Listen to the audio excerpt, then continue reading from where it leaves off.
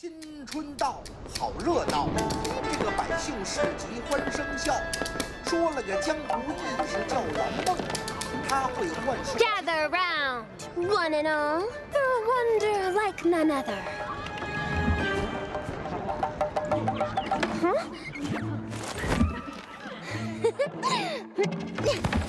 Ah, we have an audience. Behold my mystical talents, passed down for millennia. Watch closely now.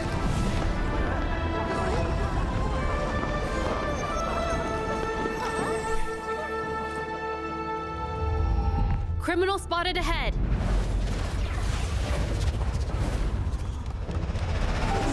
Me? Apologies, that's all for today. May we meet again.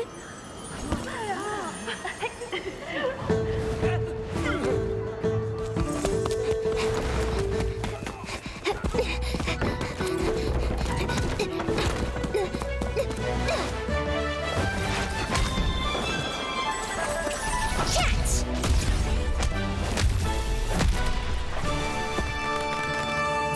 This'll be a breeze.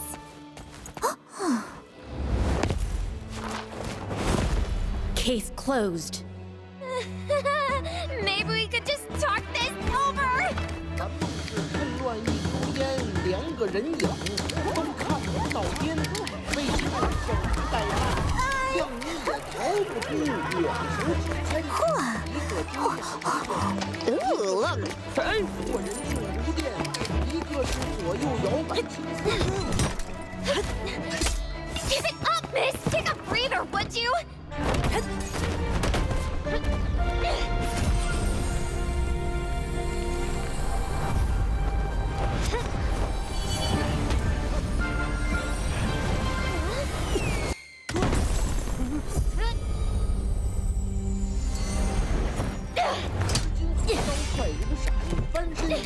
You're not paid enough for this! Just call it a day!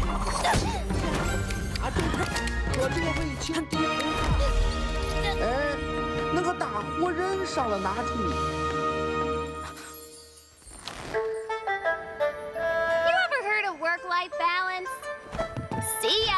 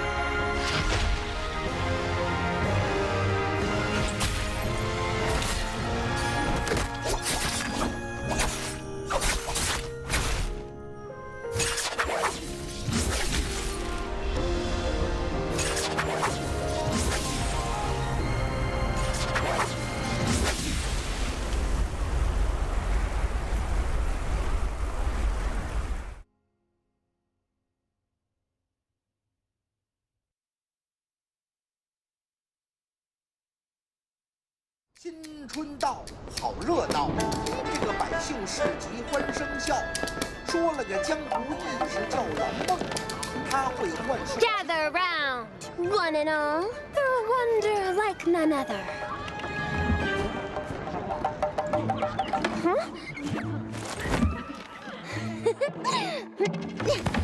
Ah, we have an audience. Behold my mystical talents, passed down for millennia. Watch closely now.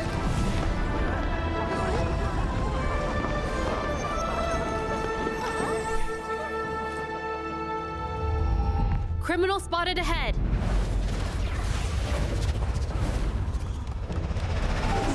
Me? Apologies, that's all for today. May we meet again?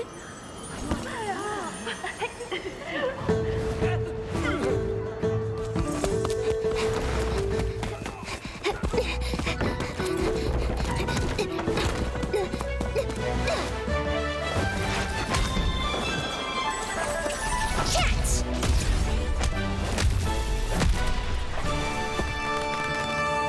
This'll be a breeze.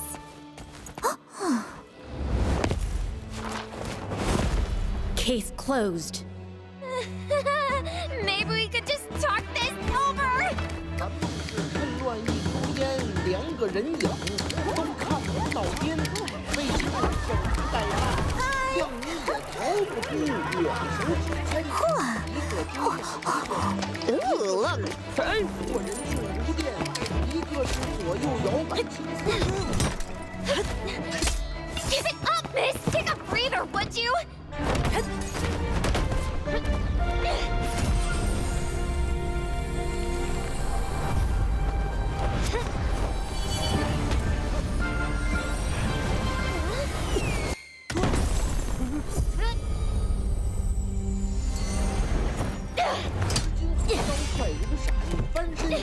You're not paid enough for this! Just call it a day!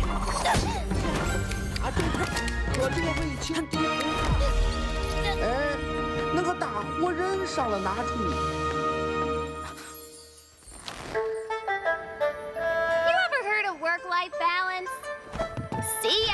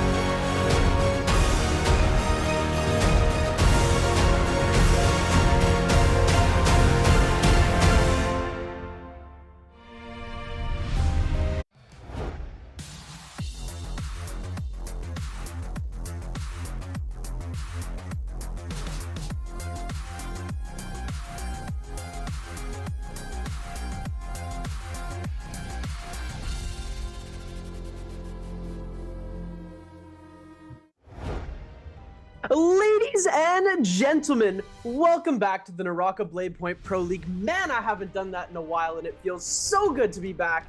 Ladies and gentlemen, I'm your host and caster, Seb. I'm joined by the man himself, Dunkin' Donuts, the Fire Tarka God of EU. We're here with day 2 of Biweek 1 Trios. This is going to be a very interesting day today. This is going to be setting the pace for the entire season. We're getting to see these new teams. Everything has been shifted around, from the metas to the rosters, to the coaches, to the organizations. Everything's got a different face. And this is the first impressions that we're getting of lots of these teams. Duncan, it has been so long. How are you doing? I'm doing amazing, but you know what I gotta quickly shout out, of course, as we do in every single one of these broadcasts, make sure to get your NARAKA account linked to your Twitch account so that you can get your hands on these lovely drops that we have every stream, every broadcast, every week. Make sure to get it done. In the top right of your screen, you can go to the little profile picture you have on Twitch and click on the drops and rewards, and make sure that you're progressing those drops, those rewards, so that you don't miss out. You don't want to be missing out. But yeah, as you said it very well. It is lovely to be back. I'm very excited for the upcoming season. It feels, as I literally was just telling you, J-Cup feels like years ago, but it also kind of feels like it was yesterday at the same time. It's a very odd sensation, but I am very, very excited. And yeah, well, we're going to be seeing an entirely new group today, as we've only seen the first 2 groups play. Today, we're going to be seeing a few different teams come in and join us, especially WZOA, these newer names. Although some of those teams definitely have veteran players, it's going to be under a new name, and lots of players have been shifted around, and it's very, very exciting, and I'm sure that all of you at home are excited as well. But Seb, I have a question for you. Who are you most excited for today? When it comes to trios, I'm really excited to be taking a look into the new 5-2-1 roster that's coming out. These SEA teams, they didn't really show up that much in these previous NBPL seasons. Last season was the first time we kind of integrated SEA teams coming into the NBPL, and it was very obvious that they were struggling to gain the momentum that they really wanted to. And I'm really interested to see if they've got a different approach this year. We've definitely seen in solos, shout out to Frostivus, absolutely killing it in the solos game, representing BBE right now. So we could see some really cool stuff coming out from 5-2-1. The new teams are always ones to keep an eye on. Like you said, WZ, we've got SR, which is a new team. They do have players who've played in the NBPL before. Some of these players are brand new to the league, so it's a really cool mix to see the synergies really evolve around each other. A team in particular that I really enjoyed watching was WBG. On the first days of trios, they had a phenomenal performance, as well as SS1. They had a decent performance. We did have some technical issues, and the game one had to get reset, but SS1 was on a 17 kill game before second Yang. They were doing absolutely amazing. I guess the mental kind of took a hit there, and they weren't able to recover from that.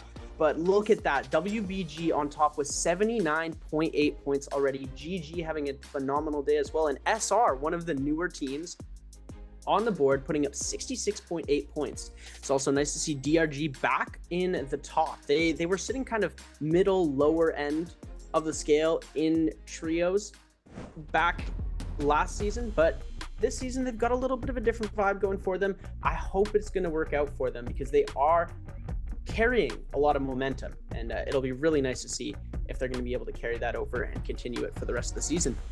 Absolutely. And it's funny that you mentioned both WBG and 5-2-1, because both of these teams, in fact, have new rosters. A player from, Year Run from Bowder, Jing from JDG, and Leo from TE all moved over to WBG. So this is an entirely new WBG roster, and it looks as though it's certainly working for them. And on top of that, you said 5-2-1. 5-2-1 also had players from BBE's previous roster at J-Cup move over to 5-2-1. So lots of changes, as I mentioned before, and it's certainly been fruitful for them. But here we are taking a look at the days, at the lobbies, the games that we're going to be privileged to watch today. We have triple daytime maps to start us off, so that means no fireflies to start off, and then the second half of the day it gets a little oogly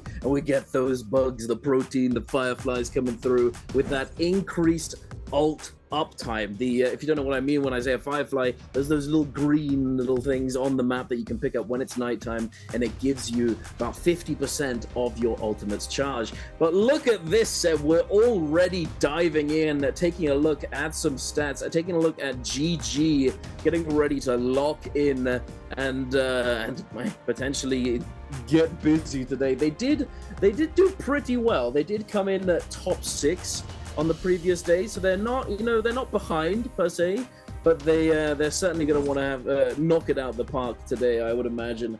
On the other hand, though, unfortunately, Alliance and SS1, even though they did have that massive game one that got restarted, as you said, the mental took a bit of a hit. They're still sitting in that bottom 6 bracket, so they're going to want to pop off. They're going to want to sort of scale up into that top 6 so that they can secure their qualification into that bi-weekly final that will be taking place next Sunday. And we'll have to wait and see, because I also want to wait and see what kind of compositions we're going to be seeing here, Seb. I'm sure you were there watching the other day. What goofiness were we witness to? I saw some interesting comps. I mean, the one big takeaway was play Syra, but other than that, there was some interesting things going on. Yeah, Syra has definitely been one of the most dominating forces in the entire trios of the NBPL right now. As solos, Syra is coming out a lot too. It is just a force to be reckoned with when you're playing against a Syra who knows what they're doing. We saw it earlier today. Shout out the EU scrims. the way that these players have honed their skills on this specific hero, doing things that a regular player wouldn't even dream of being able to do. They are just so precise with their stuns, with the dazzles, and you get caught with one of those dazzles, it's almost a guarantee that you're going to be going down. And I'm loving these new comps. And Duncan, one thing we do have to talk about with these new comps are the names. We've got some ideas for these comp names that I have been thoroughly enjoying, and you know, I'm hoping that we could get some more insight into some of these comp names. We've got the Monk Kylan comp. You're thinking calling it a smash or a dash and grab. The new blind date comp with Matari is actually blind date because Matari's invisible. And then we've got. But then, well, you couldn't really call it date, could you? Because there's no sort of seducing nature stemming from Tessa. Perhaps. Fair enough. Fair enough. I don't know. We'll have to see. We'll have to see. I do agree with you, though. It'd be interesting to come up with some new names. Oh yeah, it's always great to see what the community as well comes up with some new names. Shout out Ish for coming up with the smash and grab, and then we had the laser siphon, I believe it was, that we heard for the new Syra comps. But there's so many compositions that Syra revolves around in this game now that it's hard to pick one name for one comp. And you know, as the season progresses, I bet we'll be figuring stuff out more and more. But as we're starting it off now, this is really setting the pace for what we're going to be seeing throughout the entire season. And I'm just so excited to be able to bear witness to this, like these new compositions, especially this one here. That's Syra Zai comp. I am absolutely in love with that composition. The refreshes from the Meteor when you have the Zai F going off of the ultimate, and then the Matari ult refresh, just textbook play when these players are able to execute correctly. And I didn't realize how much healing Syra was actually giving to you. I didn't realize how valuable she was when it came to these team comps. I thought she was more of a suppress and a damage hero, but watching players escape from 1 HP, ducking and dodging, tap dodge, rolling their way out of these situations where they're almost certain to die, getting back to their Syra, and their Syra able to bring them to full health and completely turn a fight around. It's just phenomenal gameplay to watch. I have to say, you say you're in love with it. I say I feel rather differently, considering that I've had to play against it for so long, and even as a regular comp, but playing against it as Taka is not very fun.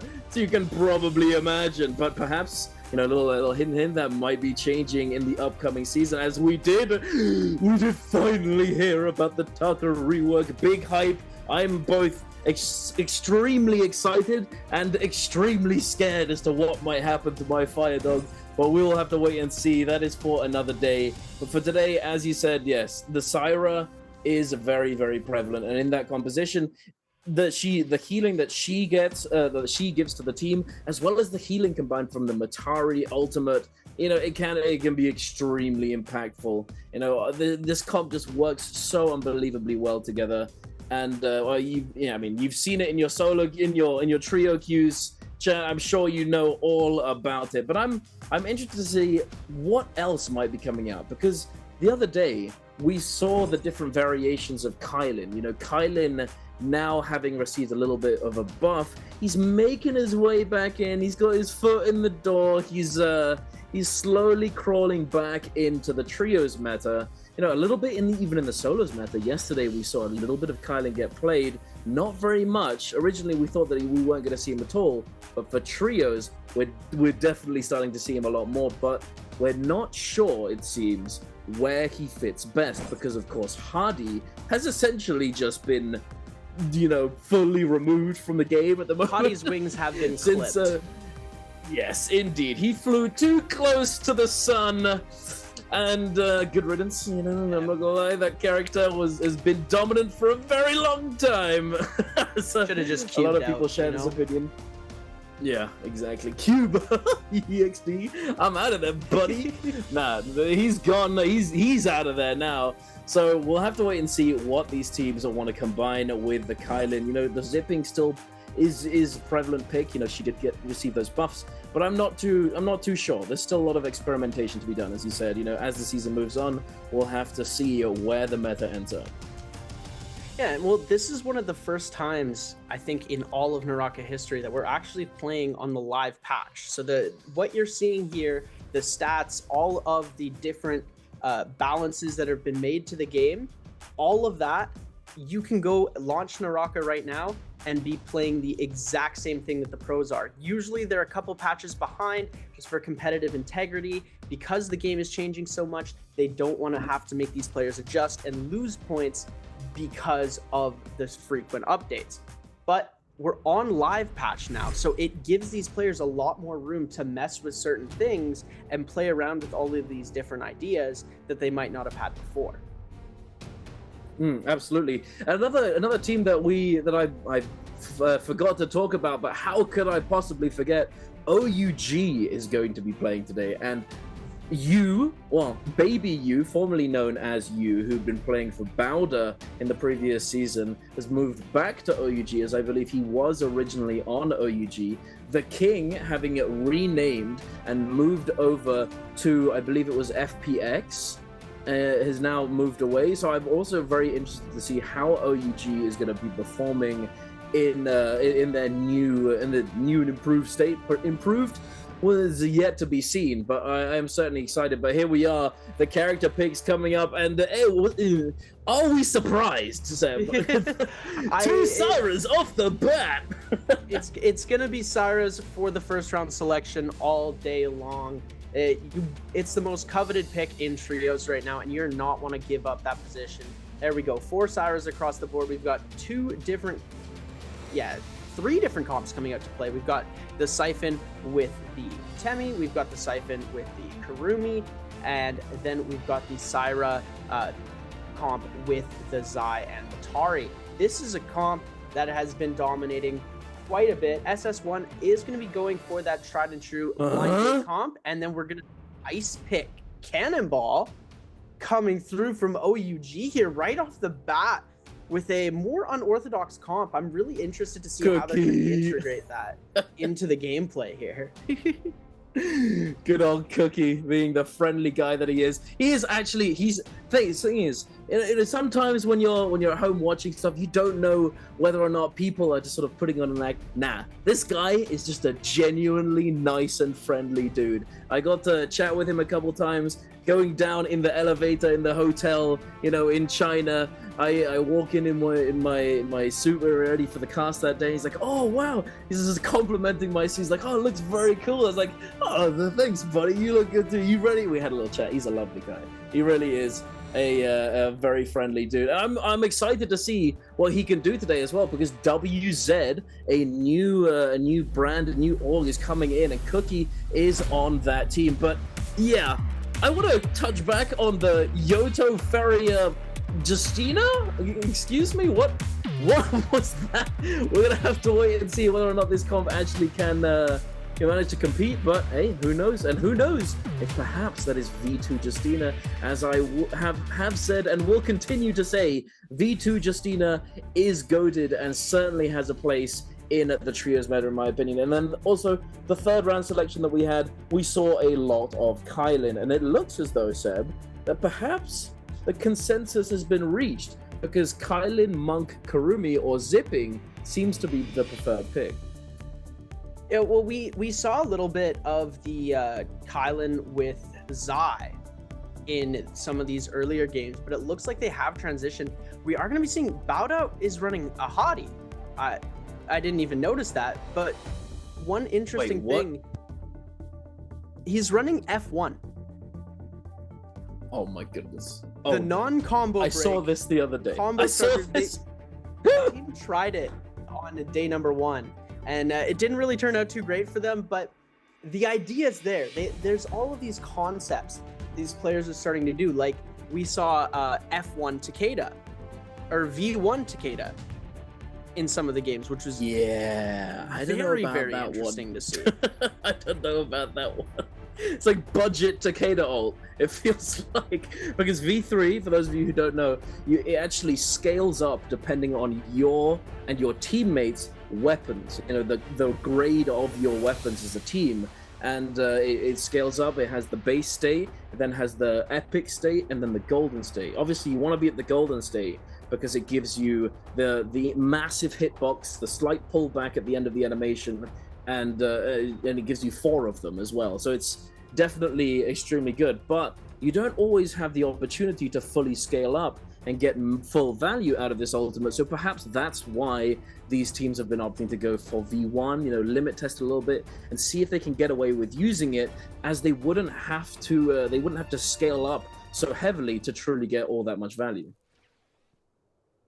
Taking things off here, ladies and gentlemen, this is game number 1. I'm your host and caster Seb, joined alongside Dunkin' Donuts. Is going to be Bowda right off the rip here. We are going to be able to see OA starting a fight off against OUG.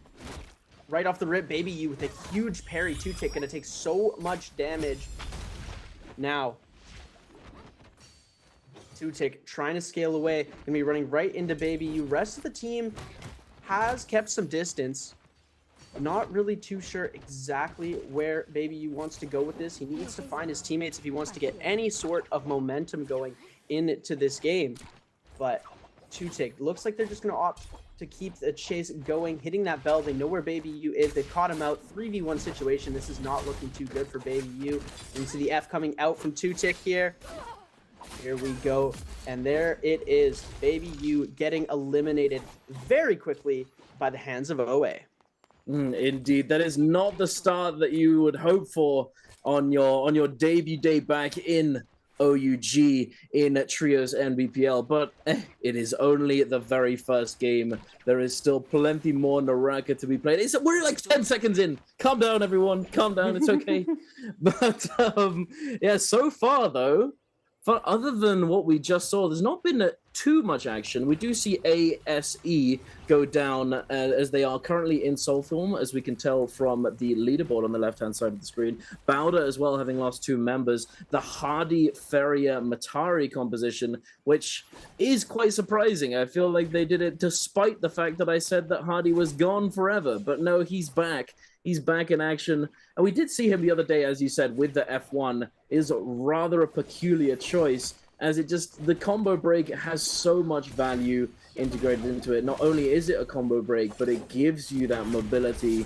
It gives you the ability to reset at times and reposition, which can be extremely helpful in the trios game mode. But here we are, we've got WZ going up against SS1. Water going pretty low, able to heal up a little bit of that shield with the F on the Wu-Chen Cookie, looking to come in for the flank now, consolidating onto that one player, barely living. Water, will he survive? He's trying his best to disengage, but no, the quick crossbow swap gonna be able to finish him off. The crossbow out of nowhere. Cookie now going over to his teammate to try and help him out. Zwan now getting caught in that 2 versus 1 situation, an unwinnable situation, unfortunately for them. A WZ picking up 3 kills off the bat.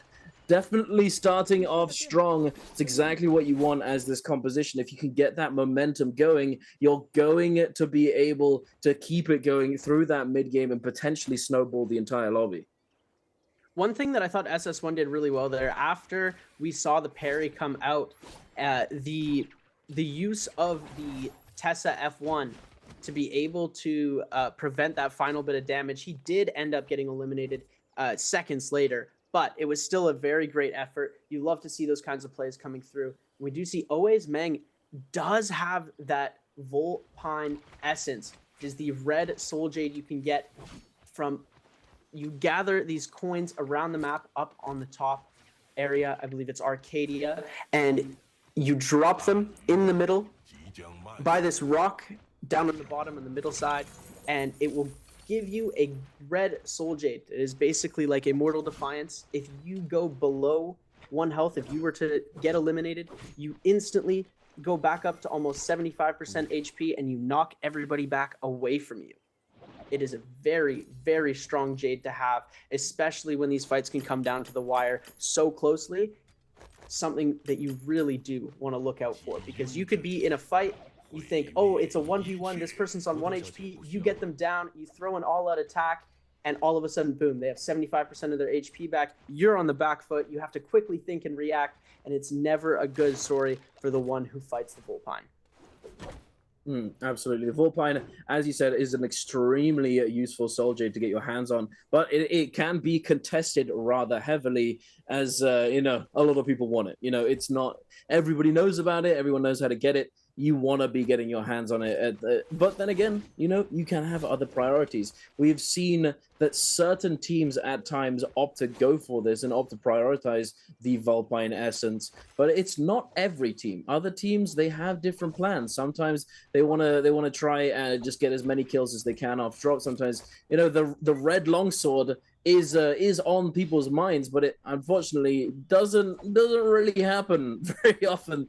The red longsword, that you have to get a certain number of eliminations within a certain area in the middle of the map. You know, it's pretty hard to actually do it. It's in pro play, it's very uncommon for it to ever happen. Do you remember a time where it's actually happened? Because I don't think I can. Personally, I don't know, especially in Immortal War, the amount is significantly higher than the amount that you have to do it in just regular ranked mode. Because I know ranked mode solos, it's 2 kills to get it. Ranked mode trios, it's 6 kills. No, it's 3. It's 3 for solos. 3 for solos? Okay, I thought it was. Yeah, it's 3 for solo ranked. I believe it might. I think it's just that it scales depending on the game mode. It scales depending on the game mode. So I think you have to get like 6. It's either 6 or 9 eliminations as a team in Imperium. I see. Okay. And it does make it a lot more difficult than going on a treasure hunt, mind you. If you're looking for coins and you're trying to find all of the correct coins, they're all in predetermined locations that shift game to game, but they're all basically in the same spots. So it is a lot simpler to do that and go for that strategy than it is to try and make the play for the red longsword. But if you do get it, the heal that you would be able to get off of it, if we ever saw that in a trios game, unbelievable. The Siphon is definitely impactful, absolutely. It doesn't do a crazy amount of damage in comparison to the legendary longsword, because obviously it's legendary and then extreme. The actual damage scaling isn't as big as if you were to go from epic to legendary. So purple to gold is bigger in terms of a damage increase than gold to red, but the added siphon factor, the added sort of lifesteal that you gain from it is certainly impactful, absolutely.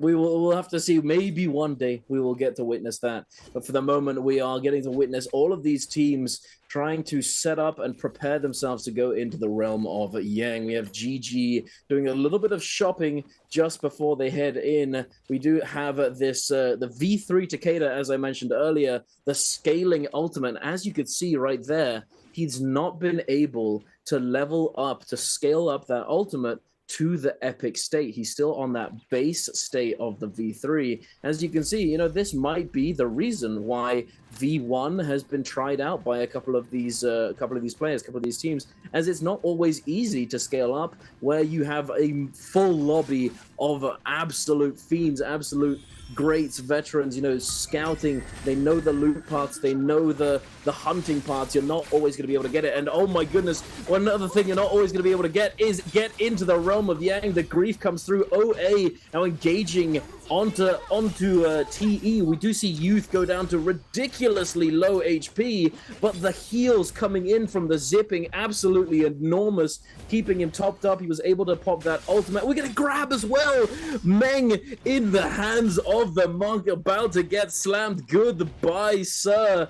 OA, PP, and Tutik now running for the hills as they recognize they are at an insurpassable disadvantage in this situation. But we're heading over into the realm of Yang, Seb, and look what we've got here. We've got the Yoto composition. Let's see. Do you think it wins this? Do you think it does well? Against a team like Alliance, right now Alliance hasn't really shown too much momentum in these past couple of days, so I believe that OUG might have the power to be able to do this, and it looks like they are succeeding right now. Shinyu trying to make the play onto NY7, with the Yoto ultimate. Revenge going to be scaling with the dual blades on the side, able to get a couple of shots, and Shinyu switching over to that repeating crossbow. Baby, you now able to take out Revenge. Huge parry coming out, but good recovery from NY7 on that ultimate, getting that gold focus, knocking these players back, so they are not able to come away with the advantage. SS now trying to make something happen, jumping. RMB is going to be able to come through. Shinyu picking up an elimination, and OUG's SS with the bow shot coming for the next elimination. Indeed, an OUG, Baby U, Jinyu, and SS making this look. It was close for a second there, but they played the patient game. Jinyu, as we could see, had held his ultimate until the last few moments of the fight. They'd held out, the trigger discipline, not dumping all of their important cooldowns at once. As a little piece of advice, if you're playing trios, you never want to be triple ulting, or at least not. It's very rare that you want to be doing this sort of thing, and they take advantage of that. The Yoto ultimate coming through and doing actually pretty well against this team composition. But we're heading on over to 5-2-1 and JL scrapping it out. Pampy getting knocked up by that focus slide. Wan Feng with this purple greatsword and focus slide is an absolute menace. But we do have the Syra beam off the microwave, the quickly cut short by the Forbidden Idol, the 3-ban zone, if you will, coming through and cancelling out these ultimates. Both of these teams, I believe, do have that red buff, so we aren't going to be seeing teams eliminated, but we will be seeing another team able to scale up potentially and get their hands on a few more of these eliminations. The Tumult ultimate going down on the edge, just outside of the zone, but I've been going dangerously low. Who's coming out on top here, Seb? Because it could go either way. It's looking like 5-2-1 doing a very good job against JL. They won their Realm of Yang, coming out strong, able to follow up. What a beautiful follow-up from the dual halberds of Ivan to be able to come through and finish that elimination. Pampy with his spear putting in absolute numbers, getting that Dragon's Rush into the Nezha's Might, and they're right back on the offensive again. Ultimates are getting popped. We're going to see DRG coming into the mix now, trying to see if they can hit a third party, but it looks like 5-2-1 standing strong. Pampy starting to go down a little bit. We're going to see the Syra ult coming into play. Kakashi needing to hit the ult here as fast as possible. Was in a dangerous situation. If they get the grab on Pampy, they get the grab here. This is going to be difficult for them. They do have that Vermilion's bird buff, so it's not going to be the end of 5-2-1. It was actually a very good Vermilion. Oh my goodness, what a beautiful grab coming through. There you have it. DRG picking themselves up a nice couple of kills. What a beautiful play. Very, very nice third party there coming in at the opportune moment. As you may or may not have realized, Chad, the Forbidden Idol is an enormous dome that's very, very telegraphed on the map when you activate it. And this right here, DRG must have been watching and looking, scouting, trying to find a fight to potentially come into. And this dome is essentially a dinner bell. They come in at the opportune moment and take full advantage of the situation. Very nice indeed. But in these situations, Alliance might be in a bit of a difficult one. NY7 pretty low on effective health. Now forced to use that ultimate. OUG diving in. The Justina ultimate coming out. The focus attack just barely going over his head due to the terrain. NY7 desperately trying to disengage, but not able to do so. And he's no longer going to be resable either, as he had Yang depletion, having gone down in the realm of Yang. If you get taken down, if you are killed, you are not resable. Unless you manage to find yourselves a Soul Bloom to cleanse this debuff, to cleanse that Yang depletion. Baby you, along with the rest of OUG, coming in and dominating with this rather interesting composition that we have not seen before. But heading on over, speaking of dominating, oh my goodness, CJS getting tossed around. OA just absolutely obliterating him. And I have to say, I noticed this the other day in the previous Trios Day. Playing Takeda in this meta does not look very fun, no.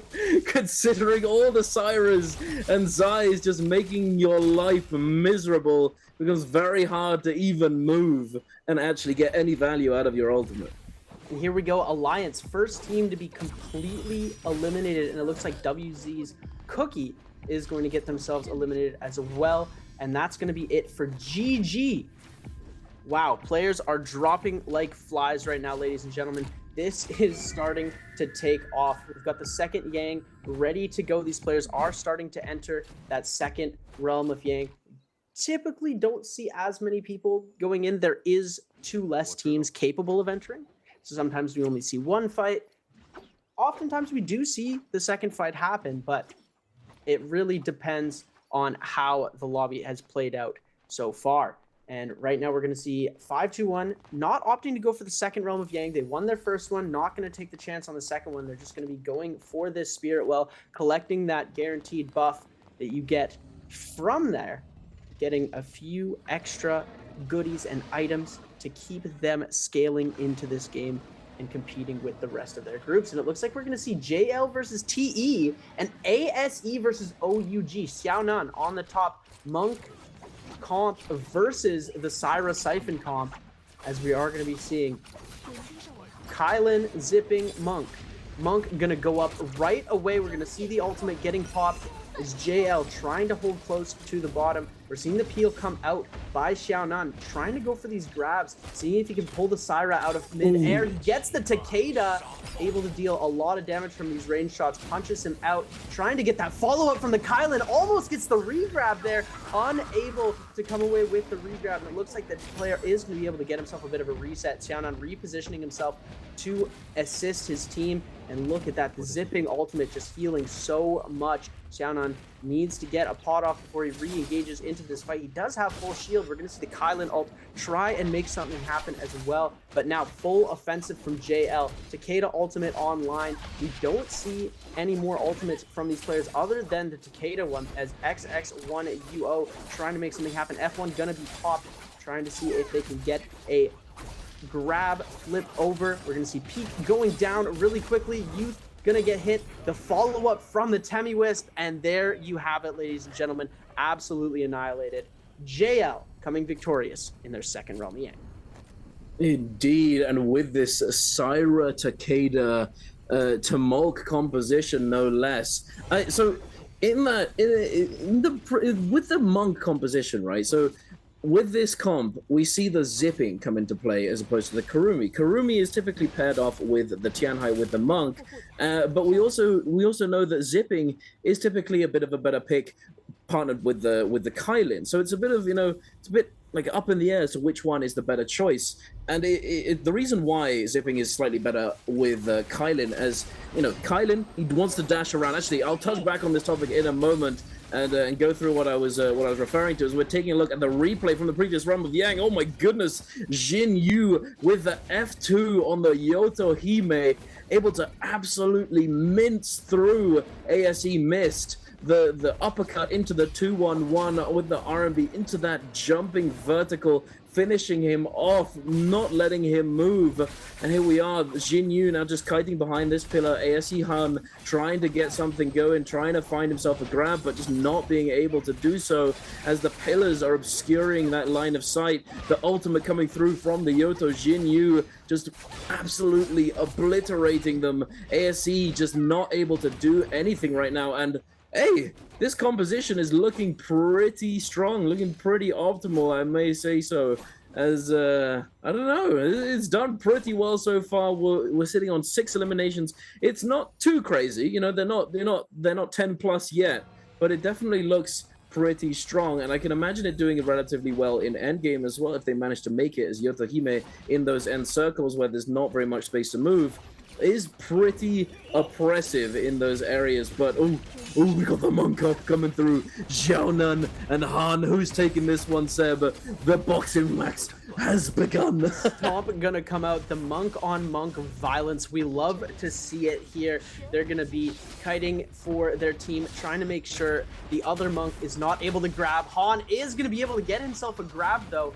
Not sure if he's going to be able to throw it down the slam, but Miss doing a very good job at creating at least a little bit of follow-up damage as Xiaonan trying to make another play for the grab. Both Monk ults are going to go down now. Miss just absolutely putting in so much work on the Kylan ultimate here. We're going to see them trying to take out Youth. Youth getting back into the corner, unable to move. The jump LMB going to come out. Youth trying to scale rush away, able to bring it back around. I believe the zipping ultimate's helping them, and ASE Mist is going to go down really quickly here. This is unfortunate to see happen. They are fighting in the zone, however, so this is a pretty risky fight. Xiaonan going to get brought extremely low, needs to fight for his life. Oh my goodness, what a clutch heal coming out from his team. And now Xiaowen, huge parry from Xiaonan, and TE are going to take it. They are indeed. What a clutch fight coming through there. Very unfortunate for ASE that Kylan just getting a little bit too aggressive, not stopping to get that reset down to heal himself up in the zone. It's extremely unfortunate, really not able to recognize that he's going to get taken down. If he'd healed just a moment earlier, he would have been able to survive, but unfortunately not. And here, Xiaonan getting jumped by OUG, the freeze coming through from the Justina, making them making it very hard to make their way out of the zone. And it looks as though Youth is going to be in a similar position. He is not going to be able to get out of there in time, having to go deeper into the zone than a chance of escaping the wrath of OUG here. Now TE's peak is going to be left on his lonesome, and I believe he may have a bounty on his head, so he's going to have to get those running shoes on if he has any hope of actually disengaging here. He is playing zipping, and there is quite a lot of terrain, quite a lot of buildings to move with using those scale rushes. Oh, and the parry as well. If that had been Sap, he would have been cooking. He would have been potentially out of there, but I don't think he's going to be able to get out of here scot-free, as there are quite a few teams surrounding him. 5-1 OUG all in the vicinity. We'll have to wait and see if he does indeed survive. But oh my word! JL absolutely exploded by the Moonbane. Oh, Tactical Nuke has a new name. We usually called it for the Viper ultimates, but that was a blast. Oh my goodness, just a triple hit. Oh, wait a minute. Decimating all of these players here. Everybody's getting hit by this Bane. Nobody wanting to give up the position of the Spirit Well here, as SS1's Water gonna get oh my goodness, almost gets eliminated by the Bane. These players need to get out of there fast. This is a super dangerous game that they're playing, as we are going to see Shinyu hopping that ultimate to try and see if they're able to secure, holding off the res on to Baby 2. 2-Tech trying to go down. This Bane, MVP for the Bane. More eliminations than the lobby has already. What a play. It's just, you never see that stuff happening in pro play. These players are usually very good at dodging it, but sometimes the Banes just hit different, and we saw it happen there. Making some mistakes, JL completely eliminated because of that, and OUG down 2 members. That is, that's not what you want to see, but hey, 5-2-1, able to take advantage of this situation. Perhaps they're looking pretty scaled up as well with this Takeda V3 composition, the Karumi Syra. They're looking pretty strong at the moment, but so are DRG, able to come in and fully secure this Spirit Well and getting their hands on the Draco Storm buff, the buff to fear. All three of them with golden armors. DRG looking very, very favored going into this end game to potentially take the cake, as they're pretty scaled up, and these characters, the monk, the Kylan, do extremely well with these scaling factors. If you may or may not know, the Tianhai, not only his ultimate health and damage scales, you know, the damage scales based off the weapon and the health scales based off of the armor that you have, but also the soul jades. So if you manage to get your hands on a whole bunch of health soul jades and damage reduction, you're going to be getting those stats in the ultimate. And then the Kylan, of course, with the extra health, able to get more slashes out with the increased weapon damage from the higher rarity weapon, able to get more damage in that ultimate. It is going to be huge for them going into these later moments of the game. But you know what else is huge? That Vulpine Essence, that red Soul Jade onto OA's two-tick is going to be able to get that life reset if he takes fatal damage. And I was about to say, are we going to be waiting a little bit longer before kicking things off, before actually getting a little bit of a skirmish going? But no, it looks as though this Feria has been forced into the ultimate. Bowder's Jing getting peppered down from afar by all of these ranged projectiles. They do manage to make a way and disengage, at least for the moment. But they are in a vulnerable state now, and they need to watch out and make sure that they aren't cornered, they aren't put in that fatal position that they could very well be forced into. TE looking for an engagement onto Jinyu. Jinyu getting a beautiful parry, icing off a little bit of this pressure. But oh, wait a minute! Wait a minute! Did you see that? The F1 out of nowhere! Yoink! Get over here, son! Where you going? Say, come here, boy! And just absolutely annihilated him. We only needed to see it once. It was the perfect play. Zem, thank you so much for showing us exactly why you're running F1, being able to yoink away these third-party kills from these other teams. And it looks like DRG going for this Spirit Well again. Kakashi almost able to completely capture this by himself. We're going to see the Kylan ult getting popped for the re-ult here as Kakashi picks up the buff. As you do know, if you pick up a Spirit Well, you get a buff and your ultimate replenishes. So the strategies that these players have inputted is to ult right before they capture the buff, and they get 2 ultimates back to back if they so please. And on the back of those ultimates, they were able to pick up 2 eliminations thanks to the ult of Don Ching. With that beautiful Kylan ult coming through, he does have another one in his back pocket if he needs to. Gonna pick up a kill on to TE's peak. We're going to see DRG down on the bottom side. They are performing phenomenally in this game here. It looks like ZZT going to try and walk away. He gets the elimination on to ZZT from downtown with the cannon shot. Kakashi was the last person to damage him, and he wasn't able to get a heal off before jumping into that storm. Trying to deny some points, but was unsuccessful. SS1 still in the mix here. They had a rough start to the game, but they do have a decent enough scale for this end zone. We do have 2 ultimates online for them. They are missing the Tessa ult, but they're going to be able to make that work, get some range back by sending out these range shots. You see the wind walls, or the Wu Chen walls coming up from his swords to block those ranged projectiles. Here you go. 5-2-1, still in the mix as well. 8 eliminations on the board for them, which is a very good start. This is their first game of this season's NBPL, and they're doing a great job of holding it down for the SEA region. OA on the backside as well. Everybody just sort of holding to their corners, sending these range shots out, waiting for that circle to collapse. We've got 2 minutes and 50 seconds left and counting into this game, and a winner will be decided after that. And it looks like DRG has a really good shot to win it. 5-2-1 still could come back. TE, it's looking a little rough for them. They've only got 2 players on the roster right now and only 3 eliminations on the board. It'd be very difficult for them to come away with an MVP, but anything is possible. SS1 down on the bottom side here, trying to make something happen. No Wu Chen ult available. I believe they have the port set up somewhere for them to TP to in a case of crisis. They are getting hammered down on pretty hard. We are going to see that Viper ultimate come out. Nobody really going to get hit by that, but they bring it in. He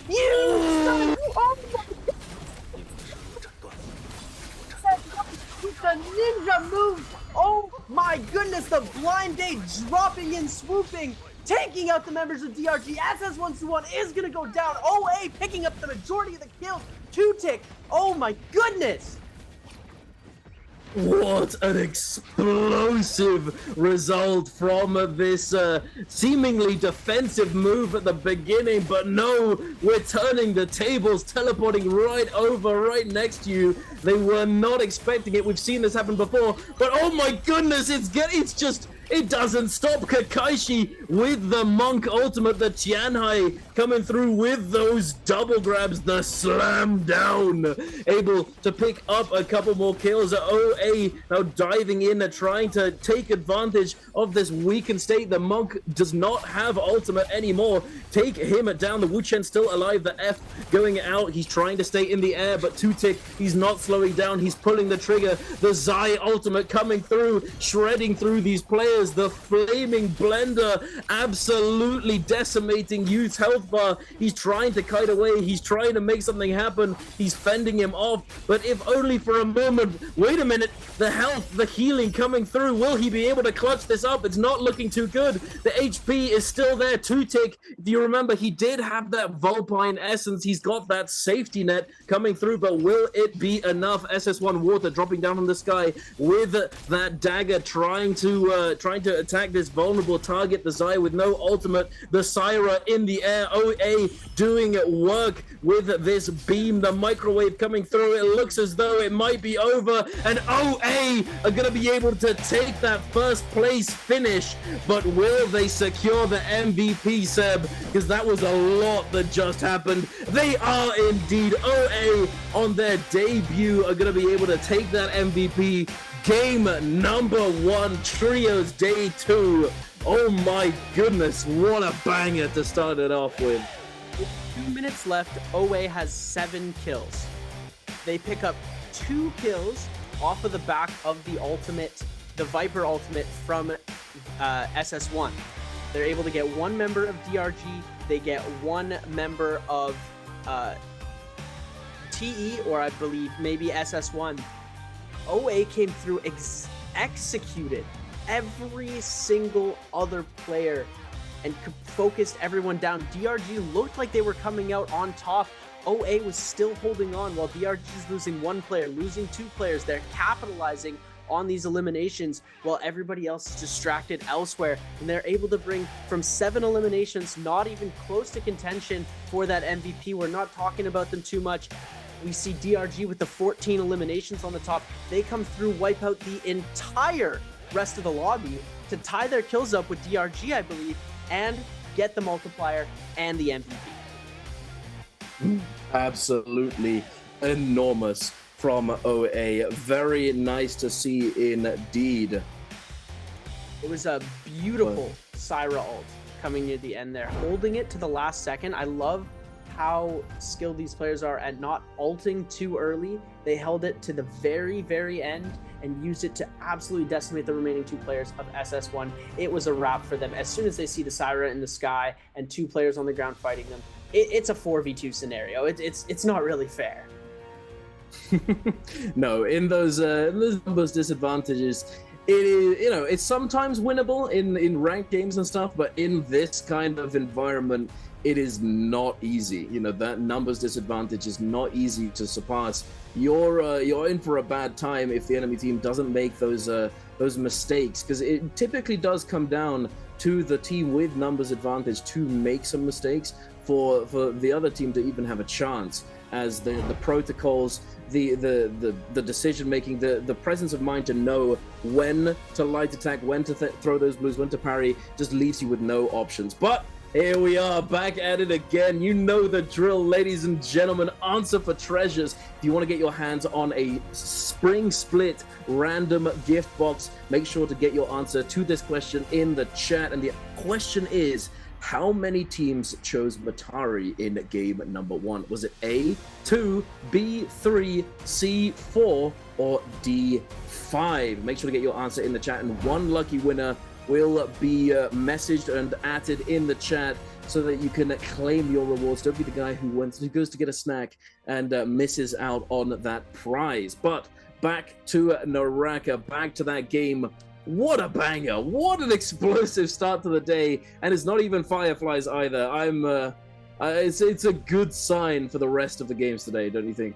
It's a good sign for the whole rest of the season. If we can expect this energy on day 1, imagine when we get to a bi-weekly finals, to a grand finals, to the J-Cup stage. It's only up from here. This is the starting point. We're setting the bar extremely high. And I know that they're just never going to cease to amaze us. They get 1 more kill than DRG here. 15 eliminations OA is able to collect. With 18 kill points, the multiplier is going to do a huge help for them, and the 4 ranking points with a game score of 22 even for their first game in the NBPL this season. What a beautiful way to start this off. DRG with the 15.5 still had a phenomenal game. It did end up going out relatively early into that final circle, we thought we'd see them go a little bit further. Monk ult had to de-ult, but we saw some beautiful double grabs near the end. They just ended up getting separated from each other, and 5-2-1.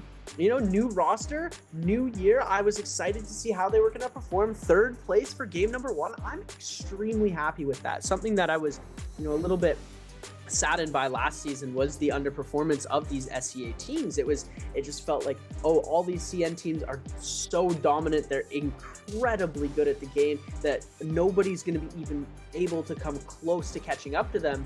And 5-2-1 has just proven us that, hey, SEA came to play too. Absolutely. And the Jacob performance as well certainly, you know, potentially, you know, give us a hint as to what may be to come. Because in Jacob, in those finals, it was close. SEA came in hugely, did extremely well, and we got to match point even, but unfortunately they didn't manage to clutch it up. Wolves taking Jacob trios finals. If you don't remember, I predicted it, Wolves. XD, but no, it's a different roster now.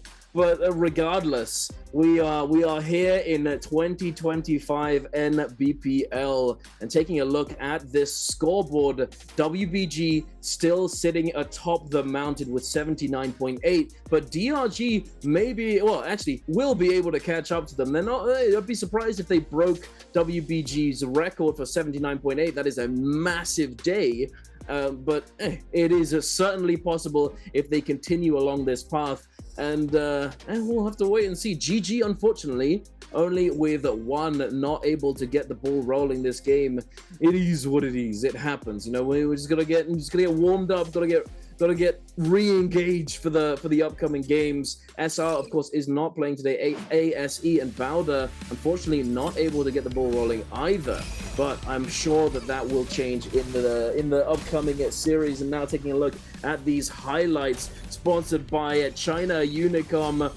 We're taking a look at GG. Speak of the devil, coming in, picking up the one kill that they did manage to get in that game. The Syra beam coming through, and then this beautiful third party from DRG that really started snowballing their performance and their dominance in this lobby. DRG had they had a great early game. They had a very consistent mid game, and the end game almost executed to perfection.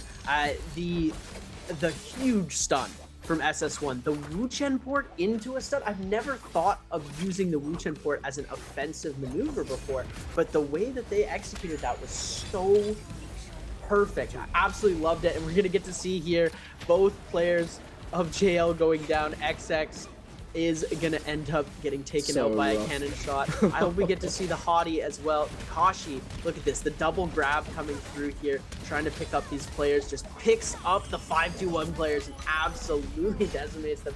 2 eliminations there, and the Tessa Charm coming in, and that was sort of the end of them as OA started to clean up the rest of the lobby and ended up taking it. 15 eliminations on the board. What a phenomenal game for OA. We're going to get to see the MVP board in just a second. And wow, you know, we didn't get to see a Yodo comp in that final circle, but it was really cool to see them fighting in the Realm of Yang and actually succeeding. As we're going to take a look at the Soul Jades here, Volpine Essence, Engraving, Tuna, damage reduction, and a couple of attack Jades with 11 kills, 25,700 damage, 10,000 healing. Majority coming from the skills and ultimates, of course. When you're using a hero like Zai with such a heavy damage shield, most of your damage is going to be based off of what you're doing with your ultimate ability. And that's a textbook play coming out from 2Tick here. First time being MVP, as it is his first game playing in the NBPL this season. And I'm so excited for what's yet to come. If this, like I said before, if this is day one, imagine once we get near the end. It's only going to go up from here. Metas are going to change. Nothing's set in stone right now. As usually we can see a theme getting set in previous NBPL splits. We've seen a theme and it kind of gets stuck to. I have a feeling this season is going to be full of changes throughout the entire season. We're not going to see very similar bi-weekly splits. I feel like the bi-weekly one is going to be what it is, and Biweekly 2 is going to be something completely different. Biweekly 3, and they're going to have like the same core baseline, but as far as these changes go that usually end up staying the same, I feel like we're going to see a whole lot of diversity, and I'm just super excited for it. Yeah, absolutely. And not only due to just simply the nature of meta, the nature of NBPL, but also we have to consider the upcoming changes that are going to be coming to the game very, very soon. If for those of you at home who haven't managed to catch it, who have potentially recently come back to the game and weren't aware, Viper is going to be getting her rework. The rework that is being done to every single character to reduce their total ultimates and F ability numbers from 3 to 2, now sort of condensing their kits into 2 abilities. We have the Viper change coming through, and quite a few changes. We have the V3 that at the end, if it pops, if that stagger it hits you, you're not only going to be staggered, but the silence from the ultimate will extend further past the end of the ultimate, and you'll remain silenced for a short duration. The F2, the silencing F, is going to have better tracking, better, melee aim assist, allowing you to potentially do things that you weren't able to do before. And the V1 is going to have its on ultimate cast is going to give you a combo breaker. So there's so many changes, and Viper receiving these changes may be that sort of that variable that might flip everything on its head, and it's certainly quite exciting. Perhaps we'll be seeing quadruple Viper comms picked in the first phase in the middle of next season, but who knows? We'll see. Especially as well, Taka is going to be getting his rework, so I'm very excited to see that. Taka trio's viable. We'll see. We will have to wait and see. But for the moment, it looks as though Syra is going to be the queen of NARAKA, and Kylan might be coming in as the prince who has returned. As we all know, Kylan was extremely powerful when he released. He was dominating trios meta and dominating solo meta as well. But he received some nerfs, but recently has received a little bit of love and is coming back in. So we'll have to see what happens. I actually, that reminds me, I started talking about the relationship between Kylan and Zipping, and then the relationship with Monk and Kurumi in this composition that we seem to be seeing get picked up. It's rather an interesting dynamic because Kurumi likes to be with Monk because Monk is typically quite stationary, and Kurumi can offer a lot of sustain and damage reduction. But Zipping is pretty well paired with Kylan, as Kylan, he's dashing around the place, he's zooming everywhere. He's not really able to stay put and sit in the Kurumi circle. It's not something that you really want to be doing. So with the Zipping, he's able to continue moving, continue dashing through everybody left and right, and it allows him to just keep going and keep him topped up. So depending on what you really want to be focusing with this team composition is going to be the deciding factor as to whether or not you pick Kurumi or Zipping. But I feel like because of this dilemma, this composition might need an adjustment. There might be the Monk that needs to be changed around. It might even be the Kylan. Who knows? But I think the Kylan composition is still yet to be decided. Yeah, they're playing around with a few different options. We're seeing Kylan Monk. I've seen it Kylan with Syra coming out. There's a few different compositions, and Kylan's such a fun hero, right? You see the jumping around, you see the dashing, the mobility that he has, and the amount of damage output potential that he does have. There is the risk when you are running that V2 ultimate that if you miss your dashes, you're not going to be making back the HP that you're losing from those dashes. So, it's a give and take, but as the meta starts to sort of solidify, we move on to these later bi-weeklies, we'll start to see him solidified in comps instead of bouncing around and floating between these other ones. And I feel like that's the same for lots of these comps that are sort of forming. We're seeing Yodo getting thrown into the mix here and there. We're seeing Justina coming out every now and again, and they're switching things up, moving this hero to this comp, moving this one to the other comp, and it's all about trying things out. This is the first bi-weekly. There is a lot of things on the line, but it does give you a little bit more freedom. It's not the end. They don't have worlds on the line. They don't have the grand finals on the line to worry about too much right now. They have it in the back of their heads, but they're able to play around and get more comfortable. And as soon as these players find out exactly which comps they're the most comfortable on and which comps are going to be dominating the most into these games, then we're going to start to see how that meta is going to start solidifying into place. And then we're going to see the textbook for people picking this comp, for picking this comp, and for picking this comp. And we're getting to see variation, and I love the diversity. That's my favorite part about the start of the season. We just get to see so many diverse hero picks. We saw the Tarka yesterday from CDY in solos. We're getting to see all of these different picks, and it is just so heartwarming to see these players who don't get a lot, these heroes who don't get a lot of camera time in the Pro League, starting to show their face more and more.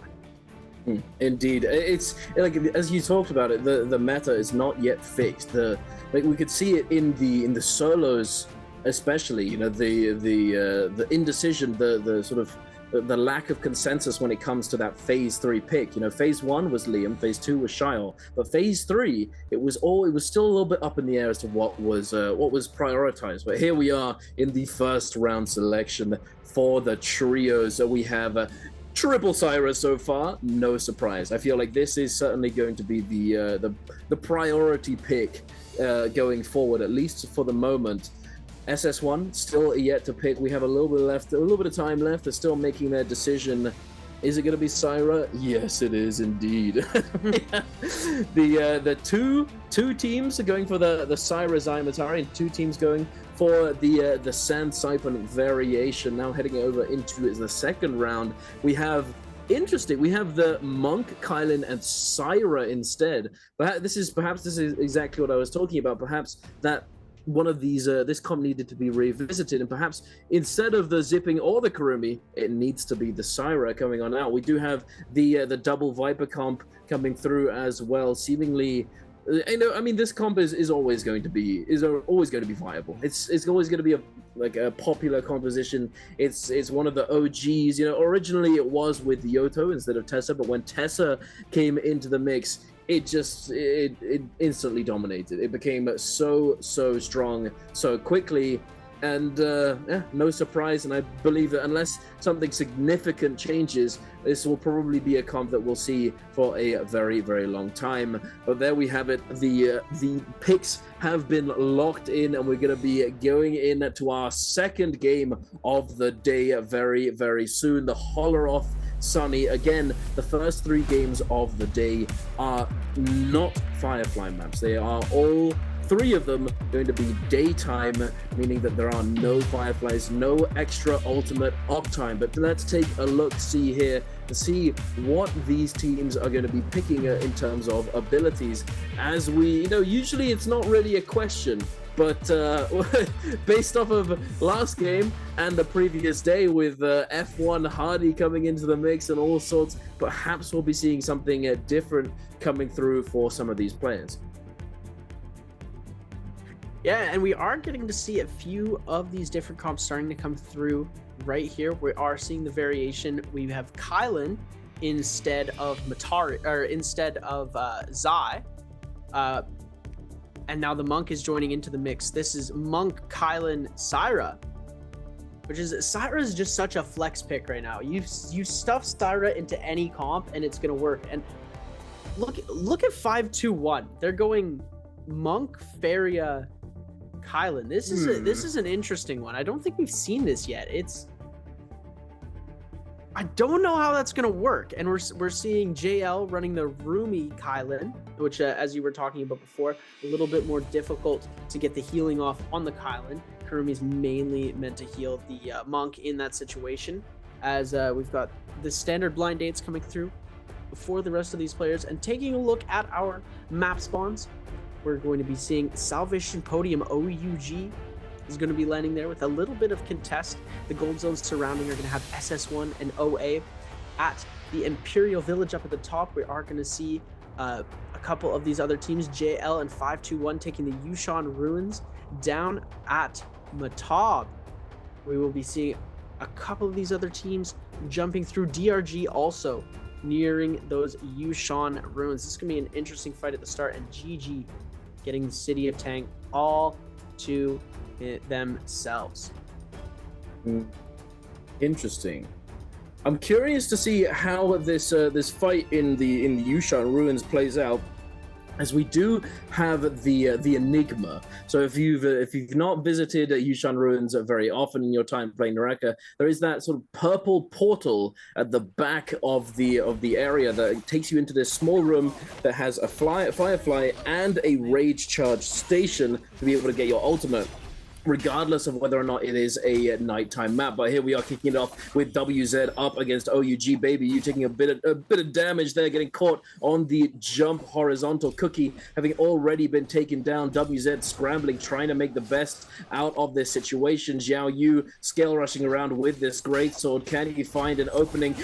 Oh, wait a minute, I thought he did, but no, it was turned on his head, and OUG are going to be able to come out victorious in just a blink of an eye. Absolutely cooking at the end of this fight, but heading over to the exact thing that I was just talking about, the Enigma, the little portal at the back of the area. 521 and I believe and DRG all scrapping it out, trying to contest this spot so that they can get their ultimates online sooner rather than later and use that advantage to try and snowball this early game phase. But it looks as though we've got a fight outside. Here we are. Ibin coming through, dodging away from the Tessa ultimate. Very nice indeed. The presence of mind to recognize that she's going to be going for this ultimate, not putting himself in an uncancelable animation, able to dodge away and avoid this Tessa ultimate. The parry coming through onto Yin, and there they go. 5-1 down for the count. They will be able to potentially resurrect themselves in a safe area, but we'll have to wait and see where they end up. For the moment, it looks as though OUG has taken the time to finish off this puzzle and secure themselves a legendary spear on their Takeda. A huge, huge bonus to that scaling ultimate. And something I noticed about a 5-2-1 when they went down, their Kylan was running V1. So, usually we're seeing that V2 of the ultimate coming through. They did get those fireflies and were trying to make something happen with the Kylan ult, but I don't know if it was a misplay. I don't know if they're trying something with the monk that requires them to use the V1, but we hardly ever see the first variation of Kylan's ultimate being used in trios, so it is interesting to say the least. SS1 now gonna drop right in, trying to hit that ultimate water, gonna be tossing that Bane on to the members of WZ, trying to see if they can prevent any damage happening from this Tessa charm. It looks like XY or Shuan is going to do a very good job at peeling for his teammates. Luo Yi trying to get out of there as fast as possible, and we are going to see the Wu Chen port. WZ able to make their escape with Luo Yi on 1 HP in a dream.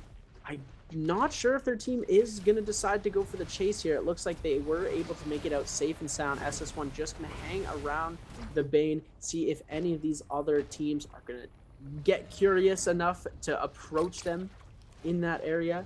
As we're taking a look now, GG coming up onto the side of TE.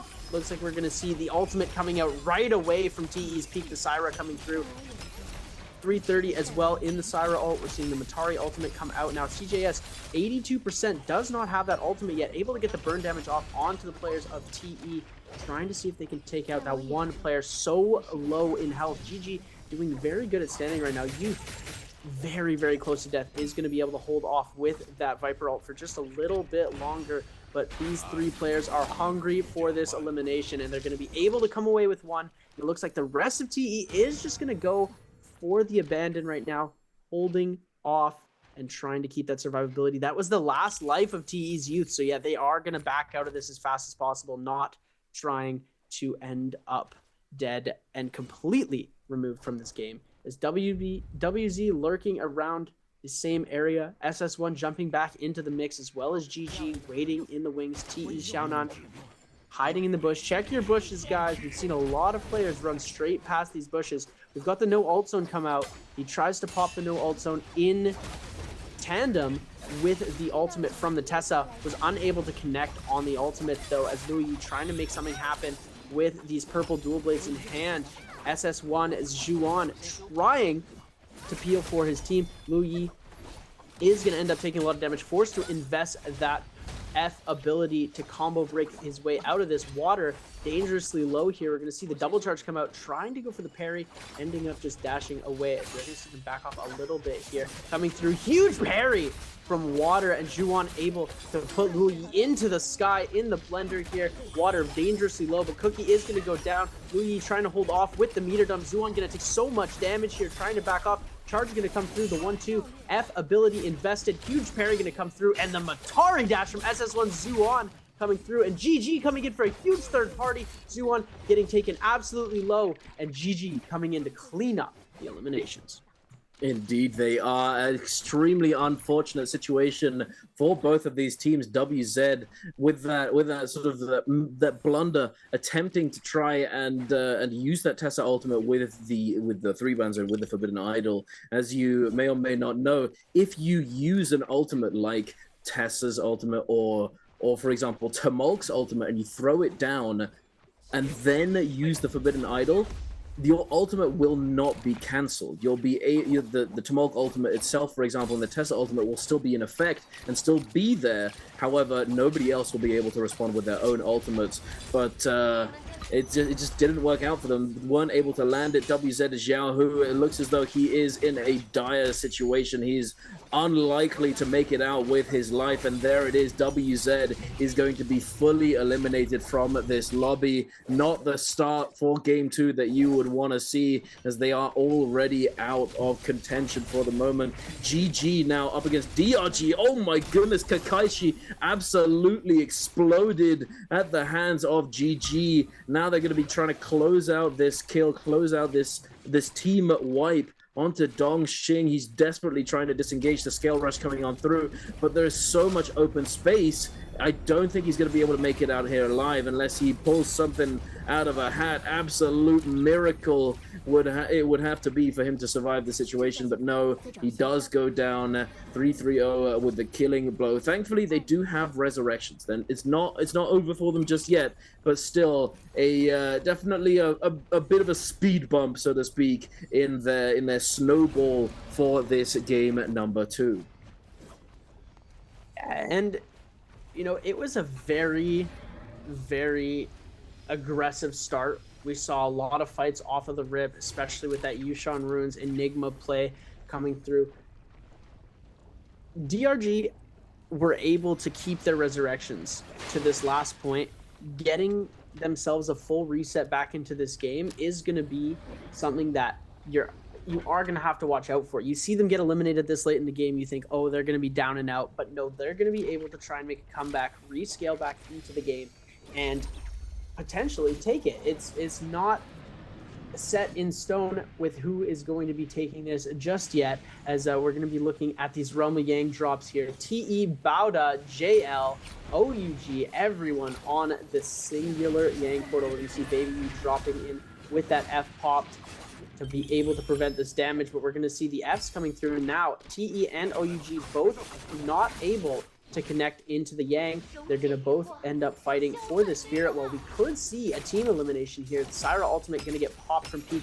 Baby U taking so much damage. We are going to see now the stun coming through. SS doing a beautiful job at healing for Baby U right now. All of these players just losing health, gaining it right back. We're going to see the Zai ult come through. Meteor going up high in the sky, taking so much damage. The heals are not enough for Youth. Youth trying to get out of there as fast as possible, but now they focus their energy onto Xiaonan. Baby U gonna pop that F, able to try and make something happen, but ends up getting juggled through. Xiaonan taking so much damage now, is gonna be able to get a Matari dash into a huge parry, but it's not gonna be enough as OUG are able to clean up the elimination very quickly. TE's Peak forced to run the other way, and we're gonna flip over to the Realm of Yang. OA taking on 5-2-1. I've been already eliminated. Kylan ultimate invested for both teams. Meng trying to make something happen with the Monk, able to use that staff jumping LMB to just track Pampy down, decimate the rest of his health bar, and now Yin not standing a chance.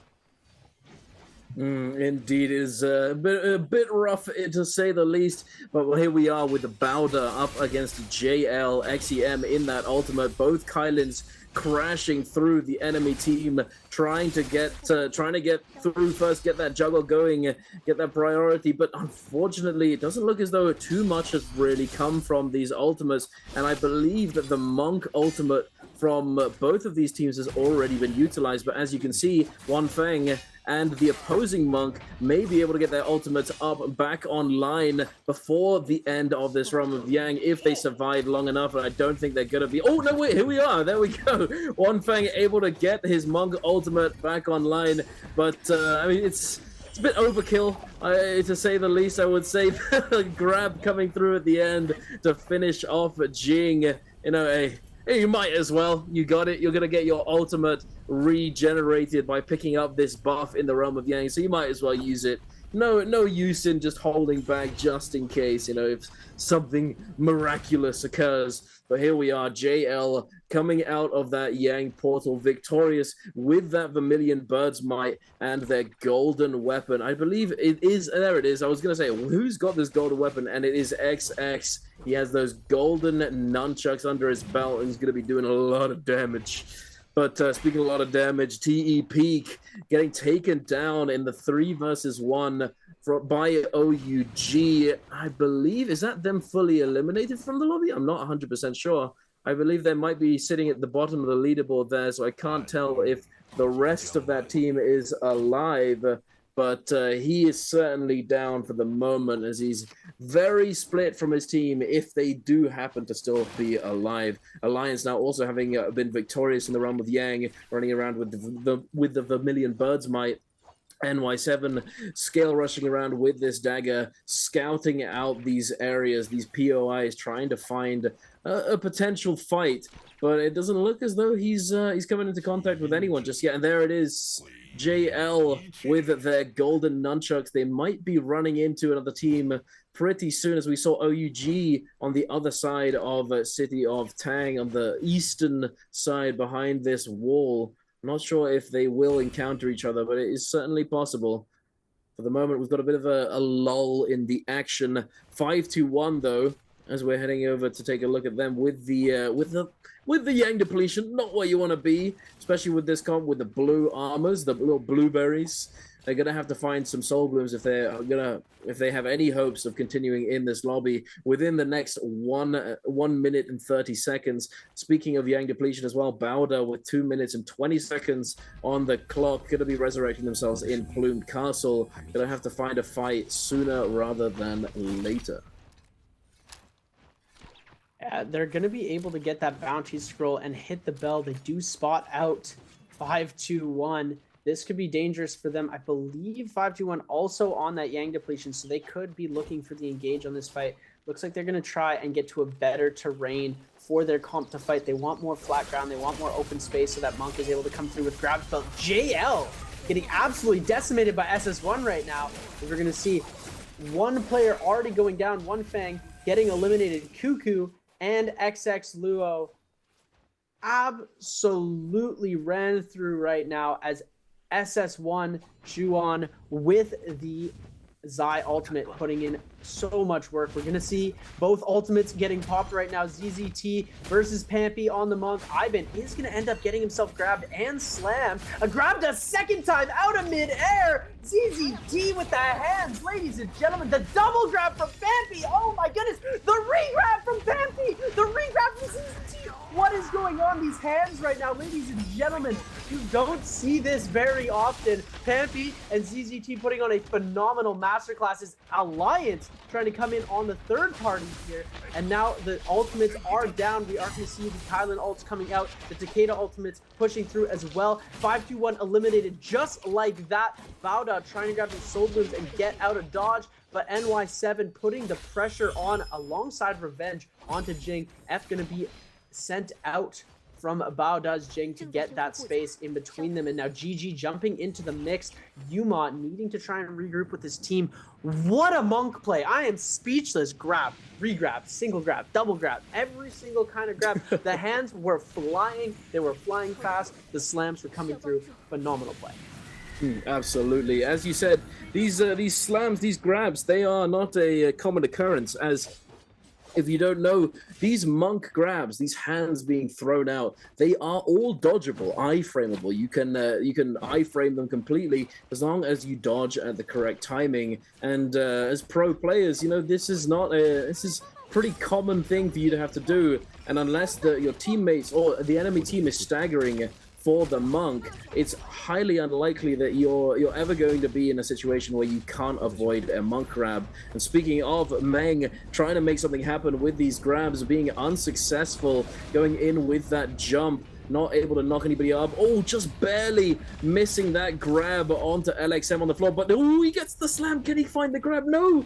Oh my goodness, this is not good whatsoever. PP with that F is going to be tethered to that monk, as well as the Kylan now. Tutik getting comboed, getting juggled, trying to make his way back over to this Karumi cycle to heal up before popping at that ultimate. And here we are. I believe it's going to be coming online soon. There it is. CJS with the Zai ultimate as well, pulling the trigger, immediately getting staggered by the Kylan. Zai doing a lot of damage with those burning chains. But oh my goodness, CJS, he's getting juggled. Tutik, absolute, like, he's just the Drift King right now. He's just sending it. He's going to be able to catch him out of the air. No, not yet.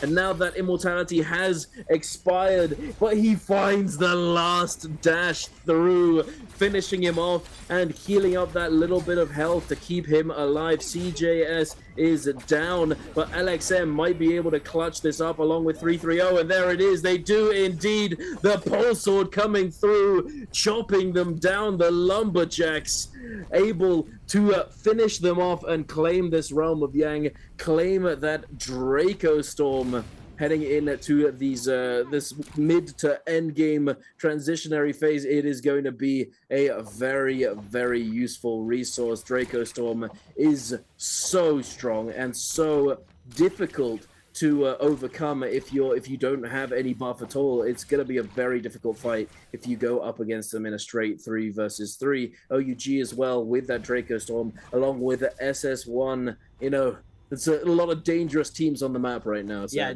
there are a lot of dangerous teams, and some of the most dangerous ones are carrying that Draco Storm. When you get to this level of pro play, a lot of the fights come down to one split-second decision, and these tiny micro adjustments these players make that change the outcome of the fight completely to sway it either with or against their favor. And when they're so close like that, having a buff in the game like Draco Storm that just completely tips the scales in the favor of the buff holder, it's something that you definitely want to try your best to get a hold of as much as possible. And being able to capitalize and use the Draco Storm on offense to be able to get a couple of eliminations in the mid game is something that these teams are going to be looking to do.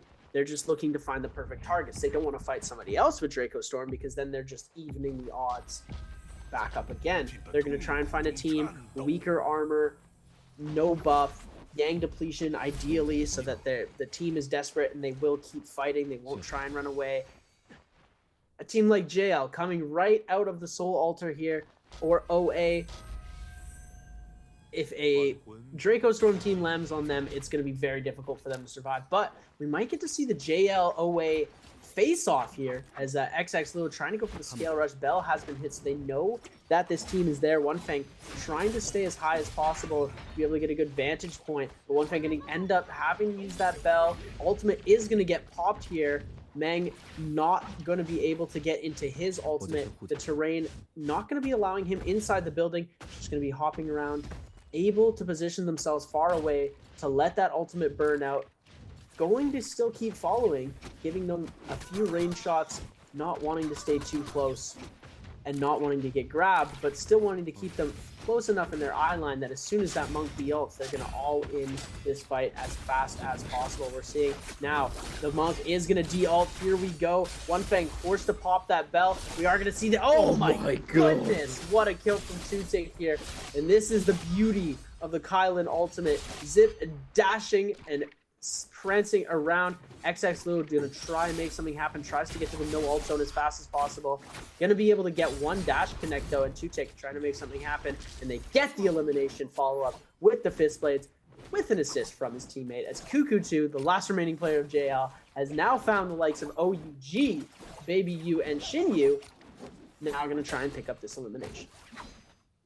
Indeed, and I reckon it's not going to be very difficult. It may simply be a matter of time, but Cuckoo is certainly trying his very best to make it as difficult for them as possible. But as a lone Karumi against a very strong OUG, it is a pretty tall order, to say the least. Cuckoo getting juggled and just absolutely obliterated there by that final longsword win slash from SS, cutting him down. It is rough to say the least, but here we are taking a look at OUG's Realm of Yang fight up against JL, the fight that sort of put JL in this position. Oh, beautiful grab coming out from One Feng, but I mean, we know the result of this fight. We know what ended up happening, and unfortunately, that certainly wasn't enough. The Karumi ultimate, along with the Tianhai ultimate, being utilized very early. The grab coming through onto the Syra is not really gonna give them all that much. JL XX, the Kylan ultimate coming through, Baby U with that Takeda ultimate as well. That golden ultimate giving him so much reach on these demon slashes, these Furin blasts, as I believe they're called. Baby U just cutting them down, slamming with that spear. There's nothing left for them. The parry beautifully done. One Feng, the last to go. And there you have it. That was what, created this whole situation for JL. Now is ZZT. Like, there's one too many Z's. He's sleeping. The sleepy T. Bowder trying to secure the Spirit Well and get their hands on this Draco Storm along with the other goodies that come along with it. And this is actually very smart play by them. They're trying to hold it. They're trying to hold off on capturing this Spirit Well until the last second so that they can actually extend the duration effectively of this buff. As if they take it earlier, it's going to expire earlier in the game. So they're trying to make it last until later on as much as possible so that they can take full advantage of what's going on in the rest of the lobby, as the other players, the players who won the Realm of Yang, are not going to have a buff anymore. There's nothing, they don't have it. So this team is going to be in a full advantage to sort of create opportunities for themselves and have the agency to dictate the pace of the lobby. GG with a double golden armor, CJS and LXM are looking extremely scary right now. Just sort of just aura farming, just pushing this team back. SS1 being forced away. Get out of here, boys. Just slowly walking behind them. Get out of here. Just sort of, it's like a sheepdog herding the sheep, pushing them away. Get over there. Go, go, go, go. Bark. And ASC coming up behind them. Oh my goodness. 330 with gray nunchucks though. He probably has a Dragon Roar in the back pocket or something, using that to create some space, just block these range shots. I hope he's not just using gray nunchucks if his teammates are holding some spicy weapons in their back pockets without them. As we're going to flip over back to the Spirit Well watch, as Bauda is going to be able to capture that Jing. You saw him. He has that ultimate popped. They are going to be able to capture Draco Storm going to Bauda. And we are going to see now OUG, just hanging out, just hanging, having a good time. Hanging around. Ultimates are ready. It looks like Mortal Defiance. I'm no Severio when it comes to the Jade's translations, but I can do a few of them. There's a Mortal Defiance was there. That is indeed Mortal Defiance. And I believe the other reusable Jade is either a used Varja's Grip, or we see Starfall. I'm believing Varja's Grip because who's picking up Starfall in the Pro League? But who's picking up Starfall? True. Not the most coveted Jade when it comes to games like this. Bauda, they're in a good spot. They have Draco Storm, but blue armor on their Monk and on their Syra. Zem going to be that hero character with the golden armor. They're gonna have him as their main damage source. They're going to want to keep him as tanked up as possible. They're going for the little bit of a glass cannon strat with the other heroes. Granted that the other two do have a lot more escape options when it comes to regaining HP than the Kylan. DRG, ASE, Alliance, they're having a little party at the crib right now, just holding this spot. There's 5 minutes left in the game. Going out with 5 minutes left, you don't get that super good point multiplier. You don't get as many benefits as you would like. It looks like Bauda gonna try and go for this next Spirit Well as well. These guys are really trying hard to get every single Spirit Well. The grab onto 330, almost getting the second one there. 330 going to get launched into the sky. We do see that Syra ult still active, trying to see if he can get another grab before this ult timer runs out. He's going to be able to get Yuma here. Gets the double grab, the double slam coming through into the Tessa charm. Ultimate is going to happen. ZZT now. Oh my goodness, all of these Viper ults are going to come through. Everybody stunned. All of DRG getting completely stunned again, leaving somebody with a Zai to come and try and clean that up. We're going to see the Takeda coming out from NY7. ASE going absolutely crazy onto Alliance. Tessa Charm has come out. OUG just chilling comfortably at the bottom while everybody else fighting for this high area. Kakashi getting dangerously low. ASE's Han going to try and make something happen, but the Wu-Chen port from DRG going to put them at safety. Revenge trying to make something happen. The F2 going to come out to just try and create some space from Kakashi. The Dazzle coming through. Kakashi could be dead here. The Wind Wall's coming from the Wu-Chen to support, being able to block that range damage. Kakashi went from almost 1 HP, almost certain death, to being able to be back into this game. And look at how quickly these games slip on their head. Alliance's Revenge is chilling onto the bottom. The rest of his team looks like it has disappeared. OA, Two-Tick trying to make something happen as well. And Bauda looks to have gotten that that Spirit Well buff a second time, as they now have Draco Storm again, which is going to be extremely powerful. They've got themselves a second golden armor, I do believe, as well. ZZT has that golden armor on the Monk.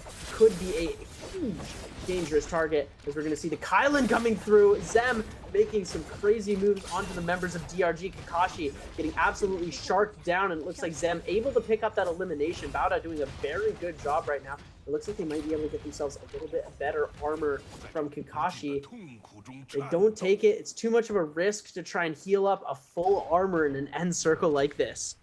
Yeah, if you get spotted out with all of your armor shredded down, you're in for a rude awakening, so to speak. But ZZT, oh my goodness, the Monk ultimate perfectly timed. He's going to be able to armor through an iframe this stun from ASE. Missed the jump, no slam, unfortunately, and then the Wu-Chen ultimate, I believe, is going to take them to safety, or perhaps just simply away from this Tianhai. But no, look at, he's caught up to them. Where you going, son? I'm coming to get you. And he is locked in the zone, locked on this poor terrain, not able to disengage.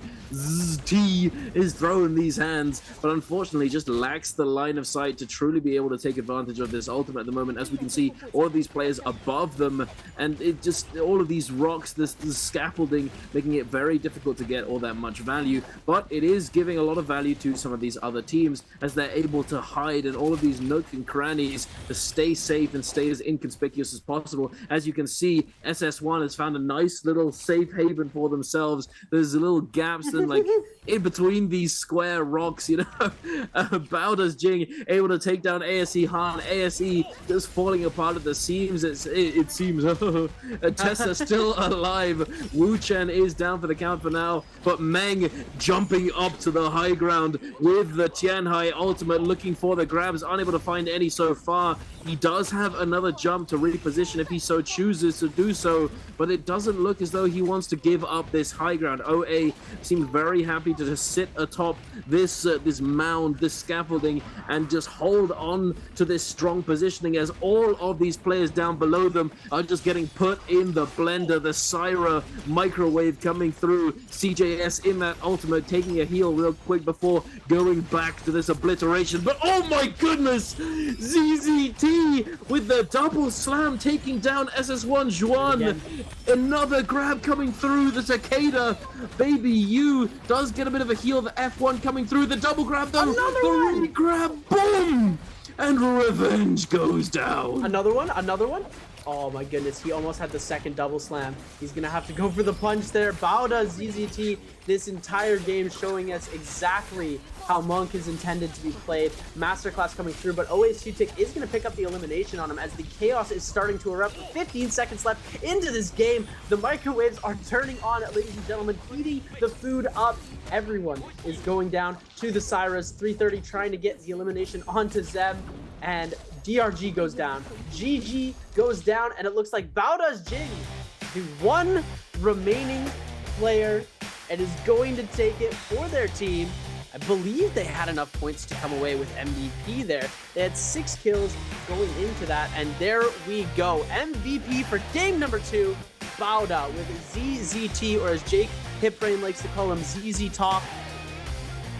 Hands, fastest hands in the West right now, or fastest hands in the East, as wow, just some insane double grab after double grab after double grab after re-grab. It was everything a Monk player aspires to do in a game. Yes, the Monk dream, the true aspiration to be able to play in those end games and just have, you know, just shooting fish in a barrel. You know, everyone's just packed in together. You can just throw it in that general direction. But I mean, that being said, people the players in this lobby do have the presence of mind to recognize when the Monk is up and running, and they're going to be trying to stay as aware as possible and dodge away. But sometimes it's just not possible. You know, you're surrounded by enemy players, you're surrounded on all sides. It becomes very difficult to actually stay aware and be able to dodge at that timing to avoid this grab. As you can see, it happens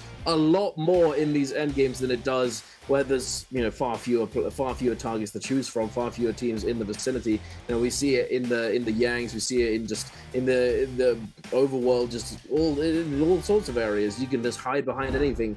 But, you know, if there's enough people there, you're bound to hit something. So, yeah, definitely a very, very fun experience as Monk, but also not so fun, as we did see, we have seen some Monks just get absolutely exploded, especially when we saw that fight between the two Yang Depletion teams. He comes out of Ultimate and he just gets blown up by the Kylin. It's, you know, Monk is one of those characters that it either feels incredible to play or really, really bad. It's kind of like Takeda in that sense, that you're either scaled to the max and you're just destroying everyone with the lawnmower, you know, the cavalry bloom, just, or you're just getting slapped around by Cyrus' eyes.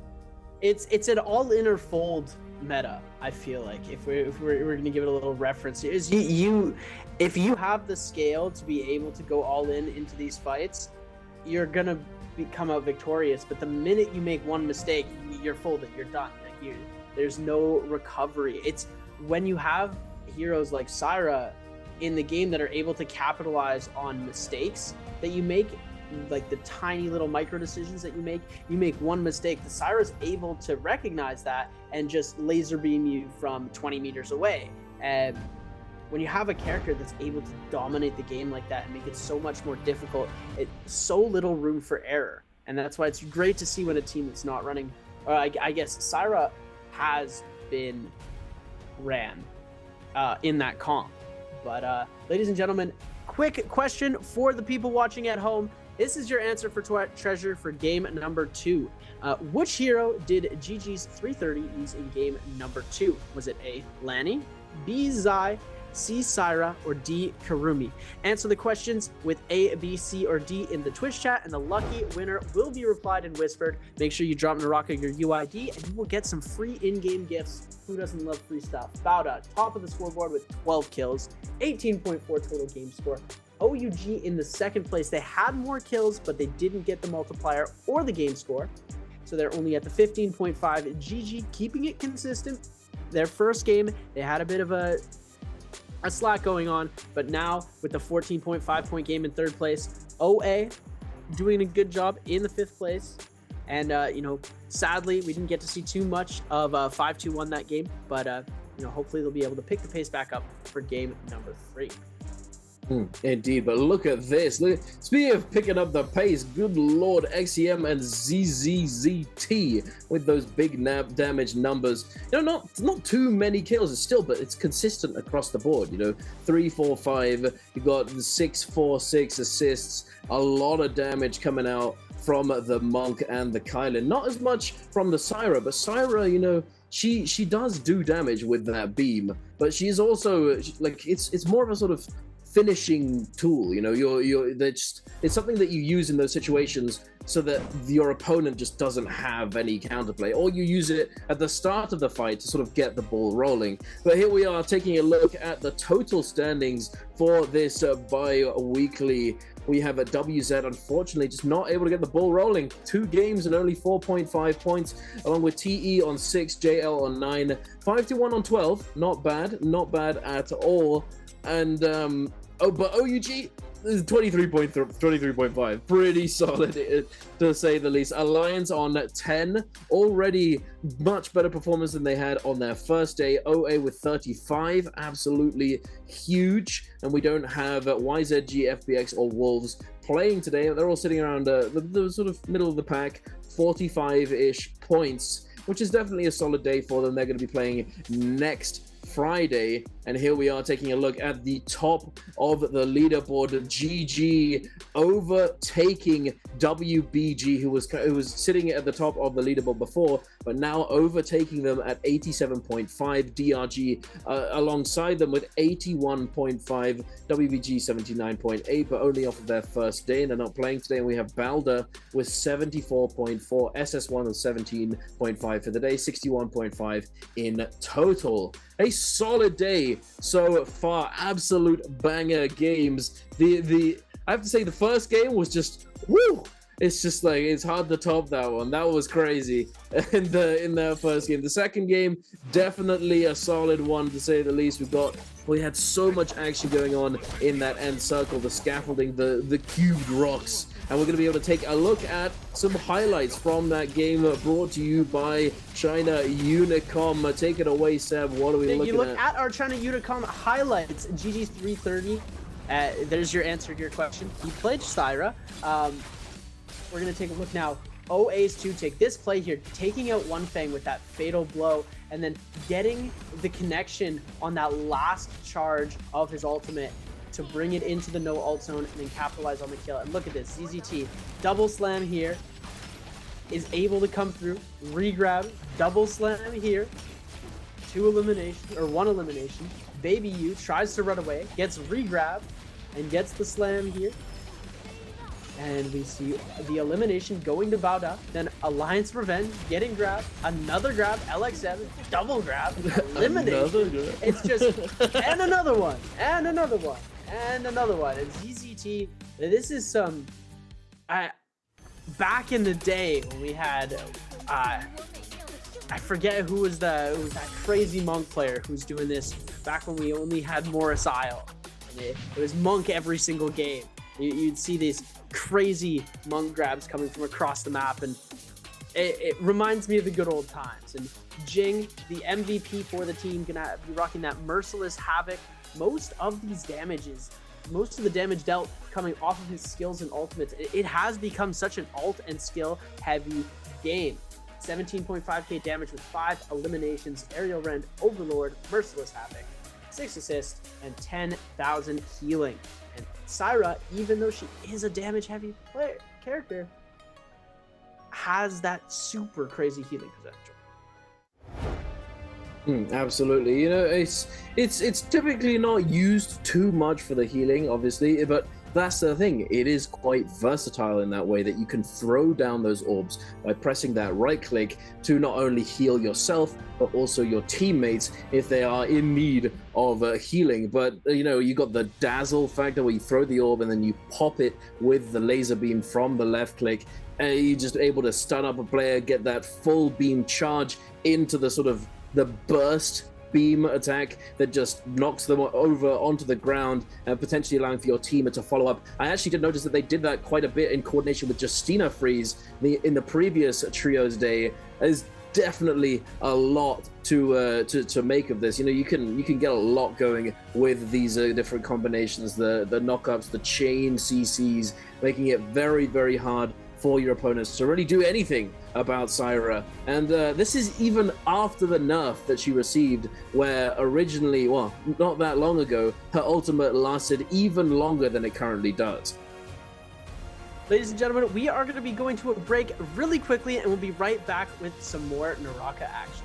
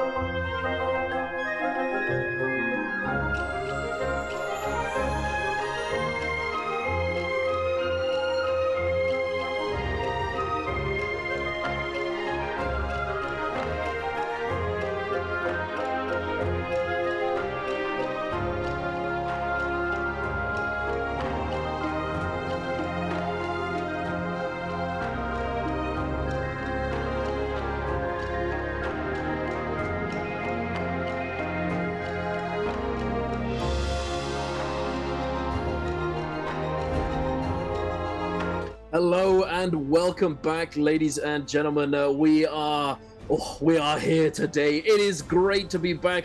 I am Dunkin' Donuts, joined by Seb, our boy wonder. We are going to be heading into our game number 3 of NBPL Trios bi-weekly 1, day number 2, and so far it has been an explosive start to the day. I'm very excited to see what these teams have got in store for us, as we are taking a look at a group that has not yet played so far this season, coming in for the day, which includes OUG, OA, JL, WZ, TE, and 521. Very exciting times. A lot of changes have been made to the rosters, and we're certainly seeing some changes in the results due to these roster changes.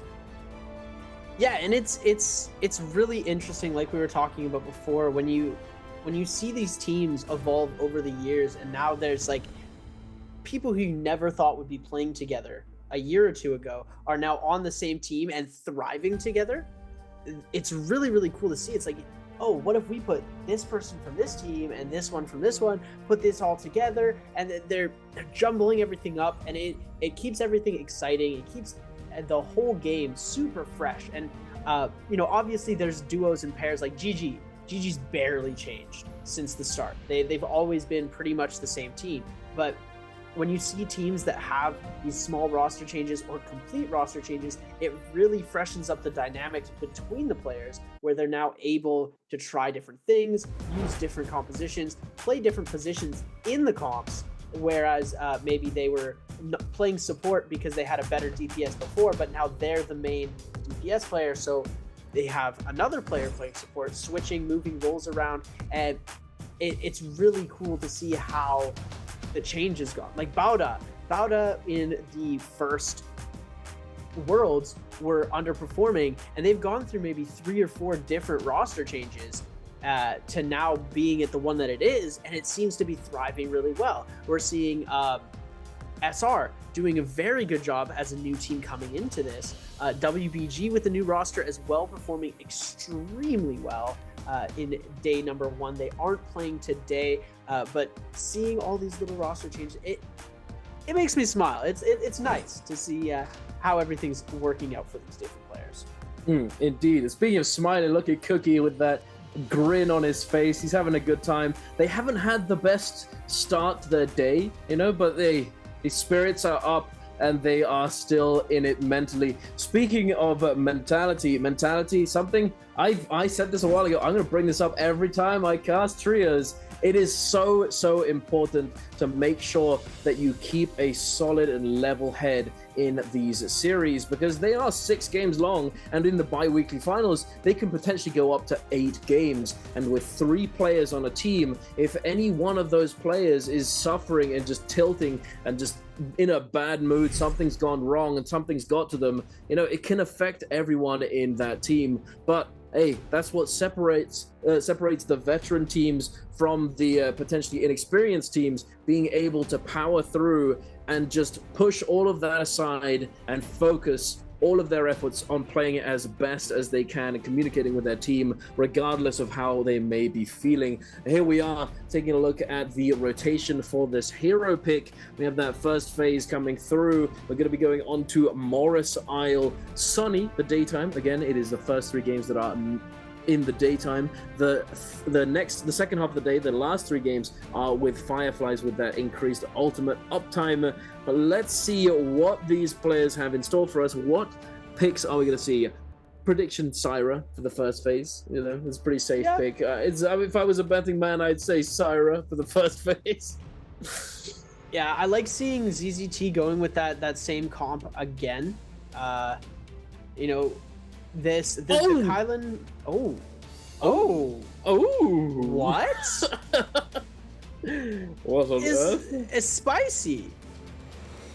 They're coming and changing everything up a little bit, and it's still Syra, but yeah, it's still Syra, but it's like Viper Syra now. Like, next, we're gonna be seeing like a, I don't know, Yushan Valda Syra. Who knows, right? Like, these who knows at this tiny point, variations are so small that to the untrained eye, you wouldn't really think, oh, whatever, they're just playing like the heroes that everybody plays. But when you play, you don't really normally see a Viper and a Syra on the same team. So I'm really excited to see what they cook up with this. Yeah, for sure. And I'll always put it out there. The V2 Syra is a possibility, but V2 Justina is what I was originally thinking about. Definitely a viable option. For those of you at home, you've certainly experienced this in your ranked trios games. V2 Justina can be a real pain to deal with, as it got changed, and now while it's up, that ice wave will block melee attacks going in, protecting your teammates and allowing them to essentially fight back without anything being done. That you can't do anything about it. But it's not immune to range damage, so that's potentially why it's still not really being picked up. As in those end games, we all know how prevalent ranged projectiles end up being, how impactful they are. The cannons, the bows, all sorts of stuff just coming through and doing a lot of damage. But here we are.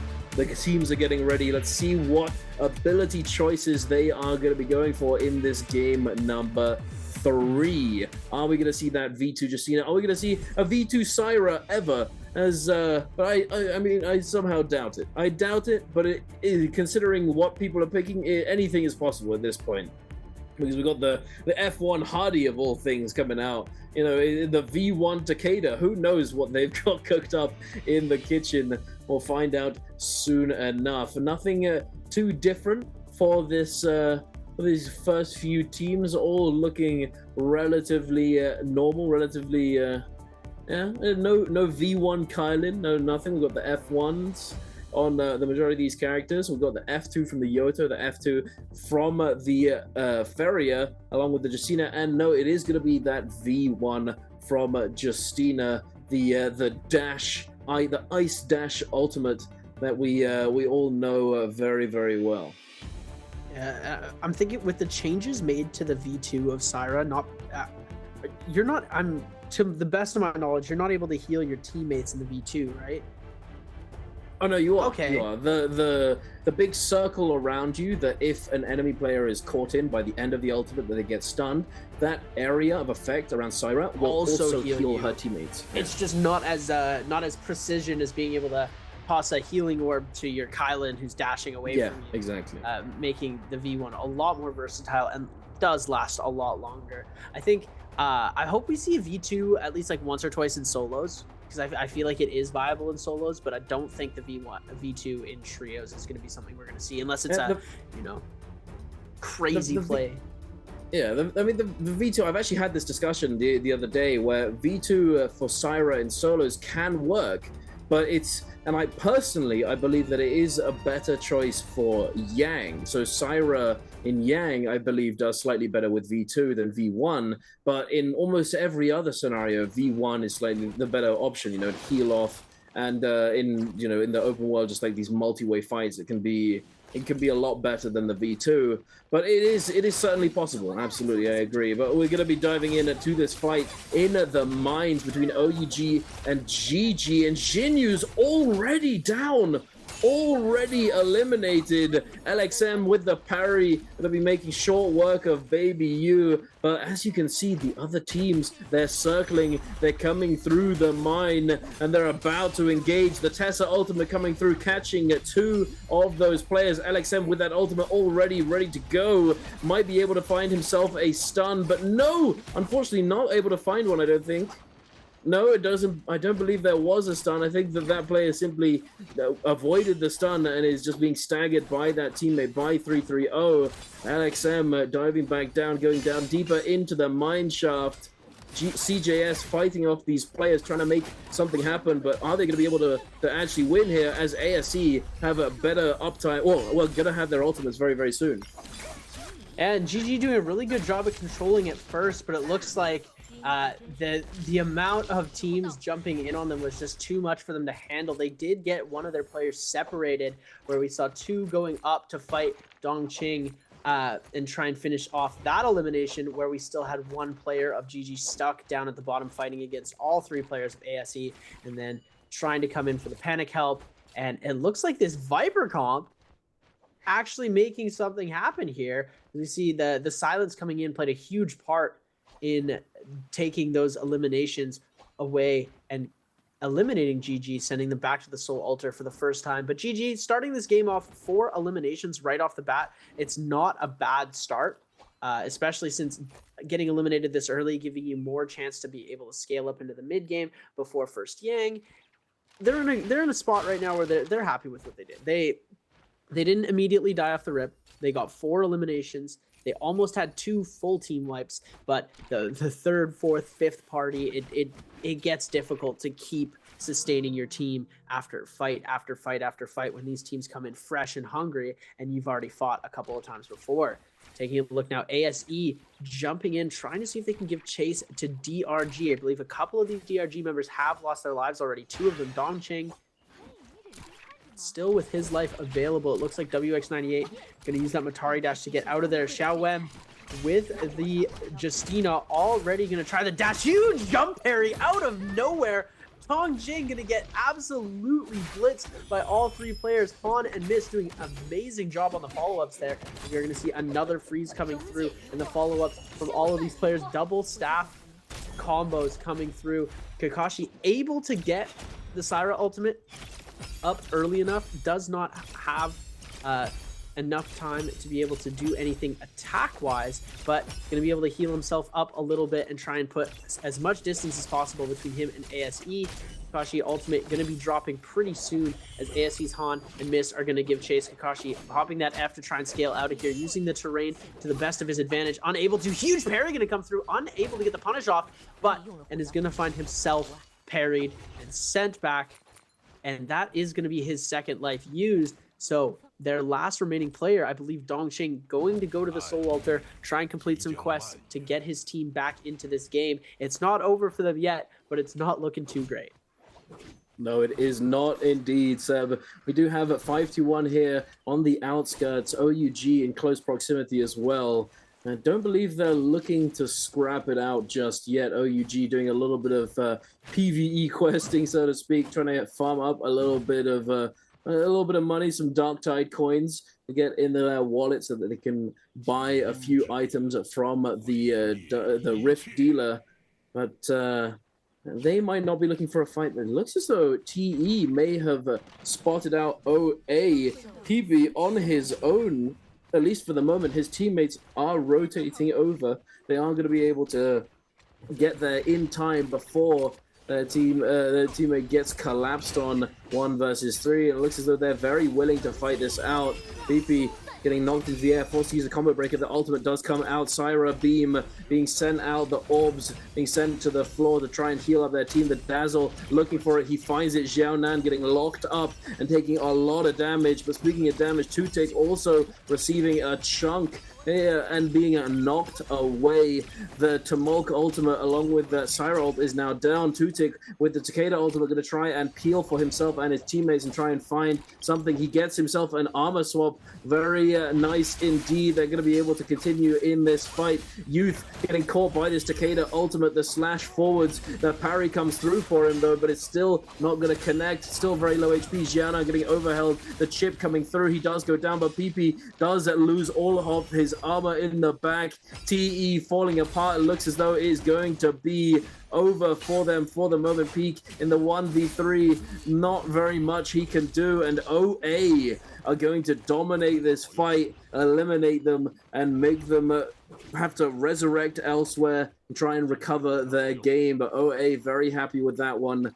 Scaling up. Takeda gonna be benefiting from that hugely going into this realm of Yang as it starts to spawn in a minute or so. WZ with their Moonbane potentially looking to find themselves a fight here. Cookie and Luo Ye diving in, trying to hold down these members of SS1, but they are playing that Viper, Tessa, Wuchen composition. So if they need to, they can just teleport away without a care in the world. And WZ, I believe, recognized this and have held off on pulling the trigger. Instead, are going to kite backwards and see what happens. Perhaps SS1 will take the bait and look to try and chase them down. It looks like Water is going to give a little bit of a close chase, but they're not going to play this too aggressively. Yang is coming in pretty close, getting ready to spawn. These players are going to be keeping that in mind, especially when you're a team like Monk, Kylan, Rumi. This is somewhat a team that you're definitely going to be wanting to use in that realm of Yang, having the ability to grab, dash, and slash with your Tianhai ultimate, comboing that with the Kylan ult. The follow-up damage is really, the potential follow-up damage can be huge if you execute the strategy right, and it's what all these teams are attempting to do. We're going to see they're starting to make their way towards these Yang portals. Draco Storm is the buff that is going to be in the Spirit Well, so one of these teams might try and go for that. Could be TE, could be JL. Baoda looks to have conquered that outside the most northeast, Yang portal. OA at the northern end of the map are going to have the Yang portal to themselves, as there's going to be, as usual, a huge crowd in the middle waiting to jump in, and the feeding frenzy is going to start after that. There could be a few teams that could end up potentially going down to the Yang Reef. It's always unfortunate when that happens. Rebirths are just ending. You take a fight outside of the Yang, you go down, and it is a very unfortunate instance that happens on rare occasions. And we're going to see first Bauda versus OA. I believe this is a mirror matchup.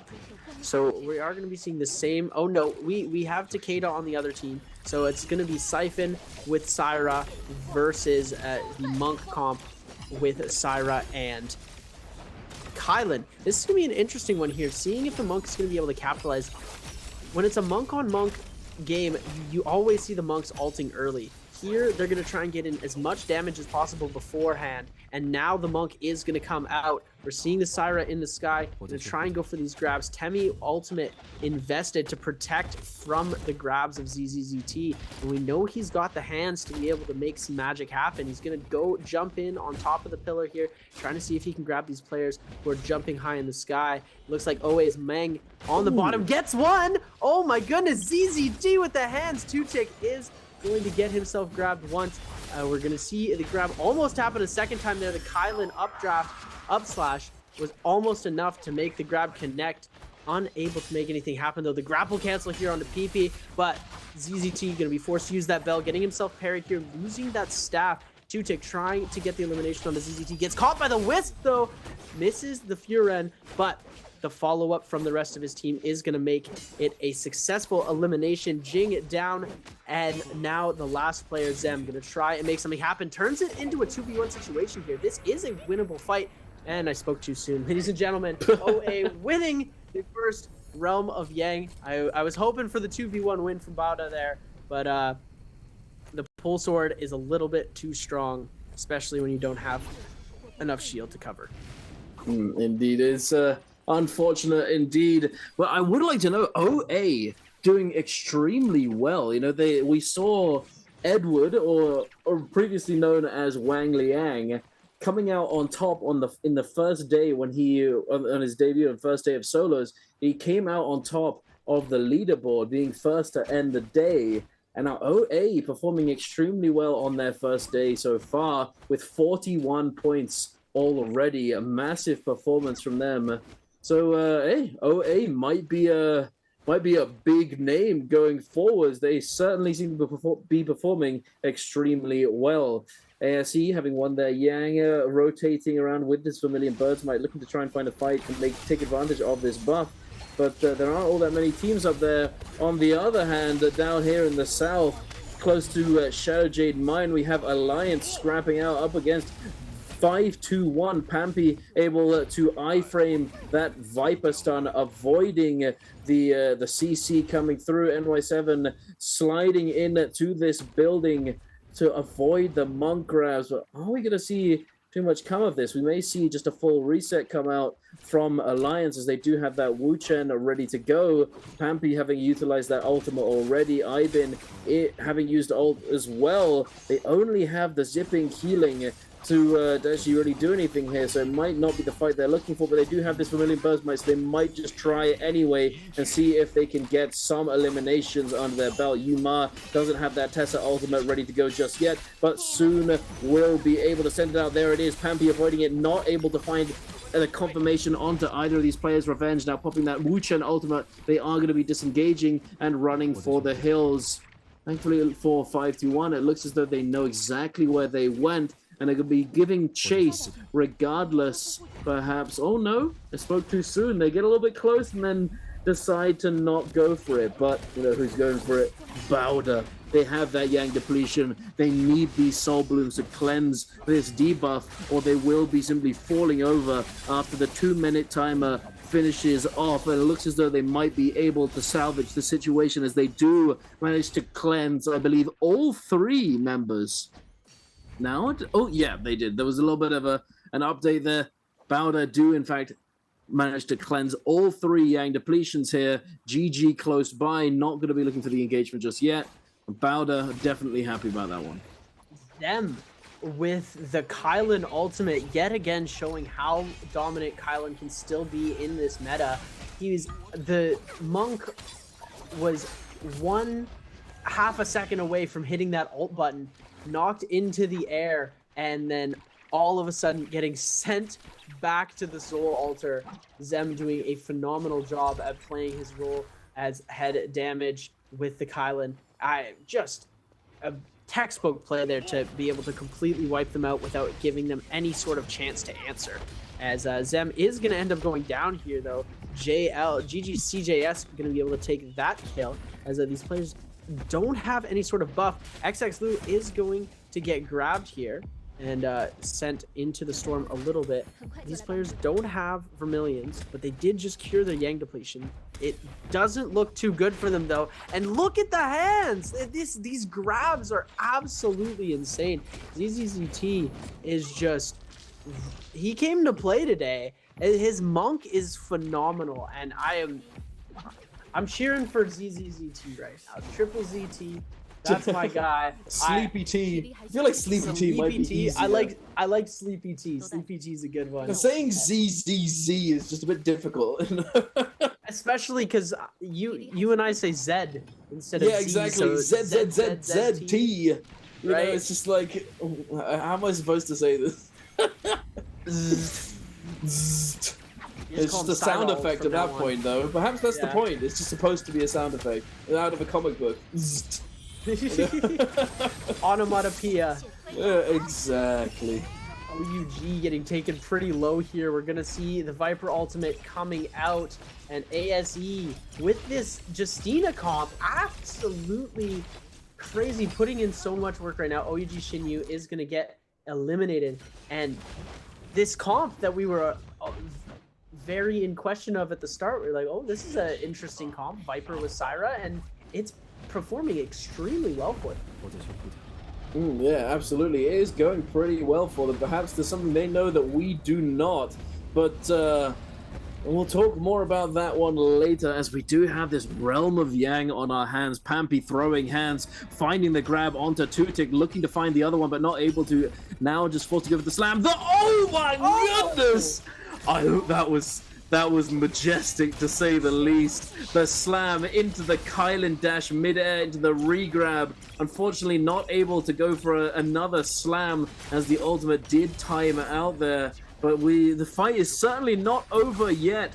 OA actually struggling right here up against 521. The aggression from the SEA region, very difficult to overcome. PP doing his best, but his teammates he's gone down. Tutik has been eliminated, and it looks as though Meng may be following suit. Now PP with quite a bit of HP, but there's not very much he can do. The fist blades and the dual halberds in his face. What do you do? Someone tell me. There's nothing he can, in fact, accomplish here. He is just absolutely cooked with the fist blades just standing in front of you with that shadow dash ready to go, and then the dual halberds tech chase, the pressure from that vertical blue focus. If you tab dodge, you're getting cooked, my friend. And then the jump LMB from fist blades potentially on top of that. There is nothing you can do, sir, especially not with a hang sword in that situation. And there you have it. 5-2-1 gonna come out victorious, pick themselves up that Draco Storm, and look to try and continue snowballing in this game. But what do we have here? I will say, this WZ, did they pick up that Mystic Might from a Spirit Well?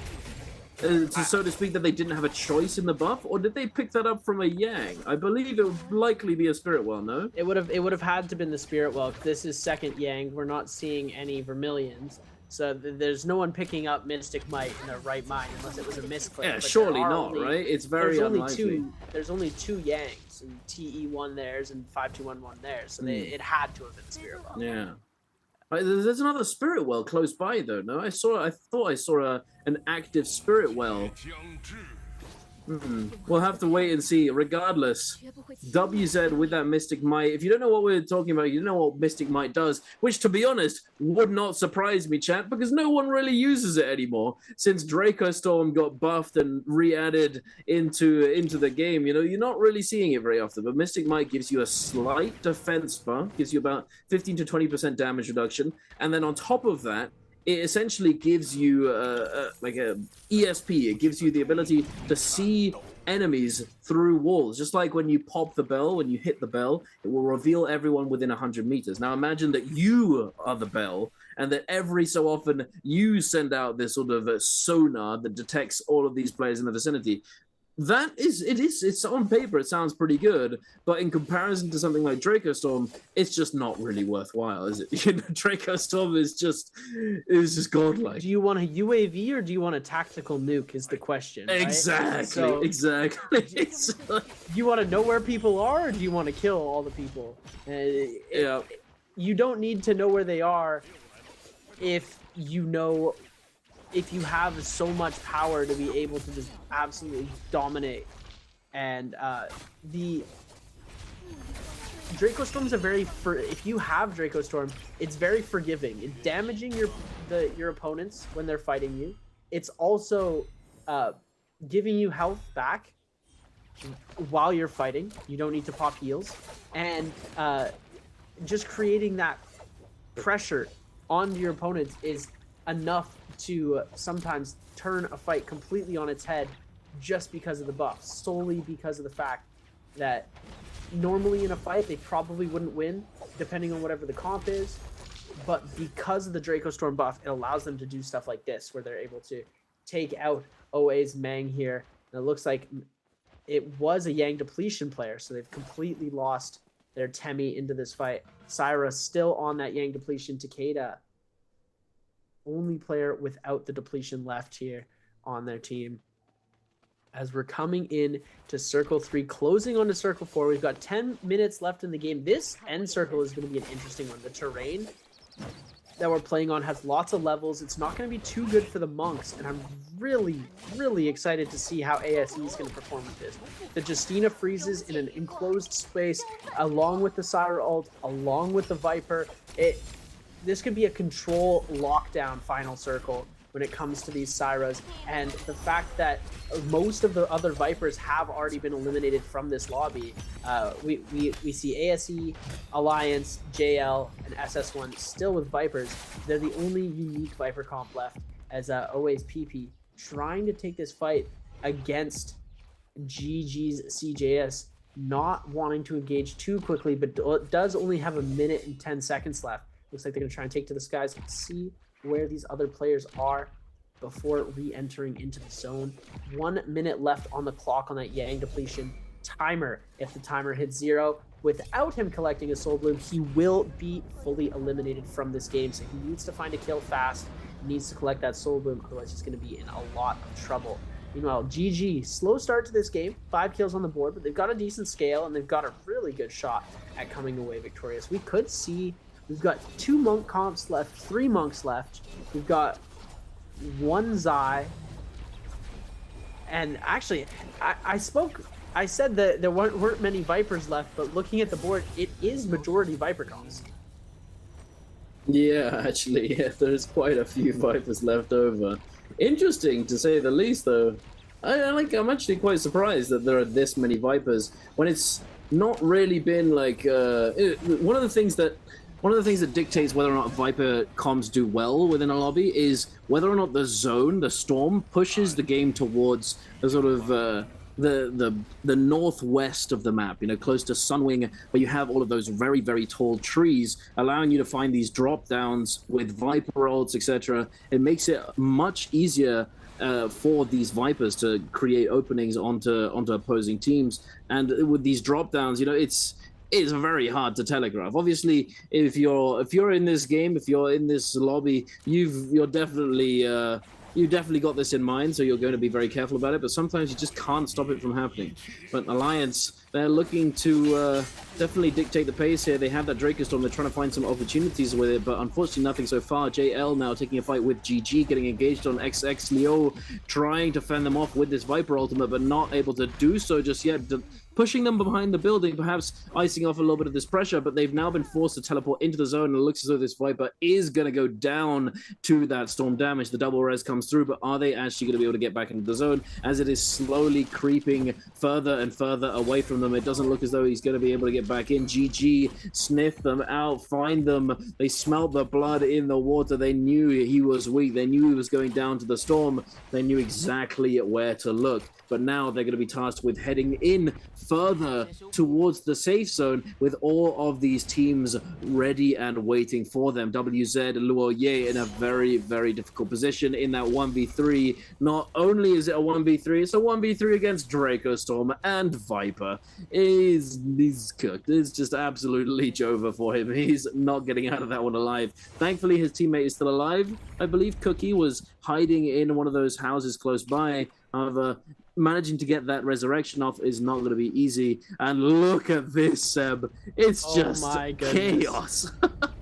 One thing I thought it would be helpful to mention, GG actually got the kill credit for when XX1 died in the zone the first time, and then when he gets revived, they get the kill credit again. So they got a 2-for-1 special there, giving them just an extra kill bonus for that TP out. Oh my goodness, NY7 surfing the Bane. Oh wow. At one game we see 3 players die, the next game we see NY7 running through the Bane, knowing exactly when to dodge and not getting hit at all. As we're gonna see, it looks like an SS1 player getting hit down at the bottom. TE holding that small sliver of the roof right there. And we see ASE is at the very top. They're doing a good job at holding this. SS1 have this bottom side here. This is a risky spot to hold. Rotating is going to mean passing right through that Bane's Breath. So they could be in a dangerous area. GG now taking that low ground spot, waiting for these other players to arrive from the higher area, going into that Spirit Well. GG really wanting this here. It looks like they're going to start to go in, hold the spot. No gold jades to be able to fend off the pressure like lots of these players do. They try to get that Aurora Burst, Cloud Weaver, Dragon Roar for the nunchucks to be able to hold off these Spirit Wells with a little bit of extra comfort. NY7 now jumping in to try and capture this as well. They've got it halfway done. GG backing off for the meantime. They're both rocking the same comp, so dropping in on them could possibly work, but it looks like they are just going to let them have it, backing off and waiting for these players as they all jump down. The circle begins to close. Eventide Temple is not open for business anymore. These players all forced to run down, while Alliance still holding that Spirit Well very strong. Indeed. Are they going to be able to secure it? 5-2-1 coming in at the edge of the zone. DRG and Alliance contesting this. WZ Cookie, I believe we see him there flying through the air. I don't think he was able to resurrect his teammate, so he might be on his lonesome, but he does have golden armor, and I believe he is playing Kylin. So it is a salvageable situation, and it looks as though now Alliance, they've been holding off on capturing this Spirit Well, now dropping that ultimate, and then immediately regenerating it by capturing the Spirit Well and getting themselves that buff. Yuma getting that White Tiger's prowess for them. It's not the Draco, but it is certainly a very strong buff to have in this end zone, giving you that massive healing and the shockwave whenever you get an elimination. It is not what it used to be. Well, if any of you were here last year, you remember what I'm talking about. It's not what it used to be. It did get nerfed, but it is certainly still a very strong buff to have. WZ Cookie getting caught in the mix there, I believe. He did take a little bit of damage, but he's not down for the count just yet. SS1, a dangerous position, now able to get the reset off. It's a bit spicy. It's getting a little spicy. It's heating up. We do have all of these players just lurking in at the edges of these zones. It looks as though ASE Han may have been put in a bad spot and now forced to use that ultimate. His teammate missed, having gone down to that Viper stun previously. Not going to be able to get that resurrection. Han trying his best to salvage the situation and get at least some value, putting a little bit of pressure onto Alliance. The Tessa ultimate coming through as well might spell disaster for them if the combo comes through. The Viper is coming in. The Tessa ultimate. Oh my goodness, Alliance, you might be cooked here. The blender in the building, absolutely shredded. Nothing they can do. The Tessa ultimate was exactly what needed. Whoa! Wait a minute. Oh my god. Oh my goodness. The Viper ultimate with the Wu Chen teleport, almost stunning every single person there. That was a lot of purple I saw on screen. It reached out for half a second. SS1 dropped behind the building. It didn't look like too many people were ending up getting stunned. TE holding the last shack in the zone, on the inside. SS1 Water, 1 HP and a Dream right now is going to go out. WZ Cookie picking up the elimination. 5-2-1 Pampy is going to be on the bottom side. We're seeing the Monk ults come up now. ZZT, our resident hand thrower. Pampy coming through, trying to see if he can get a grab off anyone. The Wuchen port's going to come in, not able to capitalize on too much happening. There's so many Mataris as well. Han is going to get grabbed here. Pampy going to pick up that grab, trying to go for the double. Han is going to get eliminated in 2. We didn't really get to see the ASE combo happen with their unique comp, but Pampy picking up a beautiful elimination, and ZZT is going to also demonk Pampy, trying to capitalize on the demonk stress, and Ivan now jumping through with these Kylan slashes, just sending everybody up in the air. Zem now forced to pop that Kylan ult as well, trying to send it back and forth, knocking Jing way far out into the zone. Ivan on that immortality stretch. Zem still has a lot of HP for his ultimate, has 3 slashes left plus the immortality stretch. He's going to try and knock somebody out of the zone, knocking these players back, and immortality is going to be popped for Zem now, trying to get this 5-2-1 team down, but the healing and sustain is so much for them. Backing off, Pampy able to get his ultimate back, grabs ZZT, gets the double grab, the double slam, but oh my goodness, CJS with the F ability to be able to avoid some of that. We are going to see the stun from the Tessa coming out as well. CJS is going to go down to 5-2-1. 5-2-1 absolutely cleaning up this lobby right now. We're going to see the Viper ultimate as well coming out. That's SS1 Zuon, able to get almost everybody. Baudas Zem doing a great job at avoiding that. Baudas Jing trying to hold the top side here, sending these shots up with the Syra, fighting in an aerial dogfight, as we're going to be seeing Cookie trying to make some last damage happen and last eliminations happen. But who's going to win? 3 seconds left. I believe there's 3 teams alive. DRG, Kakashi, and TE's Peak, the last remaining players. No one getting the multiplier. I don't even know who won. Yeah. What a crazy finish. I think 5-2-1 took it, but it could have been Bauda as well. ASE with the 13 eliminations, but they did go out early. Oh. And there it is. It looks as though it was indeed 5-2-1 taking that MVP in the end. As you said, unfortunately, no team was able to secure that placement multiplier, as only the team that comes in first place is going to get that multiplier on the kills that they have. And so, considering that there was a draw at the end, no team is going to be able to get their hands on it. It is just going to be purely based on kills and those placement points. But 5-2-1, very nice indeed. Able to get that Monk ult back online at the end. The grabs coming through. The Viper ultimate did look pretty scary. I saw Cookie on his own. He survived a long time. Props to Cookie for surviving that long and then getting to all the way to that end bit. The Viper ult, he's just like, what do I do? And he just pops ult and stands in the middle and just hopes for the best. He tries to get something to happen, but unfortunately it wasn't enough to really get all that many kills, as there was so much going on. But 5-2-1 clutching it up in the end. I think it still may be pretty close between the MVP and the second place team there in terms of points, but we'll have to wait and see until we actually take a look at that scoreboard. For the moment, we're still unsure, but props to 5-2-1 for a massive MVP in game number 3. The Monks that game, Seb. Sleepy T's kind of cooking with those grabs. He is kind of looking like the GOAT Monk right now. I don't think we've seen another Monk get as many grabs as he has so far. I mean, that's why that's why his name is Sleepy T, because he's just grabbing everybody, slamming them on the ground and putting them to sleep. Yeah, exactly. It's you know, go to sleep. I know what you're saying. Go to sleep. If you know, you know. If you know, you know, chat. Oh my goodness. I'm having such a good time right now. This has been a phenomenal first 3 games. The hands, one of my favorite mechanics in NARAKA, so it's been great to see Sleepy T popping off. Bauda doing an amazing job at controlling these situations, climbing up in the ranks as well.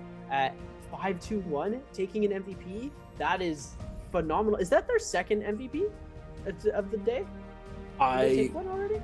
No. I don't think I don't think okay. 5-2-1. Not today. Not so far. Okay.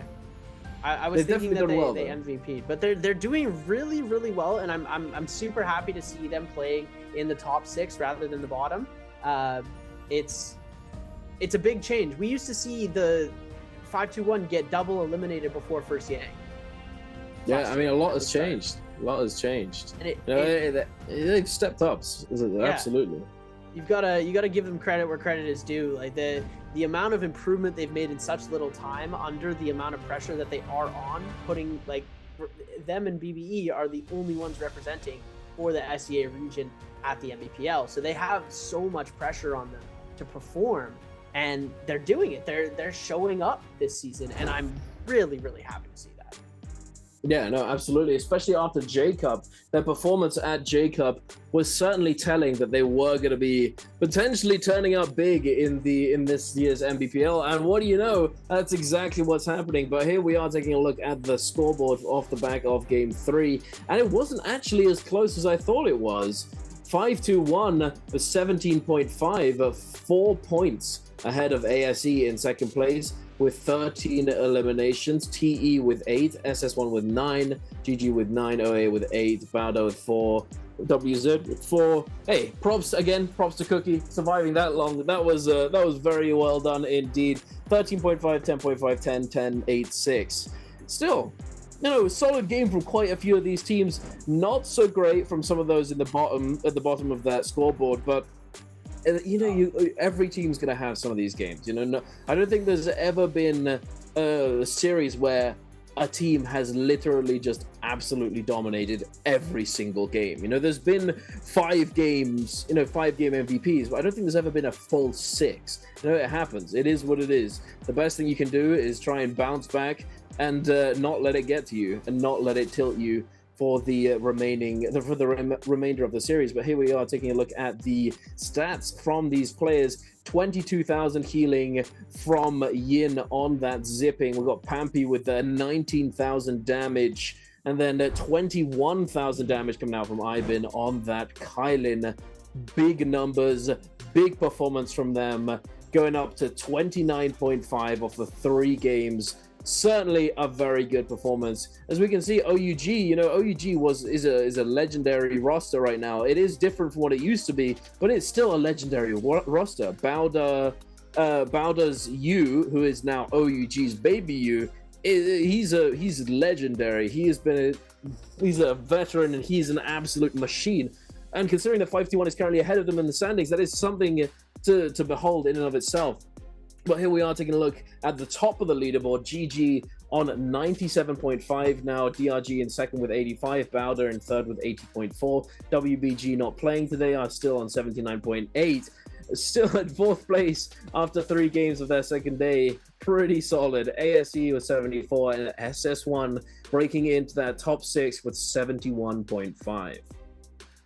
If they're able to hold fourth place after 3 games with that huge game score, imagine how many points WBG is going to put up in day 3 to reclaim that first place spot. It's going to be a wild one. Make sure you guys tune in next week.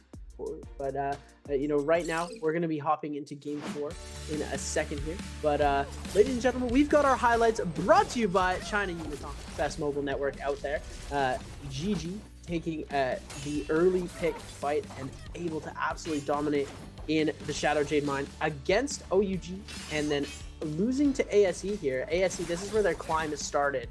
They were able to take out GG in the early game. They had a very good scale going through, and some sort of execution failed near the end where one of their players got caught out. The Viper did get stunned, and they weren't able to recover from that. They're kind of contingent on their Viper to be able to finish what they wanted to do. And OA here as well. They put in some good work at the start and into the mid game. We didn't see too much of them near the end, but they had a good mid and early game going on. 5-2-1, obviously the MVPs of the game, very great in the realm of gangs here. We're going to see them dominate OA, and this was a big one too. 5-2-1 not normally taking these realm of gang fights, starting to take them this season, and they're winning consistently. And this is where we had that huge Viper stun coming in on my all goodness. of Alliance, just getting absolutely melted by SS1. That is the textbook version of the play. That's the ideal play that they show when you're talking about getting the Tessa stun into the Viper stun. That's how it is supposed to turn out every time. Obviously, it's not perfect. People get spread out. But when you can trap somebody in that area, absolutely amazing. And Ibin, 521's Ibin with 20,000 damage, 6 kills, 5 assists.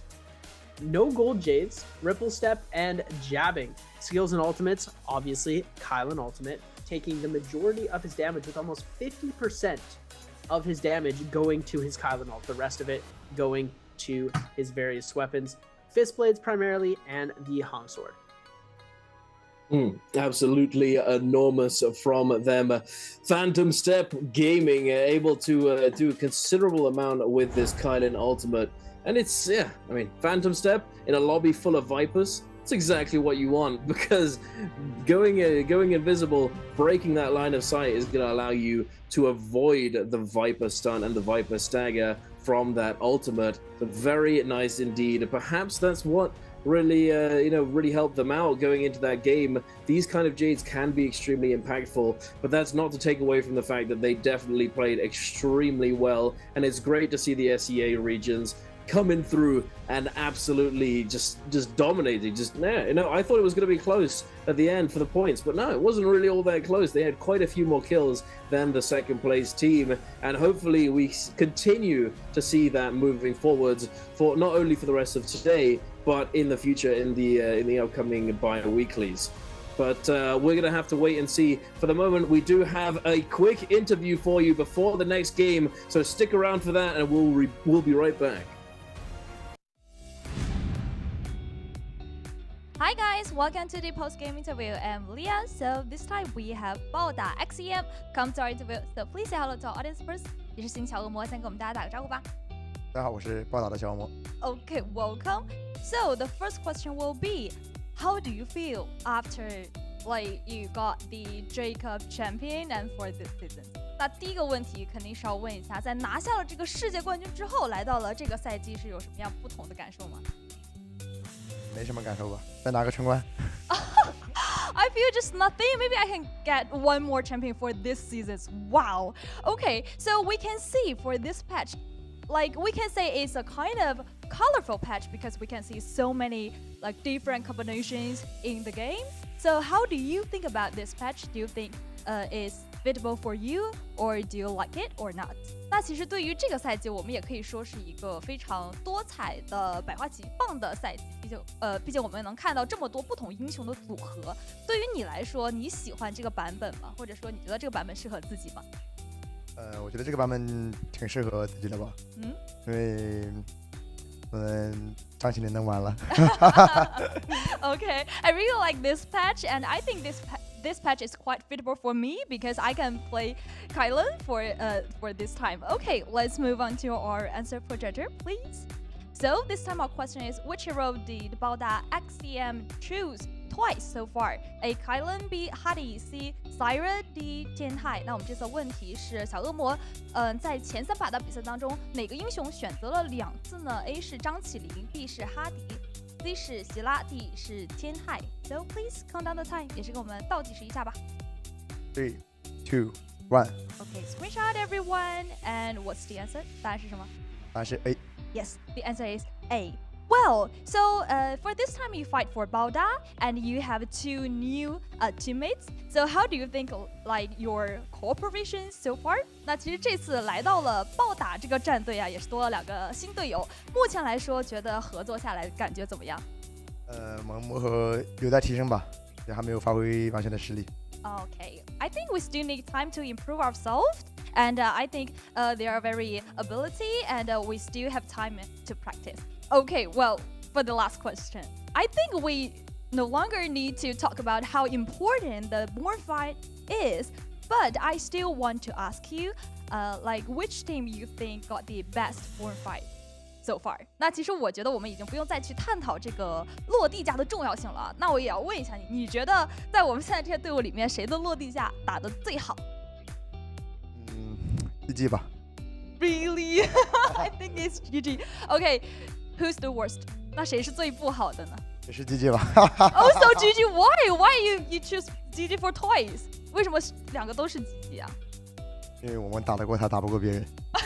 Okay, I think we can we can win GG, but we can't win others. Okay, well we can see even you already left Chengdu Wolves and came to Baoda, but you still have a really good friendship with GG. Well, thanks for doing this interview. 那也是谢谢小欧们来到我们这一次的采访啊，非常有意思，也是在祝你之后的比赛好运吧。So good luck for you for the following games.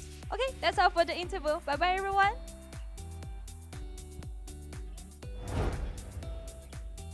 And we're back, ladies and gentlemen. Welcome to the NARAKA BLADEPOINT Pro League. This is Biweek 1, Day 2 of solos, Groups B and C. I'm your host and caster, Seb. I'm joined alongside Dunkin' Donuts, the fire dog of the century. And we are here getting ready for game number 4. This has been a day. I've been trying to keep up with, the scrims that have been going on the side, but nothing could have prepared me for the level of intensity that has been brought by these players today. It is just full-on aggression at all times, non-stop. Like, they're playing so well. The skill ceiling has climbed so high ever since we've had this pro league running over the years, and these players they make very few errors anymore. We used to see errors all the time, and now it's like there's no mistakes in the gameplay, and it's just so amazing to watch.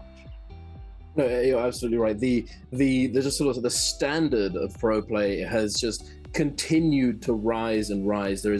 It feels like every year, every few months, we have new tech being found and new compositions, new like strategies and all that sort of thing, and just the refining of those micro aspects, like the mechanics and all of that sort of thing. It is truly impressive. But hey, before we get into our next game, we're going to be going to a short break, so don't go anywhere. We will be back very soon. We'll see you then.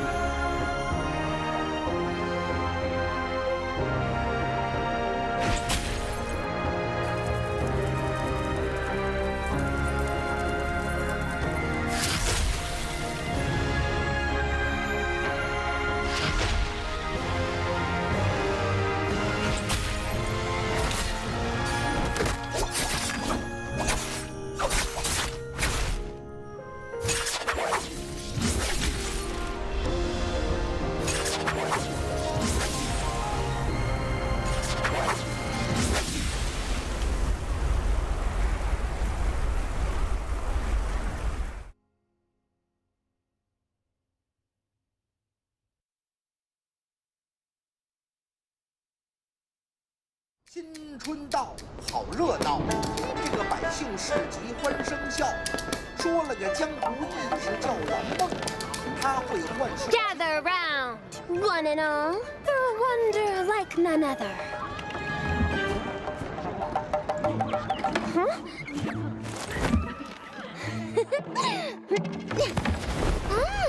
We have an audience. Behold my mystical talents, passed down for millennia.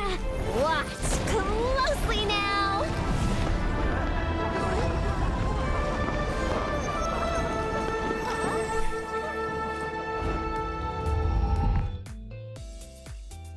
Hello again and welcome back, ladies and gentlemen. I am Dunkin' Donuts, joined by Seb here. We are your casters for today. We're going to be heading into our fourth game of the day very soon. The second half has begun. It is now Firefly time. We're at night in the evening and it's going to get spicy as uptime is going to be greatly increased. As we all know, you can go around and get these Fireflies, and these teams, they plan their routes, their pathing and rotations around the map based off of these Fireflies so that they can get the maximum value along with their looting and hunting paths. So I'm very excited to see what we have cooked up for us in this upcoming game, but not only in terms of strategy, but also in terms of character choices and team compositions, as those things can change significantly depending on whether or not there are Fireflies in play. And I wonder if we'll see all that much change in the upcoming game. Do you think we'll see anything different or not so much? I think we're gonna see more Zai. Fireflies, when the Fireflies come out, Zais are generally thriving because it's such a high damaging ult, and with the burn damage, when you don't have high tiered armor, you only have blue armor and gray armor, it does give you a significant advantage if you're able to find, let's say, like a blue or purple weapon and get a Zai ult right away. Going into a team like that, it's just very, very difficult to defend against when the Fireflies are out, because you get that Zai ult so early. You'll see these players in Morris by the waterfall area getting this Zai ult, these Kylan ultimates. I don't think we're going to see too much of a difference. Just like maybe a bit more Zai, a little bit less Viper. I think that's just like maybe one or two less Vipers, one or two more Zais. It's not going to be a drastic change, so you're not going to notice it too much when it comes to mid game and end game, but you'll see it a lot in the early game, a lot of Zai ult. Yeah, I mean, I can definitely see that happening. And Zai as well, off spawn, if you're going to be landing on these Fireflies, the fact that you don't actually need to have a weapon at all on Zai, and then you can just grab the two Fireflies and use your ultimate, and then you get given the weapon, essentially, makes it a very, very difficult character to contest with at the beginning of the game. So I believe you are absolutely right there. We may see some Zai ultimates popping off in that early game. But who knows? Who knows what else we'll see? A lot of surprises have been coming through, and this is a new group that we haven't seen play today, so maybe something will differ compared to the previous day of trios. We'll have to wait and see. For the moment, we're still waiting for the start of the game. It is going to be happening very, very soon, so prepare yourselves. Get your snacks ready, as we're going to be going into the second half of the day.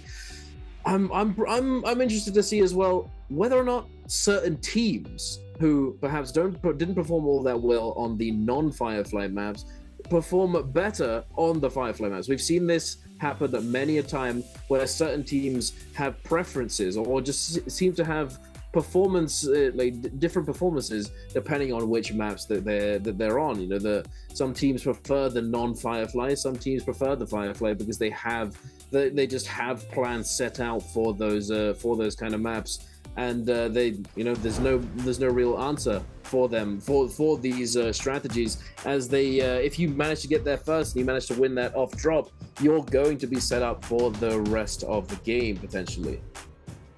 Yeah, and I think this plays a big part into the psychological aspect of the game. Is like, you're starting with Fireflies, you're starting with your ultimate, you have a little bit of extra confidence, and if you're able to successfully win that starting fight, let's say all of your players get the Fireflies, the enemy team doesn't get any Fireflies, you're able to take them out early, you get that scale, you get that confidence in taking out one team really, really early, and it boosts your ego, it boosts your confidence, it boosts your mentality for the next going into that mid game and end game. Whereas like if you have a slower start, it might be harder for you to get going mentally, and there is that mental block that could be happening when, you know, Fireflies go right away. You're on right from the start, but when you're playing non-Fireflies, you're like, okay, like, you know, we have a little bit of time, let's loot, let's get ready, then let's get into a fight. I think that plays somewhat of a role in it.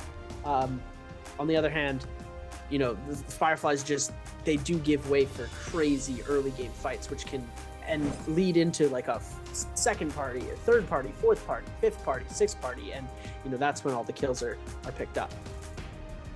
No, absolutely. These sort of like very hectic and like very difficult to maneuver early games are what can spell like a big success for a lot of teams, but big disaster as well for some. Because if you get caught in those situations where it's the fourth party, the fifth party, the sixth party, the seventh party, you know, eventually you're just gonna run out of gas and just not be able to keep going. You're not gonna be able to deal with it at all.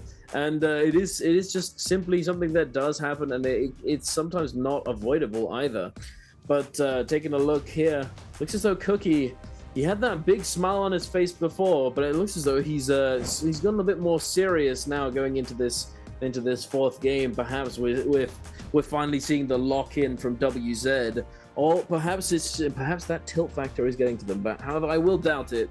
I do doubt that, considering that they are veterans. But only time will tell for the moment. I want to know, give it to me, show me what characters are going to be played, and whether or not there's going to be all that much difference. I think the Zai is definitely going to be a prevalent pick. But at the same time, will we see some more Kylin?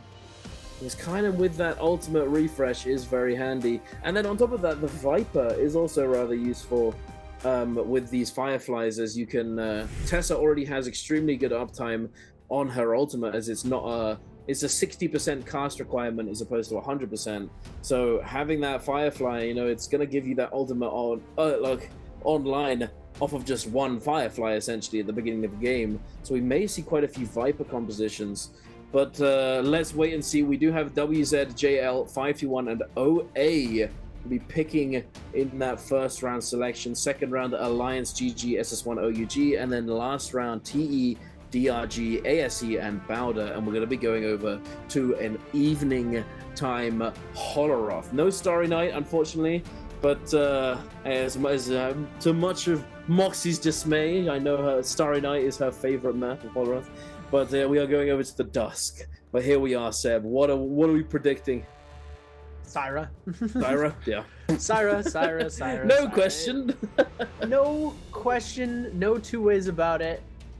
Syra is going to be dropped in. OA, you know, baiting us a little bit. Ooh, we're going to pick something else. But I am going to be guessing that Syra shall be locked in there in just a second. They're just, you know, letting the time go down, making everybody sweat a little bit. But there we go. Syra coming through.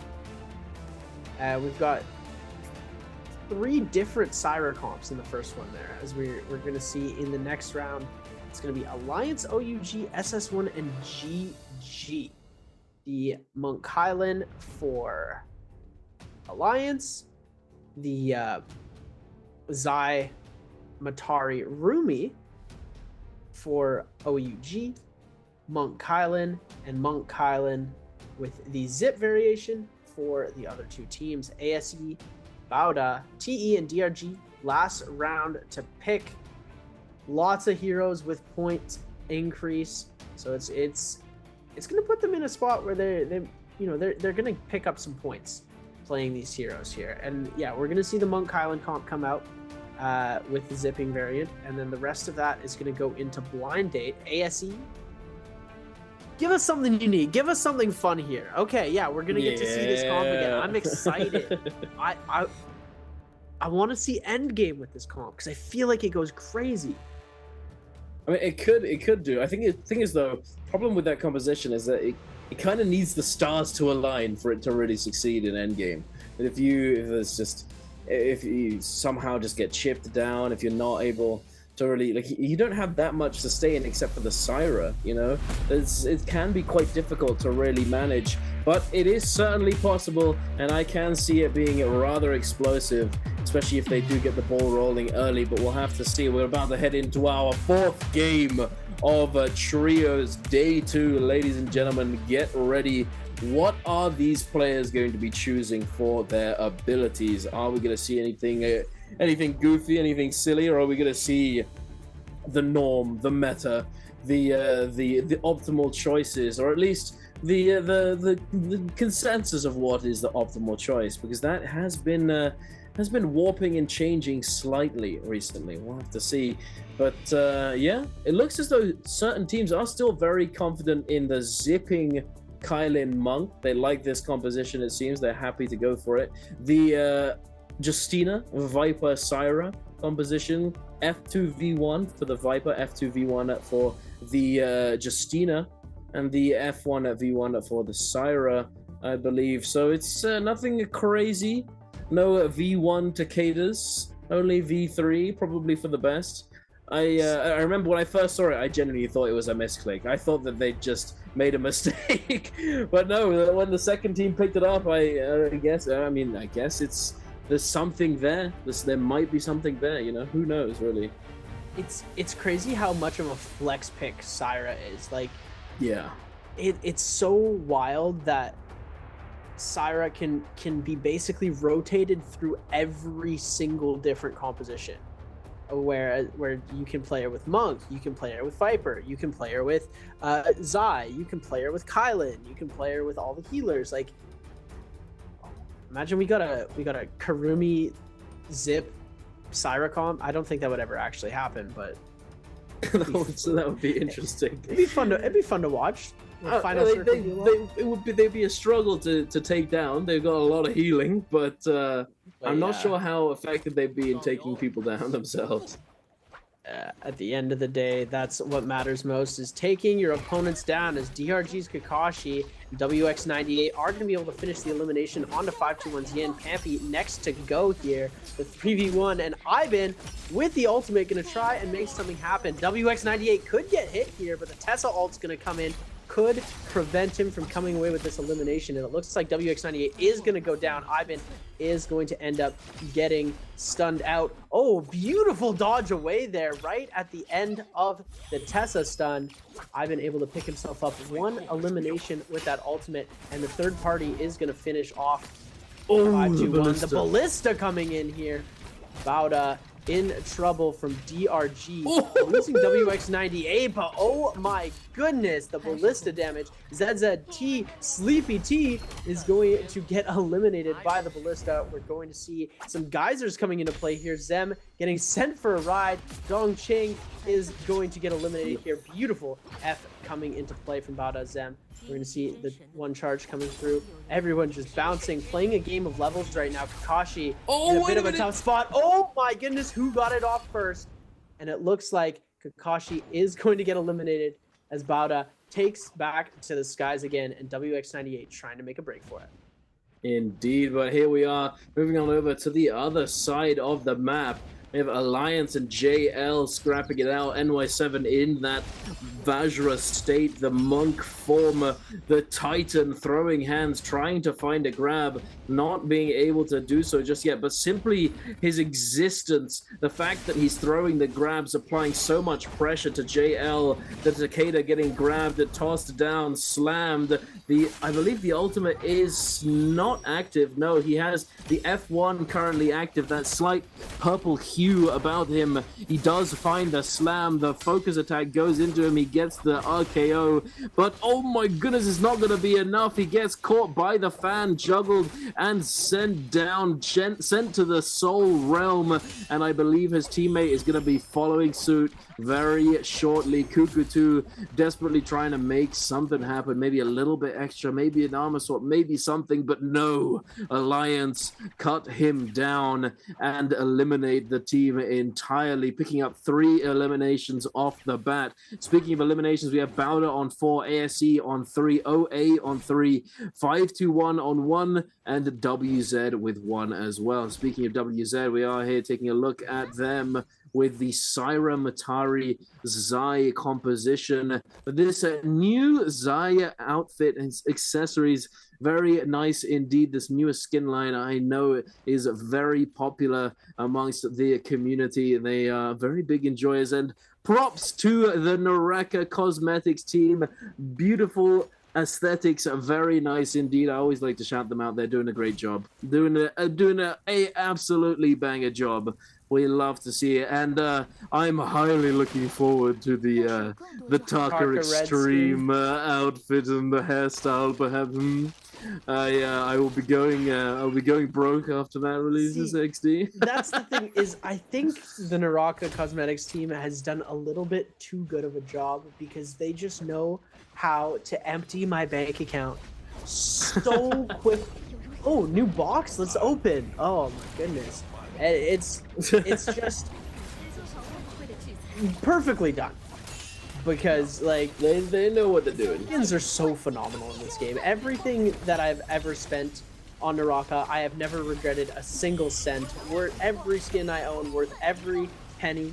Do I wish I had a SAR skin? Yes, but like, you know, that's a discussion for a later date. ASE Xiaowen using his Justina dashes to get out as fast as possible. These Syras just putting so much pressure. Always 2-tick, hungry for an elimination with that Zyle. Trying to see if he can get some damage off. Does have that burn charge coming through. Is going to be able to get the damage onto Mist coming through, but the ultimate is going to come out from Mist on the Viper. Matari ultimate pop for 08 to counter that, and the burn. Oh my goodness, the Matari dash comboed with the Zai rocket. What an elimination. It coming through. ASC's Han, the last remaining player, and OA's 2-tick picking up another elimination. Did you see that? That was insane. They are truly gaming, sitting on 6 eliminations now. The kill leaders within the lobby. They're getting the ball rolling. They might be able to snowball this, but anything it can happen. We'll have to wait and see. We're gonna have the Realm of Yang spawning in a minute or two, a couple of minutes. We've still got a bit of time. This team's getting ready to go in. WZ, unfortunately, only on the 1 kill. They haven't managed to find themselves any purple armors, but still, this is still like it's still derivative of the budget composition, the budget comp that originally was Matari, Zai, and either Kurumi or Zipping, and it was referred to as the budget composition because it could succeed with only 1 purple armor on the Zai because of the amount of healing, the ability resets that you had with this composition. You were able to get away with just having 1 purple armor, and so it was dubbed the budget composition, where in comparison to something like the Takeda comp, the Sand Siphon, where you needed to scale up with the Takeda V3 to truly get all that much value, it was you know that the opposite of it, and you could get away with it for sure. But now it's been changed. We've replaced Kurumi and Zipping with the Syra. Syra is another resource that needs to be scaled though. So with the Kurumi and the Zipping, they didn't really require all that much scaling. You didn't need the high grade weapon. You didn't need the high grade armor. So we'll see how it works out. And we're going to be taking a look at 5-2-1 scaling close to these the Frozen Lake. You can see Yang Portal is spawning pretty close. It looks like they're heading further away from it as SS1 and Alliance making their way to the other side. I believe that Bane is going to be for Alliance since they're heading directly there. SS1 going to be heading to the far Yang Portal, all the way in Narnia over there. TE going to be getting the one closer to the Yushan Ruins. The middle one, as always, crowded. OUG, DRG, OA. I believe there's a Bauda's there as well. Everybody's joining up in the party in the middle. We've got ASE and JL on the other side as well. We're going to be seeing GG holding this one out. SS1 just getting a bit of loot here. They're taking the passive approach to this game. No eliminations on the board. Oh, my mistake, ladies and gentlemen. The Yang Portal was just out of view. It looks like they are going to be attempting to go into the Yang. This Kylan comp, it does seem like the play when they're going into the realm of Yang, especially having that the Monk ult in the mirror matchups. It's definitely something that you want to have while fighting. And this Yang is about to drop. Let's see who gets in. Let's see who gets pushed out. GG ready to go in. Looks like they aren't going to make it, though. Unlucky. Oh, my goodness. That is rough, to say the least. It is what it is. Sometimes you just don't get into the realm of Yang. We've all experienced it. But for those that do, they get to scrap it out. And speaking of, we've got OA up against VN521 Pampy going for the jump into the F1, looking to try and frontline for his team. The uppercut into the 2-on-1, unable to really find the value onto the uppercut target, but able to turn it around onto the Matari. Meng at 1 HP, and the Dream is in that ultimate, dashing through the enemy team, able to heal up just a little bit. Pampy now getting tossed around, is able to make it into that Kurumi circle as Yin brings it over to him, trying to regenerate that HP in that ultimate. Will he be able to actually stand tall in the face of this Zai and the Matari, who's continuously dashing through him? The ultimate from the Syra is certainly impactful. The orbs going down, but not enough to save Tutik. Pampy with the juggle, able to knock up that Matari. PP now coming out of that ultimate is getting a lot of pressure sent his way. Oh, the uppercut off of the pulse sword, off of that Matari dash, doing quite a bit of damage, but it's not enough to eliminate Pampy. Pampy's still alive and kicking with that advanced heal. They are going to be victorious. It's just a matter of time now. Moving on over to SS1 and JL. It looks as though JL is fallen short. SS1 dominating here. Kaku is going to, or Cuckoo is going to be going down here. It is just a matter of time. They're delaying it ever so slightly as they can extend the effective duration of the buff further on into the game. And what if 5-2-1 has had me stunned at every turn. It looked like it was coming up all OA there. And the peel they had onto the OA Zai, where it looked like Pampy was going to die, and the Takeda comes in and saves his teammate from the Zai, and they stun him over and over again, knock him back into the air, hit him with 3 fan focus attacks in a row with the finisher to come and take that elimination, the tipping point in the fight that made it go from 5-2-1 to from OA's victorious position to back down, where 5-2-1 came victorious. It was just a phenomenal play there. They were able to hold out just for the perfect time, perfect use of the Furens. We're now going to take a look. TE's peak coming through. TE winning their Realm of Yang. TE not having the greatest performance today, so winning a Realm of Yang really big for them here. We're going to see the dashes coming through and the Tessa ult coming around. Youth trying to make this happen onto Kakashi, able to get him in the air, gets him, almost gets it the next time, but the Wu Chen port coming in a little bit too quickly here. Unable to make anything happen, was so close to coming away with that elimination. The juggle in the sky, if it weren't for that Wu Chen ult, Kakashi would be eliminated right now, and it looks like they're just going to be holding on to the Enigma, waiting for them to come and try and attack. There we go, Xiaonan is going to get focused on. Oh, we're in a dangerous position right now. Kakashi with that Viper Sun is going to come through. The Tessa ultimate on top of that one, absolutely obliterating TE's peak up against the wall. Nothing he can do, but wait a minute. TE, it may be able to turn this. If they find that double grab, they might be able to turn the tables on them, but it doesn't look as though he's going to be able to do it. The Wu Chen shield wall is too much. They cannot send those grabs through the wind wall. It is not possible. Xiaonan still fighting to the last, trying to find this elimination onto the Wu Chen. He does indeed find it. Caught by the Tessa ultimate, not able to grab the Soul Bloom. The Tessa is going to lock down Youth as well.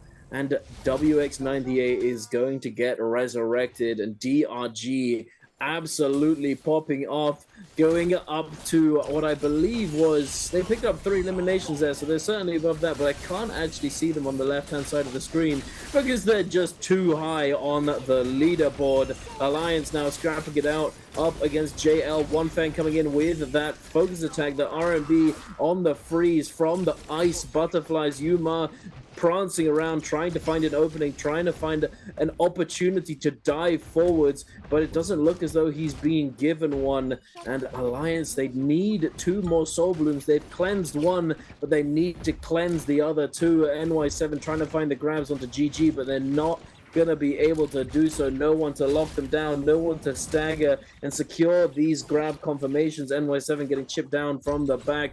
The grapples coming on through. They're gonna try to continue chasing down GG, but it's not an easy task. This cliff face is gonna make it very difficult for them to actually catch up to them, and it looks as though NY7 is getting grief from behind. The grapples slowing down his chase, and it's gonna be a tough one to surpass with only 17 seconds and counting left on this Yang depletion debuff.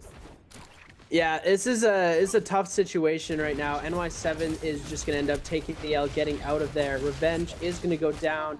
We're going to see Yuma take out XX10 as a little bit of an exit frag there.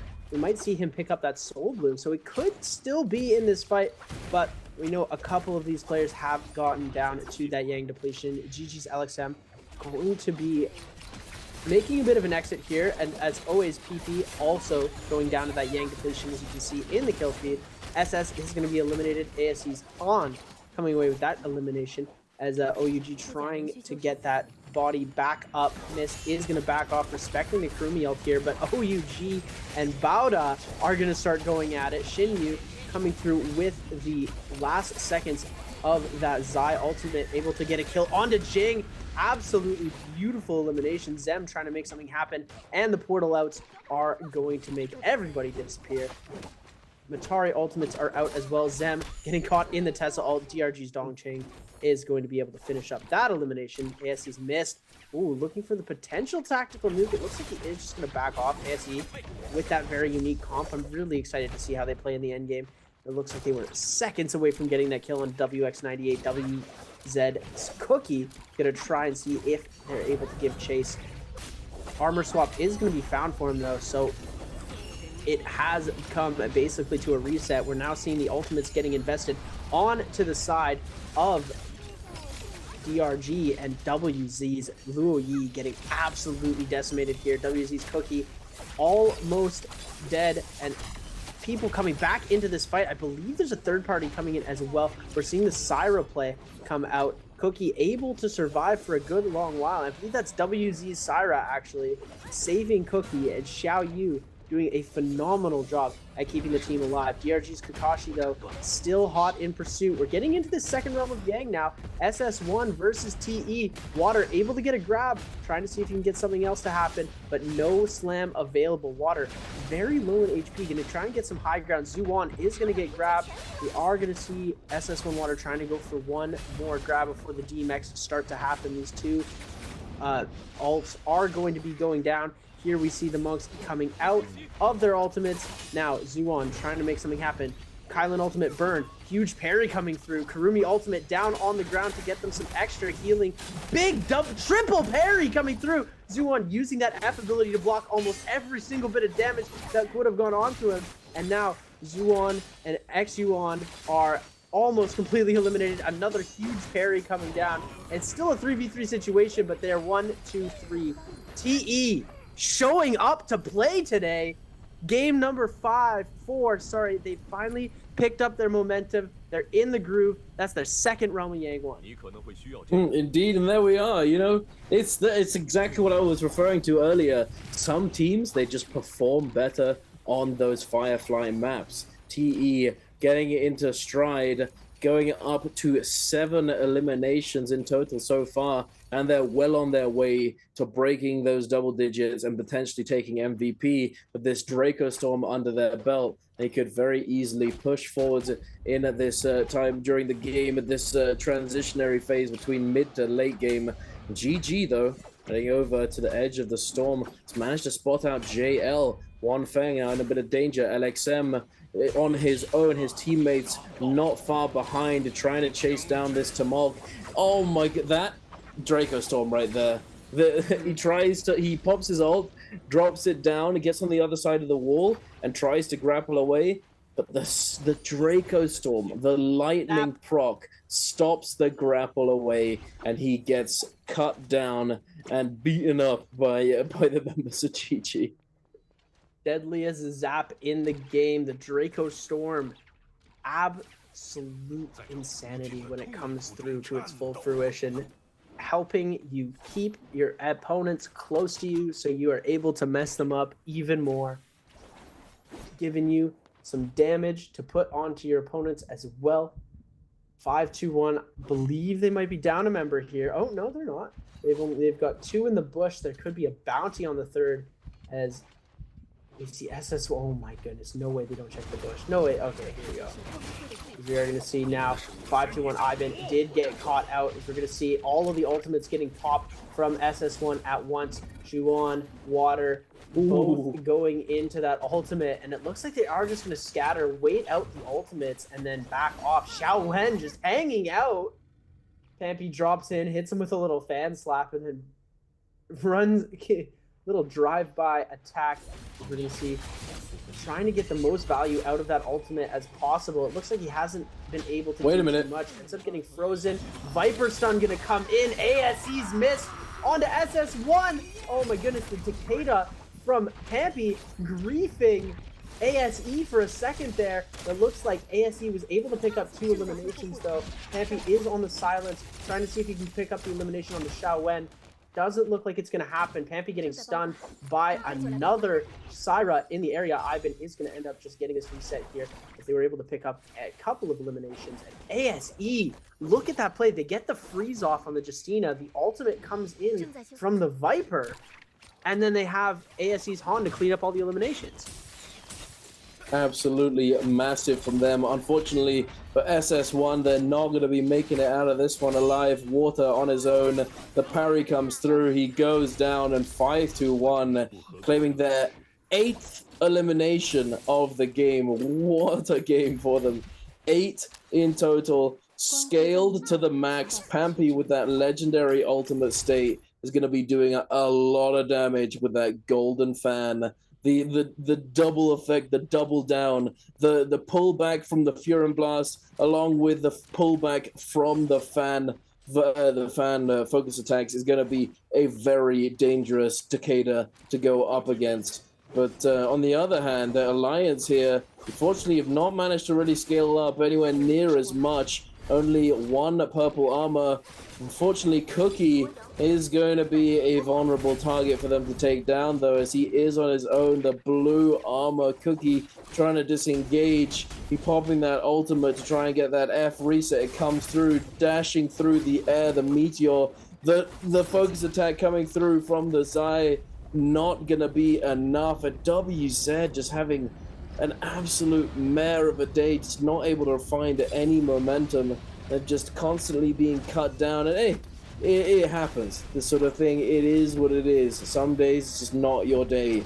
We are all human, but we'll have to see in future if they're able to resolve their internal issues and fully recover in the upcoming bi-weeklies and the upcoming series. But for the moment, it's not been going so well for them. TE, looking for the Spirit Well, going to be picking up that Mystic Might.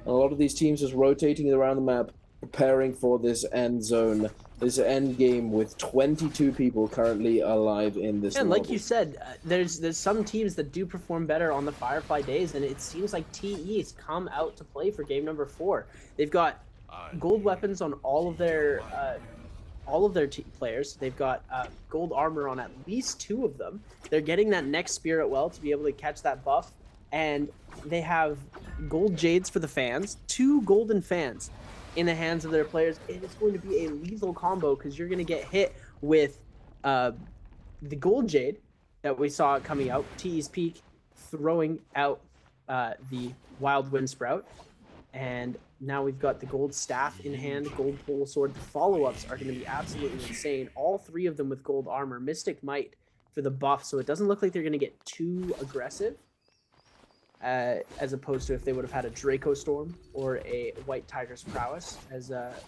5-1 right now, doing a very good job at keeping the scale up for them. We're going to see they are going to run into ASE. And ASE, I want to see ASE go to the end game here. It looks like Alliance trying to get the elimination onto OUG, and they are going to take them out as TE trying to steal the kill from under them, but Alliance able to secure that without too many resources lost. They're going to back off here, reset, regroup, and reassess the situation. TE is, look at how stacked they are. Oh my goodness. This is going to be a scary comp to come against, especially with gold Monk, gold Kylan, and you've got gold armor on their healer. It's going to be very difficult to try and take this team down. Oh, absolutely. With the Spirit Well coming up in the next minute or so, they're gonna have the first move advantage, considering that they do have that Mystic Might. They know where all of these players are in the vicinity. They can plan out their path, and at the same time, they're gonna have that little bit of damage reduction to be able to sort of run at these teams, along with those triple gold armors. Are going to be a force to be reckoned with going into these final moments of the game. We do now have that 80% Moonbane, as Raven likes to call it, dropping down onto the map, onto Holoroth. With the reason why it's called 80% is because it takes up 80% of the safe zone. It's just dropped down right bang in the middle, and it forces all of these teams to either scatter to the edges or risk standing within the Moonbane and risk getting taken down, as we saw earlier in game number 1. I think most of all in game number 1, with the sheer amount of Moonbane hits, Moonbane damage coming through, absolutely obliterating multiple teams. It's just devastating. But so the danger of Moonbane is always there. Well, it doesn't look as though any of these players are looking to really contest the big purple snake in the sky, and it looks as though TE, considering they do have they're probably the most scaled team in the lobby at the moment, they're going to be moving first and going for this Spirit Well. As I mentioned before, they're going to be trying to get their hands on yet another Mystic Might, and perhaps that's why they're not really being all that contested, as Mystic Might, it is a good buff to have, but it's not the best out of all of them. Oh, as I said, Dongqing coming through with a huge Tessa stun. This could be very detrimental to them. It looks like Xiaonan was the only one affected by it, though. All these players right regrouped. Not too much of a problem for them, because they're going to bring it back down, capture that Spirit Well. Perfect use of the Monk. Nobody contesting that. Everybody up on the top. If it's not Draco Storm, half of these teams still want it. It looks like TE's Youth, though, using that alt reset to try and gain some momentum. See if they can pull up onto 5-2-1. Looks like he is going to try and keep his distance, though. Doesn't have very much time left on that ult. So could just end up hanging back. And that's what he's going to do here. He's got the gold longsword and pole sword. These guys have so many gold weapons. They could, you know, if they donated it all, they could build a school or something like that. I don't know. But the amount of gold in their inventories right now is absolutely bonkers. And the GG sending some cannon shots down onto OA, ASE taking some shots as well. ASE, it looks like they're in a bad position right now. Oh my god, all of 5-2-1's enchanted. Nobody doing anything to capitalize onto that. 5-2-1 dodging a bullet there. Every single one of their members was enchanted by that Tessa, and none of their players died. Super lucky for that to happen there. I have a bad feeling about ASE right now. I don't know why. Well, I mean, considering that two of them have blue armor and only Mist has managed to get his hands on some purple armor, I share that concern, because it's not looking as though they're going to be all that healthy moving forward into this end game. You know, if you get, I mean, although it's not that big of a difference, you know, it still makes that bit of a difference, because if you get spotted out as having blue armor, you're immediately sort of recognized as a more vulnerable player. And speaking of vulnerable players, OA Tutik getting taken down by DRG here, and OA Meng getting taken down by GG. OA, unfortunately, just all of a sudden cut down, 2 players eliminated, and PP left on his own in the middle of it all, sitting in this purple bush, trying to stay as inconspicuous as possible on the Syra. He might be able to survive, only time will tell, as it is going to be getting pretty chaotic very, very soon. ASE was able to pick up a purple armor off of the body that they had just eliminated. They did the risky little armor swap and heal as Kakashi going to take a pot while waiting for his team to try and advance into this circle. 2 minutes left in the game. The circle is getting extremely small. Still lots of levels to be played. We've got about 3 or 4 separate levels where these players are. And then you can include the sky as well. ASC's Han, I feel like somebody's going to parry that when he goes up next time. I don't know. It's looking kind of risky. LXM trying to make something happen. ASC Xiaowen down at the bottom. They're holding a really good spot here. They're able to catch out a player here, drop him into the storm, and it looks like always PP forced to ult super early here. We can see something happen, but it looks like Xiaowen doesn't have ult yet, and neither does their Viper. Xiaowen getting knocked into the zone, forced to heal, gets that armor swap though. He does have that extra blue armor they had lying around, so not a problem for them. They're still at their full strength. GG up at the top. TE as well, still very, very strong looking. DRG holding that other side of the bottom corner. Alliance getting sent into the zone here, trying to bring it back in. You see, oh my goodness, huge parry coming out from Pampy here, but no punish damage, able to dodge out of that. Not exactly sure how that happened, but his team did a good job protecting him. TE still incredibly stacked, hasn't been able to capitalize on it, but a huge wild wind sprout able to knock some of these players off. TE Xiaonan is going to pop that ultimate. LXM trying to make something happen with the Monk ult too. ASC's Han getting grabbed. So many Tesla stuns coming out. All of these players trying to get these grabs. Wuchen ports coming through. ASC's missed with a huge ult, but it gets canceled by NY7. What a play by the Monk NY7 here. Everybody coming so close together. The Siren bouncing a double slam. Xiaonan getting a double kill, double slam. LXM getting a double kill, double slam. The Monks are going crazy. The Sirens are going crazy. 330's alive. Ivan's alive. Everybody is starting to collapse. CJS trying to see if he can get a Kylan dash. He gets a couple of eliminations. Alliance gets killed.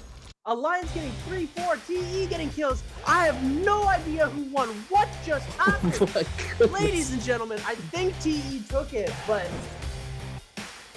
wow. There, you're absolutely right. TE does indeed take the MVP. I believe at the end though, ASE was the last man standing. I think they managed to get the placement points and multiplier, but unfortunately they just didn't have enough kills, didn't have enough eliminations to get themselves that MVP, and it's going to go over to TE. Massive from TE, and as we said, you know, they just weren't popping off early on. They weren't popping off in those first 3 games, and they had like what, 15 perhaps, maybe 13 points in the first 3 games, and this one they just come in massive game and they're gonna shoot up that scoreboard. As we said before, some teams just perform that little bit better on those Firefly maps. They have the plans, they have the strategy to truly take advantage of these Fireflies, and it shows. There we have it. Some teams prefer daytime, some teams, you know, they're night owls. They like the nighttime, they like those Fireflies, and it's good to see that TE isn't going to be going down quietly and coming out in game number 4 with a bang. I want to see the scoreboard though, because I have no clue what really happened in those final moments. We had so many people left alive. There were about 9 people still alive when the storm had fully closed in, and there was no safe zone left.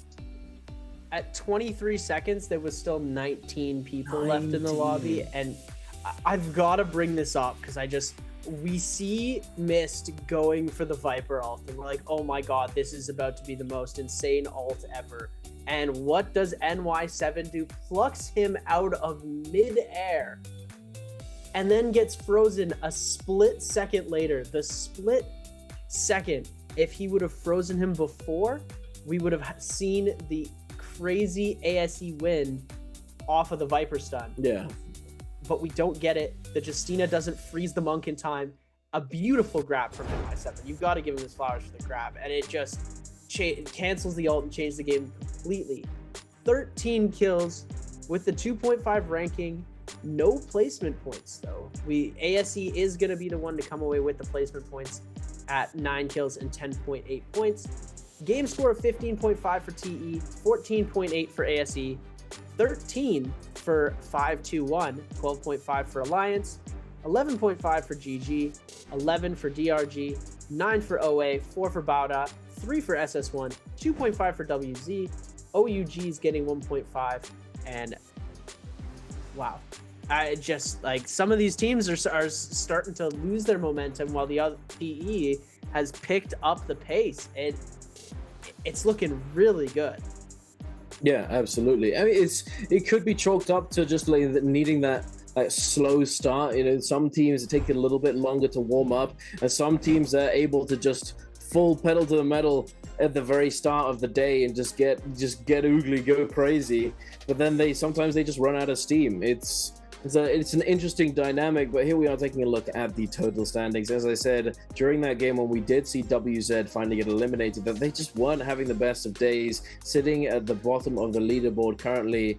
521, still in that top 12, 42.5 off of these 4 games. Alliance already doing better than they did on their first day with 24 over the 22.5. OA popping off with 52 in total, definitely on their way to qualification. Now sitting at the top, we have SS1 at 30.5 so far, Bauda with 30.4, ASE with 33.3, DRG with 36.5, and GG with 37. All very close score lines. Actually, all very, very close. There is not very much in it at the moment as to who's going to take the cake for the highest points on day number 2. But let's take a look quickly at the highlights off the back of game number 4, sponsored by China Unicom, with TE having been the MVP of this lobby. We get to take a look at TE's youth perspective within this realm of Yang.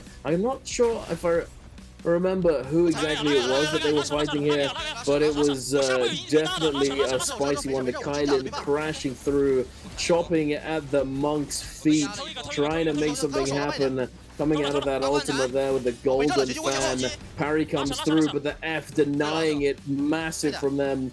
Able to deny this mistake, deny the advantage that had been created against them, and just cutting them down. The damage coming through, absolutely enormous. And the parry and then the Kylan F cover is one of my favorite things to watch. It's like the synergy and the teamwork that you use the Kylan F is so beautiful. Look at the POV from here. Like the way that we see it with all the name tags and everything, it's so crowded. You're actually able to get a decent view of how everyone is looking when you get to see the player POV in the highlights there. What a beautiful play from another Zhang Chili, Kylan, MVP, Youth, TE Youth, 13,658 damage. Let me guess, more than half going to his skills and ultimates at 7k, with 7 eliminations, 6,000 healing, 5 assists, Tempest Kick, Engraving, and Rampage as his attack jades. Rest of the stuff just blue soul jades, and wow, his name really fits him. What do you mean by that? I don't know. I'm always the one that looks really young when it comes to NARAKA. I'm obviously younger, but damn. Hey, he's zooming. He's got those young blood reflexes on that Kylan, just zooming through all of those players, crashing through the windshield with that Kylan ultimate. And hey, a well-deserved MVP, and lovely to see TE pick up the pace. As TE, you know, they've been a big name for a long time. The roster has changed every year, every other season, all that sort of stuff.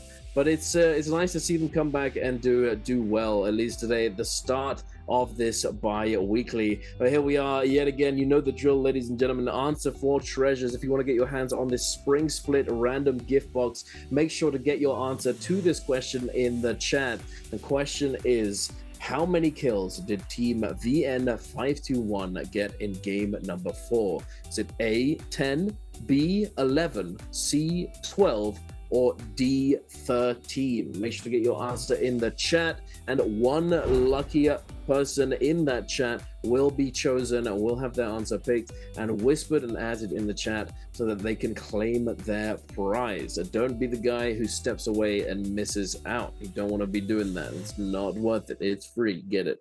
But we're going to be going into our game number 5 soon off the back of this explosive endgame in game number 4. Absolutely enormous. Are we going to see TE replicate it? Are we going to see the same number of Kylins? Who knows at this point? Syra still seems to be the priority pick in phase 1, and I'm not sure if that's going to really be changing anytime soon. Yeah, I mean, my prediction was going to be a lot more Zai. I feel like Zai is just getting countered hard by Syra and Kylin, whereas like before we saw Zai taking over fights, and when you're fighting against like a Temi and Takeda, Zai's still matching up pretty well against that, but fighting against these Kylin comps, Zai's having a little bit more trouble, I've been noticing. Yeah, I mean, Zai was always kind of hindered by Kylin's existence, but it was always something that could be managed, depending on whether or not the Matari on the Zai's team was able to peel effectively or do a sufficient amount of disruption with those dashes going through, and because that's one of the only things that you can really do against Kylin. Now, Kylin, while he's jumping around holding that attack, he's invulnerable to light attacks. He can be hit by blues, but as long as the Kylin spaces correctly, it becomes very difficult to ever even come close to staggering him out of his jump, out of his slashing combos. So Matari, it's usually up to her to be able to really do anything about him. But once she does, if they manage to keep him juggled, the Zai can obliterate Kylin. And considering the Zai does that fire damage with the ultimate, with the V2, it does prevent Kylin from being able to really do anything, as he consumes his own health as a resource to be able to continue dashing through people, continue sending them out. And if he doesn't have any health because of the fire damage, it does really hinder his ability to dominate the fight. So it's a dynamic, it's a certain like strategies to deal with these specific compositions. And if they're not executed well, then it's not going to go their way. Yeah, and exactly. Like you have to have the execution. You could be playing a terrible comp going into one of the best comps in the game, but a team with bad execution is not going to win that fight. True. It doesn't, like, at the end of the day, it is the players' skills that are making these comps work. It's not just the fact that, oh, this character goes with this hero. Like it's these players using their unique skills and like they're professionals in the game to create winning scenarios and tipping the scales in their favor by pairing heroes together that work well. Yeah, absolutely.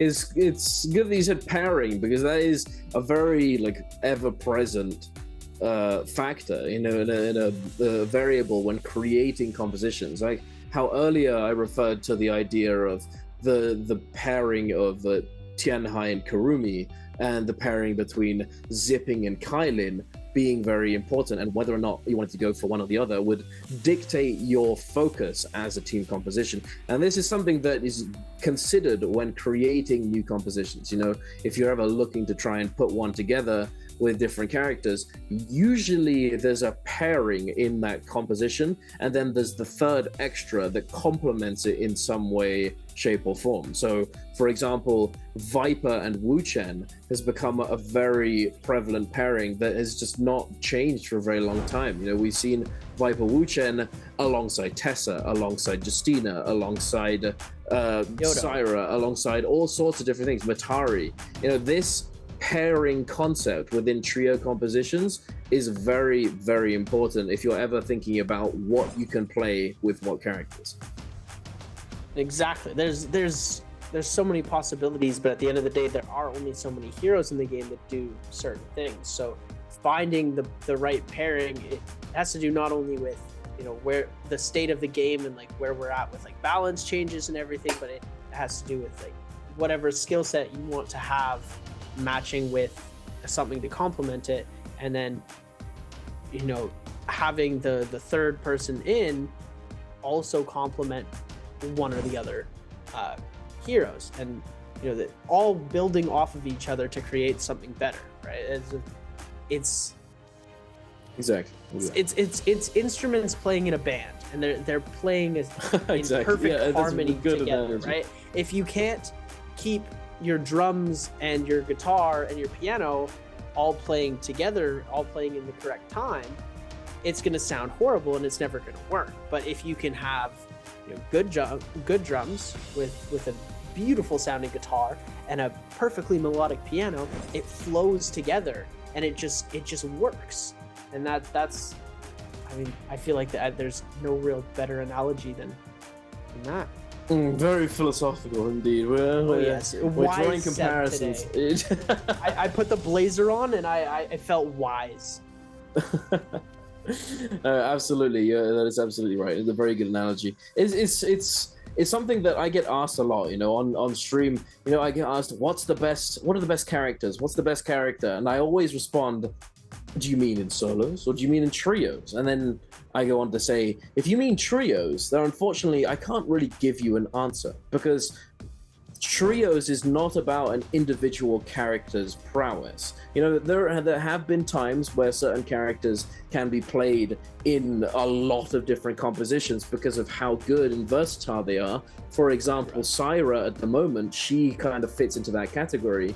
But more often than not, it's not about a singular hero, and it's more about the combination and the synergy and relationship between two or three characters that truly make a team composition work and do well in the competitive environment. So it's not just about the one hero, it's about how they work together as a team. And the same can be said as well for the actual players within a team. The synergy, the communication, the trust between them has to be on point for them to succeed. It doesn't matter if they've practiced the strategies countless times, if they've got the best composition, they got the best loot. If they're not in sync, if they're not on the same page, everything can go wrong very, very quickly. Yeah, and that's why we see these rosters getting shuffled around, is when a roster's not working too well with each other, they're like, okay, let's try and switch things up. Let's see how you play with this person. Let's see if you three split up and go to 3 different teams, and you go play with these 2 people, you go play with these 2 people. We'll see if it works better. And we're starting to see that certain players are playing way better together than they did playing with their original pairings, playing with their original trios. And just take 5-2-1 for example, right? Ivan, Pampy, and Yin, they're doing absolutely amazing. Ivan used to play on BBE. Pampy was 5-2-1 still, right? I believe. And they had a Kame as well. And now they've got Pampy, they've got Ivan, and the synergy's coming together. They're doing a very, very good job playing well together. The communication's been on point. Like you can see how well they're working together. And keep in mind, this is their first time playing on the competitive stage together in the NBPL for when there's actually something on the line. Obviously, they've had their scrims, they've done all of that, but now it's when it's time to step up. You're on the stage, you're at the show. It is make or break time, even though it's the first day or it's the second day and it's still kind of setting the tone. This is when all of that practice leads up to actually showing what you've done. And they've done a really good job with it so far. Taking a look at our first, second, and last round selections. For game number 5, we're going to see the hero selections, and it's going to be Alliance, GG, SS1, and OUG on the Syra comps. I bet DRG and ASE probably going to run some Syra as well. And then we're going to see the blind dates coming in closer to the end. Yeah, what do you think we're going to see? This is Fireflies. This is Predoria, right? And then we end on Morris? You throw me for a loop. I can't remember. We saw it just now. I was thinking about what compositions we might be seeing and whether or not it'd be quadruple Syra again. And it looks as though it will be, but I'm not exactly sure. The rotation is different from the solos one. I have to say I am more accustomed to the solos one as it has remained the same for a very long time now. But the trios one has been different. I'm not too sure, but we'll be finding out very, very soon. But in this second phase, look at what we have here, Seb. More Syra, but Syra with Justina and Tianhai. Have we seen this yet? I'm not sure if we have. We've seen Sleepy T on the Monk. Yeah, yeah. He's been lethal with it, so they're trying to push him back onto the Monk. The best games that they've had, he's been playing Tianhai. So they're going to want to push that. They want the Syra, and I don't think they have enough points to play Kylan. So they're going for the Justina switch. So it could be cool. We could see it working. 521 also going to opt for the Syra pick. There's lots of people down to 0 hero points. WZ, JL, they've got 9, so they can burn all of them in the next round. They're giving themselves kind of a free pickings for this last game. If you save all your points to the end, start playing really unique stuff the entire way through. I wonder if you could speak on that a little bit. I don't understand necessarily the strategy behind saving or using up your hero points. What are they basing it off of? Well, it depends on quite a few different things, like utilizing or using certain compositions and certain strategies for specific maps is usually one of the biggest conditions.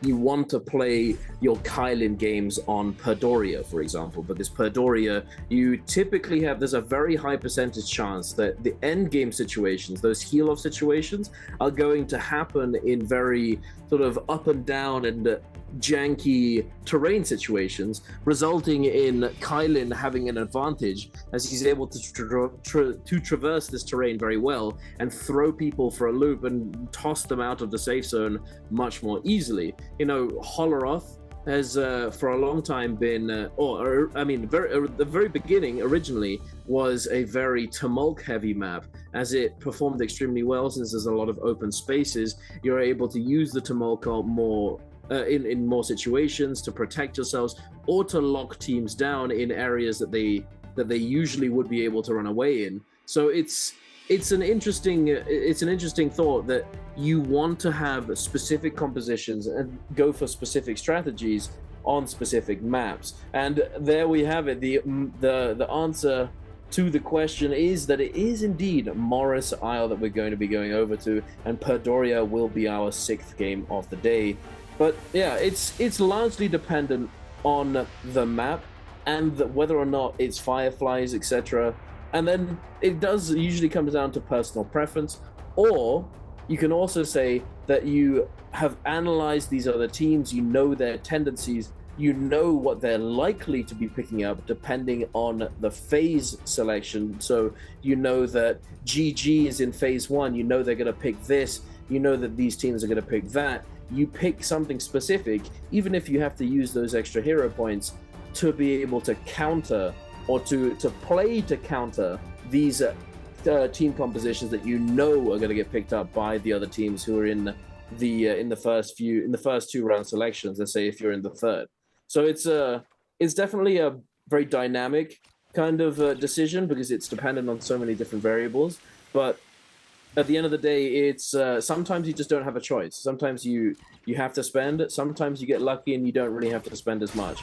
But speaking of luck, LXM not in the luckiest position here. Caught out in the open, up against the Justina ult and getting bonked to the ground.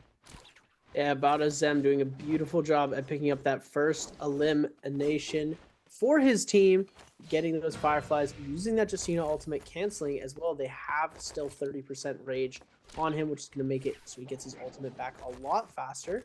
As we're taking a look at OA's 2-tick ultimate available, but they're going to want to scale a little bit more before popping it. You do gain an extra Fury Slash for the stages when you go up. Revenge almost getting caught there, missing all the dashes, but the kill is still going to connect Ivan with the pole sword putting in some huge damage numbers. NY7 is going to be the next target. They've got one dash left to make this happen. It looks like they are going to end up backing off though, jumping to the other side. JL's XX Luo going to be popping that ultimate as well. Everybody ulting onto the bridge. Parry's coming out of nowhere. XX Luo's frozen. Pampy's trying to make a play onto the Kylan. Kylan into the immortality. Yin getting sharked on. JL's 1 HP in a dream. Karumi ult coming back to help. I've been trying to secure the elimination. One Fang trying to hold almost with that ultimate in time, but one XX10 very close to death, getting a little bit of heals from their ultimate. Cuckoo 2 trying to make something happen as well, knocking everybody into the air. Revenge picking up the kill into XX10. One Fang trying to get the grab from the Monk ult here, is unable to grab Revenge, getting extremely low. The D-Monk's going to come, has a little bit of armor, but the Dazzle stun is going to come through, and they're picking themselves up another elimination. That's 2 kills on the board for Alliance, as 5-1 back up into the no ult zone, not wanting to contest this. Indeed, you used your ults, you're going to go to safety, and perhaps they'll path over towards the towards Wreckage Plains or Shipwreck Expanse. I'm an OG. It used to be called something else at the very beginning. I still can't get it out of my head. But there we have it. They might be heading on over there to try and pick up some more Fireflies and keep the ball rolling. But who knows at this point? They might simply be going to try and just loot up a little bit more, as they were lacking a blue armor on one of their players. Cuckoo 2 now in a very difficult situation in a 1 versus 2. Does manage to send out that, use that Biting Fury to send out the empowered vertical focus attack, but it's not going to be enough at all. Alliance picking up yet another kill, going up to 3. Speaking of kills, we have Bowder on 1. Alliance on 3, of course. SS1 on 3. VN521 on 1. OUG on 2. 521 actually in a they're in a decent spot. They haven't used their rebirth. They haven't died yet, but they've only managed to find 1 kill. And as I said, I think they are doing exactly what I was talking about before. They're heading on over to try and pick up these Fireflies. And as some of you may know, I am the Firefly. The connoisseur. I would do exactly the same. The great minds. Hey, Fireflies, if any of you don't know where these things are, there are actually resources out there that will allow you to find yourself a map with all of the Fireflies pinned.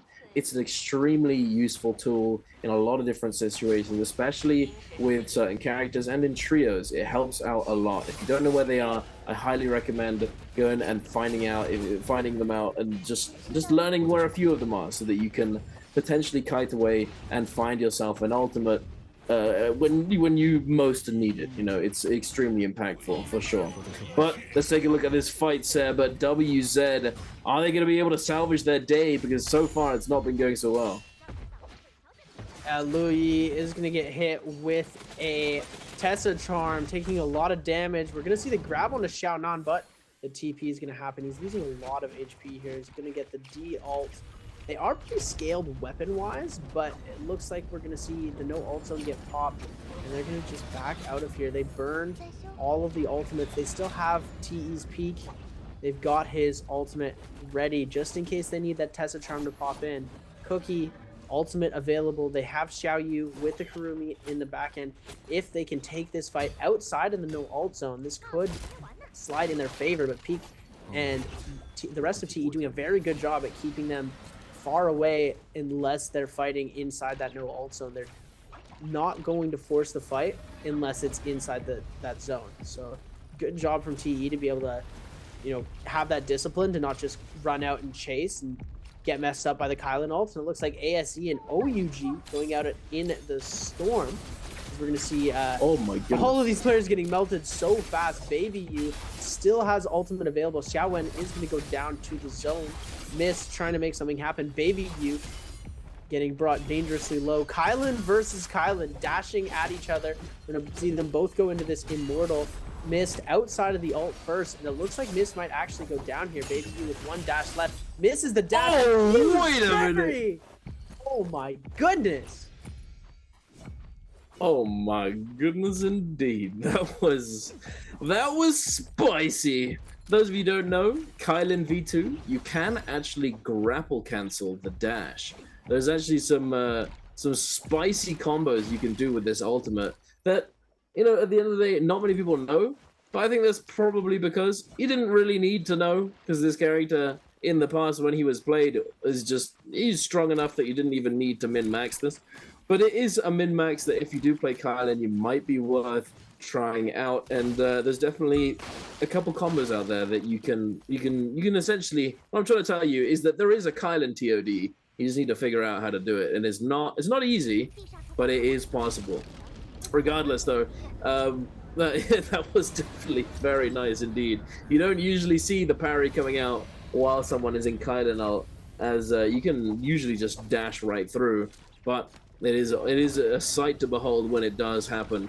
Also, for those of you who are wondering what those yellow ears are on Cookie's head, this is a mainland China exclusive crossover from Meituan, a delivery app that was gave this little cosmetic with these yellow bunny ears. For any of you at home wondering what on earth is on his head, I just thought I'd let you know. Instead, it thought it was some kind of visual bug, but. Honestly, hey, shout out to all the Meituan drivers out there. True, Meituan, legendary. Oh yes. SS1 going to be on the offensive here. They're trying to take out the last couple of members of OA, and PP is going to go down. 12th team, first team completely eliminated from the game. OA not having a great game at number 5. They've still got one game left to make back up for the performance that they've had in this game. And SS1 not very scaled. They're still looking for armor for X1, and it looks like everybody else going to be going for these Realm Yangs and the Spirit Wells. We're going to take things off. Everybody going through. GG actually ends up making it in here. GG versus DRG. This is going to be a fun one to watch. We've got the Zai comp mirrored. Zai, Matari, and Syra mirror comps. DRG and GG. These are two teams that haven't really changed too much ever since they've joined the league. WX98 used to be a J team, but that's about it here. As we're going to see Dongqing trying to make a play onto CJS. CJS jumping through for his second Meteor, able to bring that through. He has one Meteor left, ready to send it. Tries to get the pick onto WX98. Isn't going to happen here. CJS almost back to full HP, as well as WX98 gets the uppercut, brings it around, finishes the elimination there. The stun's going to happen. Dongqing getting extremely low. Meteor going to come out from him as they're going to try and go for the target. Burn damage coming through onto CJS. Dongqing able to get tracked in the air, gets eliminated. 3v1. Kakaishi goes down to the engraving as we're going to flip over to Sleepy T. Sleepy T trying to make something happen with the Monk ult, but it looks like this was not his game. We saw him go crazy in the past, but it looks like the Takeda NY7 doing absolute wonders to stop him here. It looks like he's going to go very, very low. They're trying to get him out so bad right now. NY7 able to get a huge uppercut into the one, able to take him away. 3v2 scenario. Scale rush into the uppercut. F1 invested from both Syras at once. We're going to see Revenge trying to make a play. Zem's going to go down. Revenge taking out Jing. Without a second thought, Bauda goes down, and Alliance starting to pick up the pace here. That's what I like to see. Yeah, absolutely. Alliance, before J-Cup, you know, in the previous years, Alliance was one of those teams that just could never really find their footing. They weren't sure of themselves. They were almost there so many times, but they would fall short on a very regular basis. But now Alliance, for a while now, has stepped up. They've been performing much better, and it's always great to see the development over time, the evolution of teams, just like progressively improving and learning and being able to keep up with these veteran teams, these OGs, and you know, actually contest them. It's definitely really great to see. And speaking of, another perfect example of that is 5T1, the SEA regions. You know, I mean, there is no better way of saying it. They used to get dominated. They just couldn't really find their footing. They weren't up to par with the remaining NBPL teams. But now it's a completely different story. They've spent a considerable amount of time training, learning, and improving, and now they are a force to be reckoned with. They're not gonna fall over without a fight. They are going to fight to the last and do a lot with it and do very, very well, as we've seen time and time again now. But now we're taking a look at the big slam. ASE Han with the double grab. Unfortunately, no kill was gotten from this, no elimination, but quite a lot of damage. They are in a very bad spot though. Triple white armor, Seb. That's not what you want to see at this point in the game. No, you're late enough into the game where you at least need some blue armors on you. Triple gray weapons. It looks like they just respawned into a whole firefight. And Dongqing Kakashi actually picking up the elimination as the DRG comes in on the third party. Now they're going to try and take out GG here. 330 taking a lot of damage. Looks like he is going to go out, but Bauda Zem picking up the elimination. CJS is going to get eliminated by Dongqing. Bauda coming in for the fourth party was able to pick up a couple of eliminations. Looks like Zem just jumped in there solo, got the kill, and was able to get out. Rest of his team joining up with him now as Sleepy T and company are coming through. They're able to get the double charge onto Kakashi, but the F invested is not going to allow them to secure the rest of this elimination. No ultimate left for Zem. They're going to see the ballista coming into play now. This is a dangerous zone. Sleepy T going to pop that ultimate as fast as possible, wanting to avoid dying from the ballista. You're going to see him get to the bottom of this ballista tower, out of range of the shots from the top, trying to see if he can get something going on with the grab.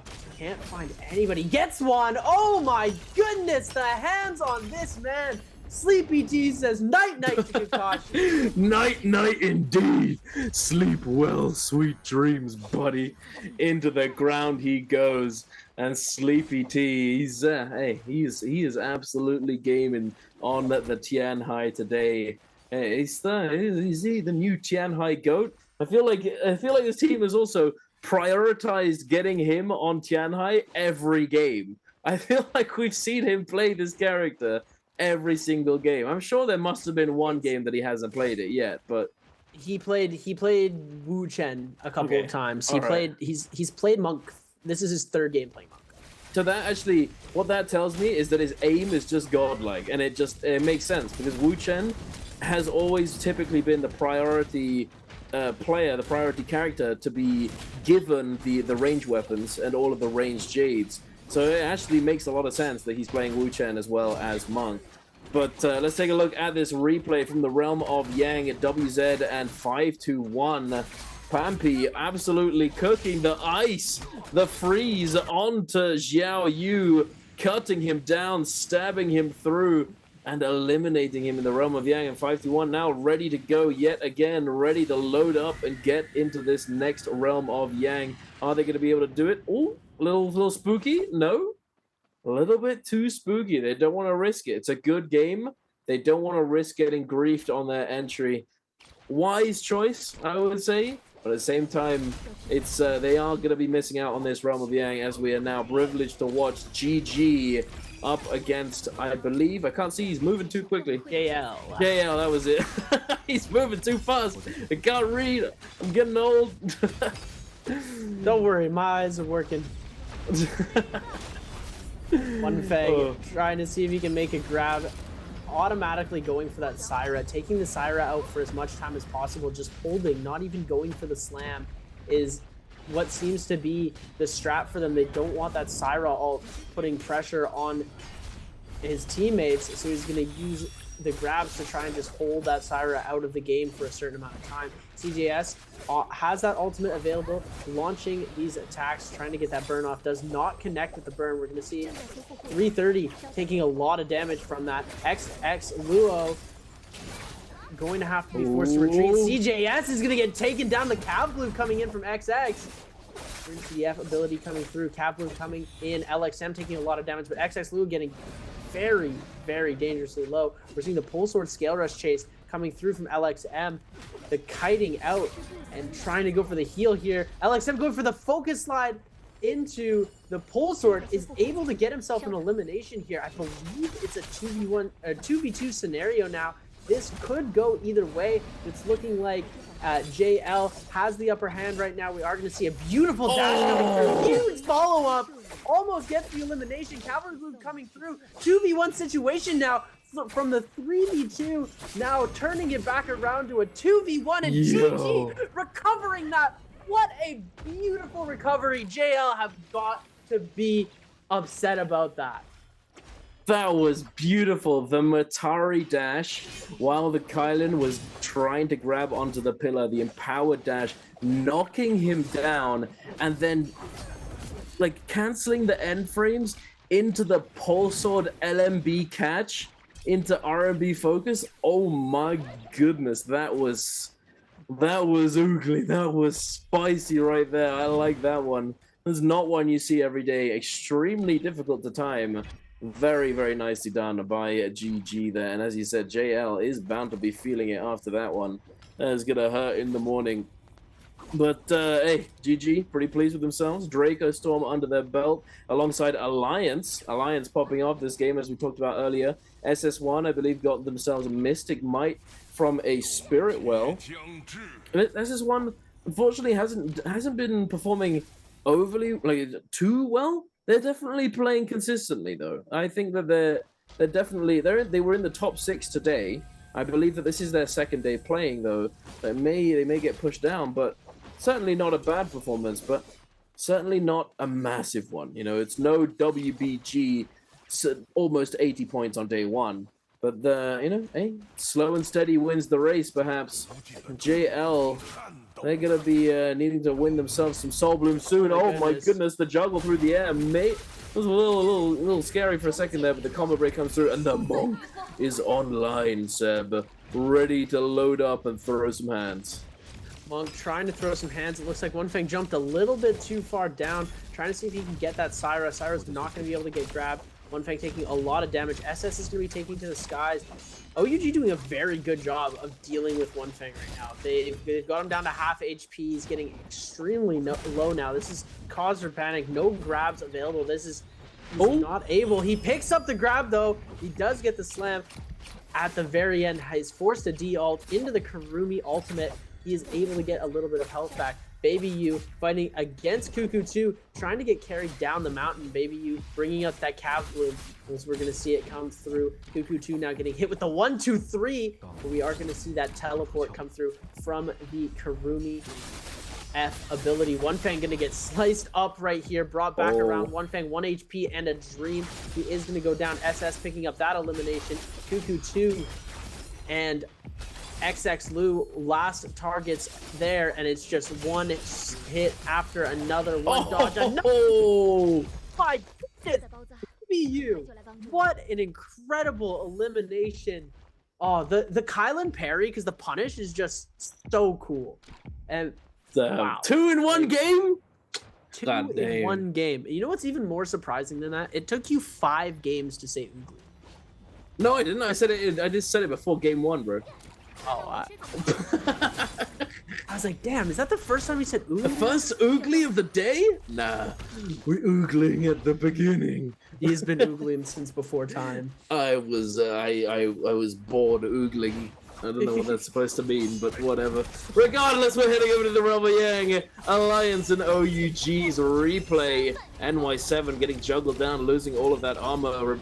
Holding off on pulling the trigger on the ultimate, and I believe that this is seemingly the popular line here, right? The Syras go first, and then once the Syra's ultimate is about to run out, once you've got about 5 seconds left on it, then the Takeda starts to look to pop that ultimate and pull the trigger and try and take advantage of any of the weaker targets, the sort of the lower HP enemy players that have had their HP taken down by said Syra ultimate. NY7 trying to chase them down, having used all of those Furin blasts with that purple state ultimate, but hey, it was just slow and steady. Fundamentals taking them down, nothing too crazy, but still a very good performance coming out from Alliance. NY7 with that golden ultimate now fully scaled to the max. Very willing and very happy to contest themselves this Spirit Well, as it does indeed have Draco Storm attached to it.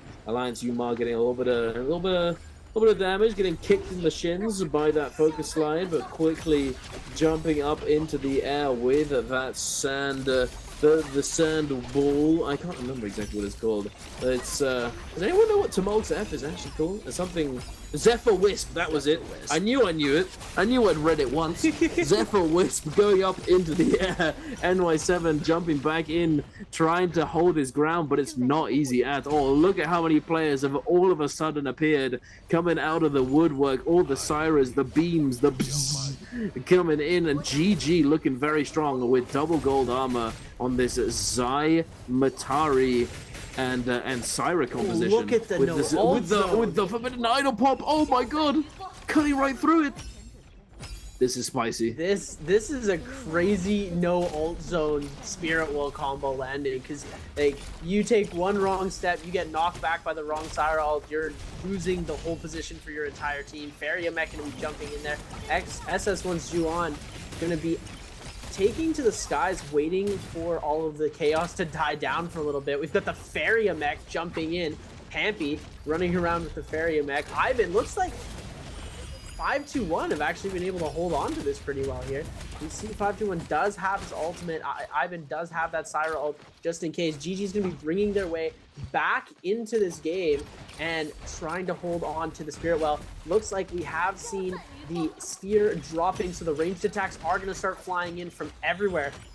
Nobody's going to get this Spirit Well. Revenge making sure that GG is not going to be able to capture here, as 521 is going to end up just backing off. GG CJS scaling to the other side, needs to get a reset off before anything big can happen next. And SS1 actually able to pull it off. They do have the Draco Storm now. Didn't even notice that they captured, and they're aggressing so hard onto OUG now. Shinyu taking so much damage. We're going to see the ultimate come out from Juan. And there we go, one elimination more for the pile. 11 kills for SS1 and company so far. Indeed, Juan jumping in, trying to get as much value as possible with this ultimate. The second ultimate down, having had it refreshed from the Spirit Well. Juan, he's just a lawnmower right now. Look at that rage regen as well. His ult is about to end, and he's got 60% ready to go, and he's going to be quickly charging up his third. Oh no! Wait a minute! Oh no! Oh my goodness! Green is bad. No, what are you happening? No way! No way! Too greedy. Oh my god! Greed is bad. Oh no! SS1 with the Draco Storm, the fumble. They had it, and two of them go down to the Moonbane. Is this gonna be salvageable? There is no shot, right? That is a lot of purple on the screen right now. Juan, maybe? Are they gonna let him res? Surely not, right? He's gonna get triple striked again. Oh my god, that is rough. That is rough indeed. SS1, their dream quickly turns to a nightmare, and they get cut down by the purple snake. Oh no. It really is a Bane's Breath MVP day today. It kind of is, isn't it? Yeah. We get the JL team wipe, we get the SS1 basically team wipe, and now we're going to be seeing Alliance trying to go for the CJS dangerously low here. 330 trying to do a good job of healing for him, able to get a little bit of heals under his belt. We do have that ultimate active. Oh, I see it. I see it. TE's going to go for the tactical nuke. I'm so ready for this, ladies and gentlemen. It's been a while since we've had one of these. NY7 going to be popping that ultimate here. Seeing the Takeda come out. Yuma trying to dodge CJS and the Zai ultimate that's ensuing that. NY7 doing a great job of peeling, getting all of these other players off his back. They do have that Merciless Havoc that's doing them such a huge favor right now, being able to control so much of the zone. We're going to see the Temi ultimate come up now. Tessa Charm going to come through, though. We're going to see the Viper drop. Viper is going to be coming through any second now. Where is TE? They need to drop down. I think they're waiting for the Temi to come down. There's one member of TE. Temi wall is down. Viper is going to start dropping. 11 players left, 3 minutes and 45 seconds remaining. We're going to see it in just a second. We know he's up there. Oh, Production, let's Do go. it. Jump. Do it. Jump. Just do it. Oh, Do my it, goodness, this is gonna be Jordan. He's insane. waiting. The trigger discipline. They're waiting Oh, to my the last goodness. moment. The spirit More wells. patient than me. Oh, spirit well. You gotta do it now. You gotta send it. There it is. The drop Oh my god. down. Oh my god. Wait. Oh, only one. One. Oh my goodness. They butchered it. They butchered it. Not like this. He pressed ult and then jumped off right away, and now Youth is going to be paying for that. They are going to be able to get that TP out, and they almost had it. The Spirit Well just got captured. Xiaonan so close to greatness. The observers knew what we wanted to see. We see him at the top. His Viper ult's ready. Youth ends up going down. Alliance picking up their 14th elimination in game number 5. They're doing a phenomenal job right now. GG has three members left. DRG with 1, SS1 with 1 member left. TE has 2 members left, and they just sold the victory of a lifetime. I'm so disappointed. Unfortunate, to say the least. But hey, Alliance, they are very happy with themselves coming away with that Draco. Double gold armor. Look at you, Ma. He's got a fat stack in his wallet. Shame he can't spend it. 100,000 Darktide coins. He's a little saver, that one. NY7 popping that ultimate, pulling the trigger, gonna send out these golden fan RMBs. Unfortunately, it is broken. It's out of durability. It still does damage, but it's just not gonna be as much as it could be. CJS getting juggled around, trying his best to stay away from this Takeda, but you're not going anywhere, Sonny Jim. We got Alliance Revenge with the beam, sending it out. The pulse, it is just too much to handle. SS1 Water still kicking. The Syra ultimate is ready to go. Might be able to clutch up some placement points here. But we'll have to wait and see. This is looking pretty dire for everyone except for Alliance. You can see how the Draco Storm is affecting everyone. As Kakashi's falling down to the ground, we see him get hit by a couple of Draco Storm lightning strikes, losing a lot of his shield, and it causes him to go out and get eliminated. 330 is going to be the next in line for this to happen. Revenge heading to the top, trying to go for a Dragon's Rush into Nejasmite there. We're not going to be able to see that connect through, though an aerial Nejasmite would have been absolutely insane. Yuma picking up the elimination. 5 players left remain. SS1 with 1 player remaining, and TE with 1 player remaining. We do have that Viper ultimate available. I want to see if he's able to get his redemption, but it looks like he might not have it. We're going to see F3 get released. Viper ultimate is going to be coming out now. This could be crazy here. Is going to be able to get all 3, but the Temi Wisp is going to come in and save. Beautiful peel. Textbook peel. Oh! Huge parry coming in though. Furen knocking by. Oh my goodness. Water, where are you? Help him out, bro. No way. No way. Watch Water outlive. Oh, Revenge has Syral. That's the only problem I see here. Water needs to pop Syral. Oh, Revenge is getting down to 1 HP. We're going to see the Syral ult get popped. Water backing up as far as possible, trying to take out everybody as fast as possible. And he gets the draw. Honestly, good for him. Yeah, absolutely. That is quite sad for Alliance, I have to say. Feel like perhaps it would have been the better option to try and focus down the Syra going into those final moments, as it was gonna end up matching their Syra's ultimate. And hey, they had 20 kills. 20 kills. And they don't get the multiplier. The multiplier would have been massive for them. Yeah. But unfortunately, it was not to be. They don't get the multiplier. But hey, it's good for SS1.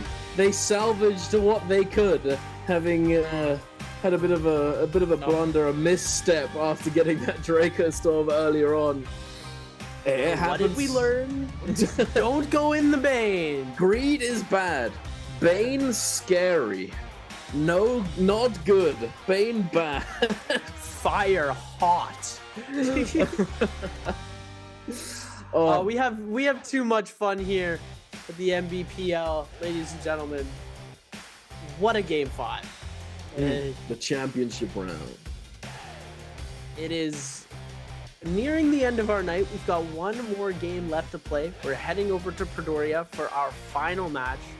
We almost saw the Viper ults of the century, and they keep getting denied by Alliance players.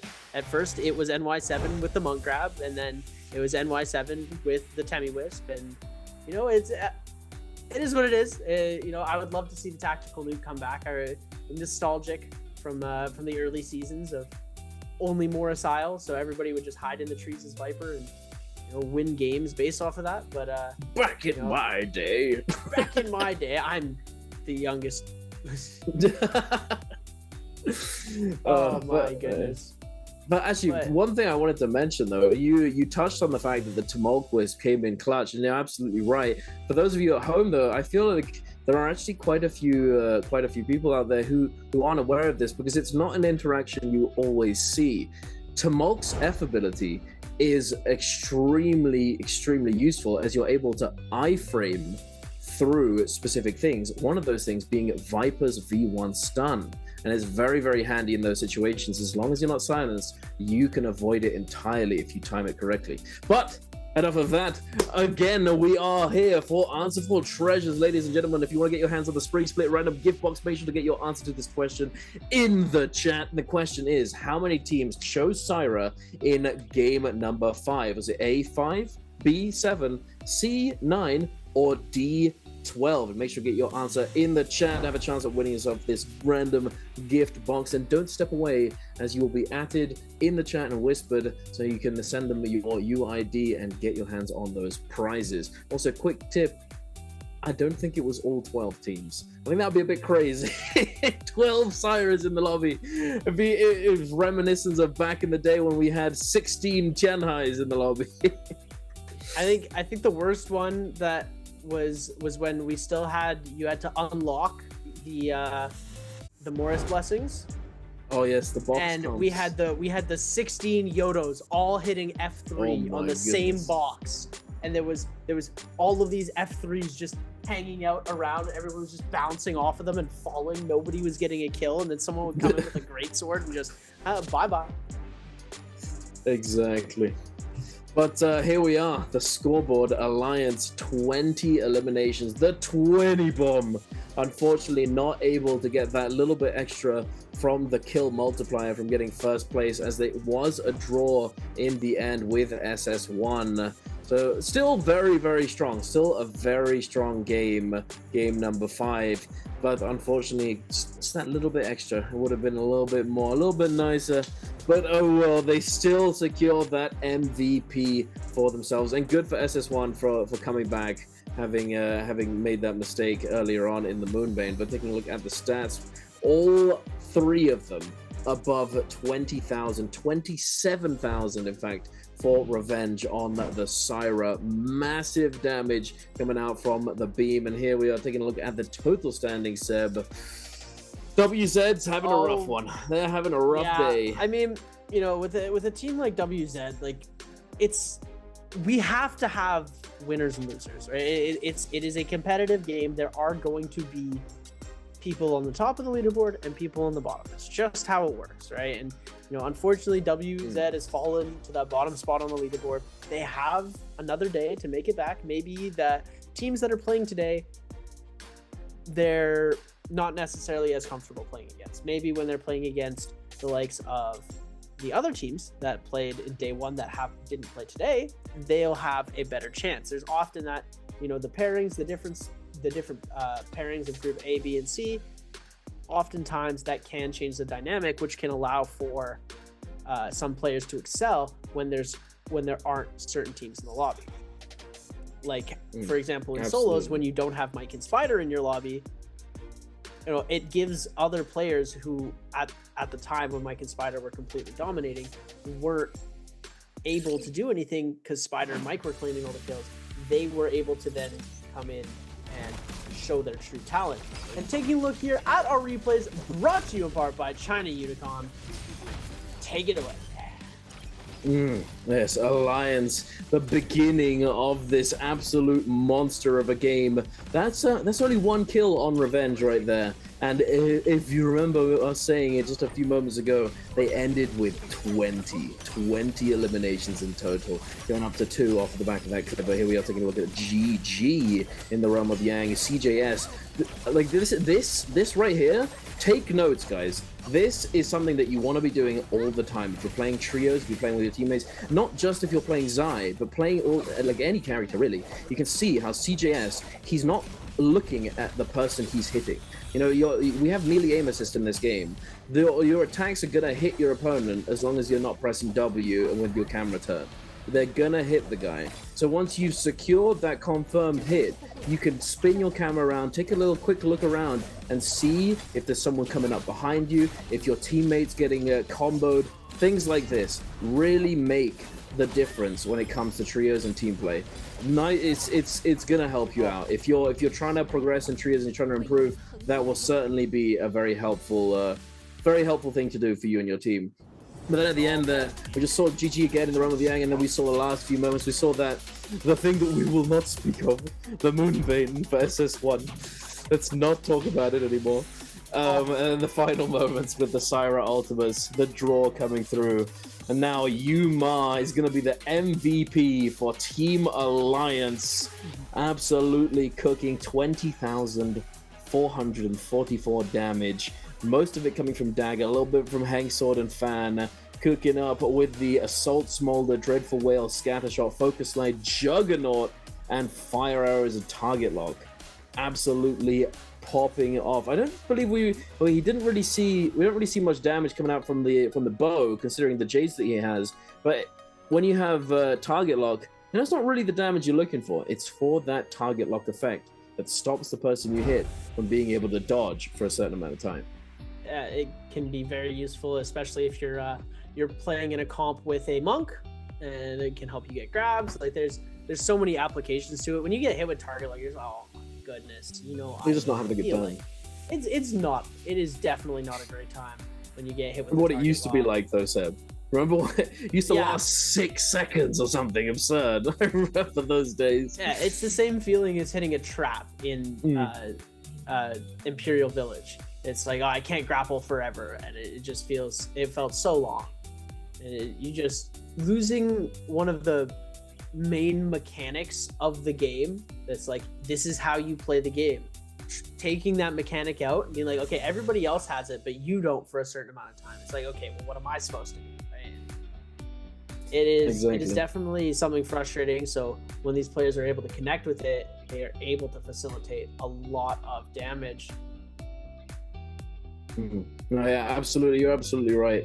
But for the moment, that's after our game 5. We're going to be going into our game 6. But for the moment, we're going to be going to a short break. Don't go anywhere. We'll be back very soon. I'll see you then.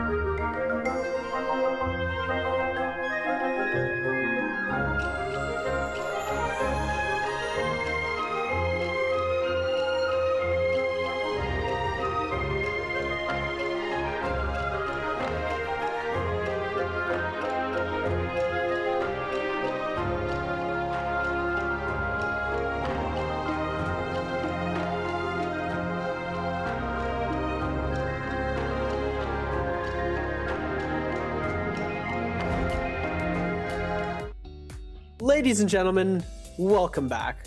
This is the NARAKA BLADEPOINT Pro League Trios Day 2, Groups B and C. I'm your host and caster, Seb, and I'm joined alongside Dunkin' Donuts, the man, the myth, the legend himself. As we are nearing our final game, we have concluded one thing. Bane bad. Bane bad, Syra good. Bane bad, Syra good. This has been the theme of the day. Our Syras are winning, and Moonbane has been team wiping people whenever it feels like it. You step 1 foot inside that Bane with your whole team, you guys will be eliminated within 5 minutes. Within like 30 seconds, not even 5 minutes. Yeah, it is. Yeah, 5 seconds. You know, just like obliteration within a frame. You know, literally. Yeah, it was the triple hits, right? Consecutive. That just they got the members of SS1. They got the whole JL team. They really like buffed Banes in Immortal War this patch, and they just didn't tell us. No, I mean they didn't touch it. It's just the RNG gods have frowned upon these players, I suppose, and smiled on others. You know, actually, now that you mentioned it, it reminds me of something that a friend of mine told me a while ago. It'd be interesting to see a change to Moonbane, where if you get hit by one of the Moonbane hits, you're then immune to the damage and stagger of getting hit by another one for about 2 seconds, so that you never get full juggled 100-0, or something like that. You get hit by one, you got 2 seconds, maybe 1 second. But that's no fun. Well, that's what you mean it's no fun, bro. You think SS1 had fun last game, bro? Hell nah. No, but we did. No, I for competitive integrity, I do respect the invulnerability for a second. Yeah, I mean it would be an interesting change. I wonder if it's ever been considered. Logistics of that, I don't know how that would work logistic wise, but it would be like a cool, I guess every effect, like immune to grab, right? You have the immune to grab for half a second, immune to Valda's ult after you hit them with one spear. You get that for a couple of seconds every single time for a split second. So I guess you could do something like that. Oh yeah, it's definitely within their capability to make that happen. Absolutely. I wonder if it would just be too much of a nerf to Moonbane itself. I mean, it's like, I understand both sides of it, but it's, as you said, competitive integrity. If you get unlucky, it's a real feels bad. Like that. The SS1 was in a really, really good position. Yeah, I agree. I said at the time that it was greedy for them to get so aggressive and go into that Moonbane. At the same time, they were full gold armor, full HP, and that guy disappeared. He just blinked out of existence. It's a bit rough when that happens. So I don't know. Maybe if you get hit by 2 in a row, you get an immunity for a little bit, because 2 is still a lot of damage. 2, if you've got blue armor or white armor, you are screwed. You are dead. But if you've got gold armor, maybe you live. So maybe that could be the adjustment. Maybe perhaps. Or something like it couldn't fully kill you. You'd go down to 1 HP or maybe something like that. I feel like there's one dev sitting in the back. Just let them all burn. Yeah, he's just like sitting there in a dark room, cackling to himself.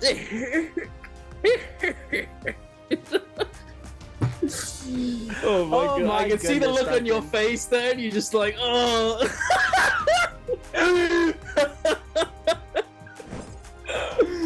Oh, moving on, and let's get into game number 6, ladies and gentlemen.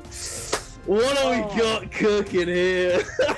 We have fun here. We do. Nbpl, I hope you guys at home are having fun too, because I think, and the thing is, the players are having fun as well. Perhaps not SS1 off the back of that game, but at the end of the day, you know, we saw those players, Alliance, along with other teams, walking off the stage, sort of in unison, like talking to each other, chatting, you know, with smiles on their faces. You know, they're having a good time, and that's always it's a good testament to the competitive respect and, you know, like friendliness between all of these players, which I think is a very nice, it's very good to see. You know, some esports people are just at each other's throats, which is good content at times, but at the same time, the level of respect is also nice to have.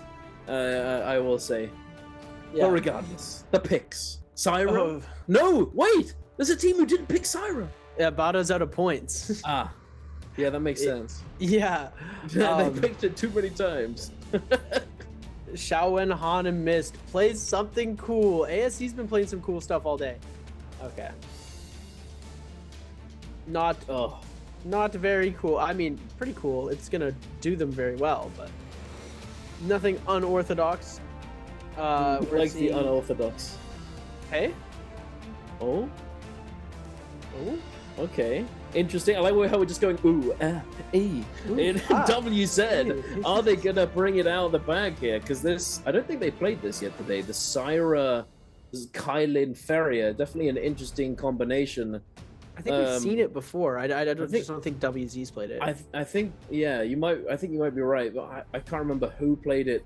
But regardless, might be the game they need. Maybe they pick it up. Maybe they double their points. Who knows? We saw it on the Spirit Well with the no ult zone. Halfway through, there was the Feria that was there. I can't remember which team it was. It could have been SS1 very well. When they... Not in game number 5. They weren't playing that in game 5. Yeah. NY7 Monk.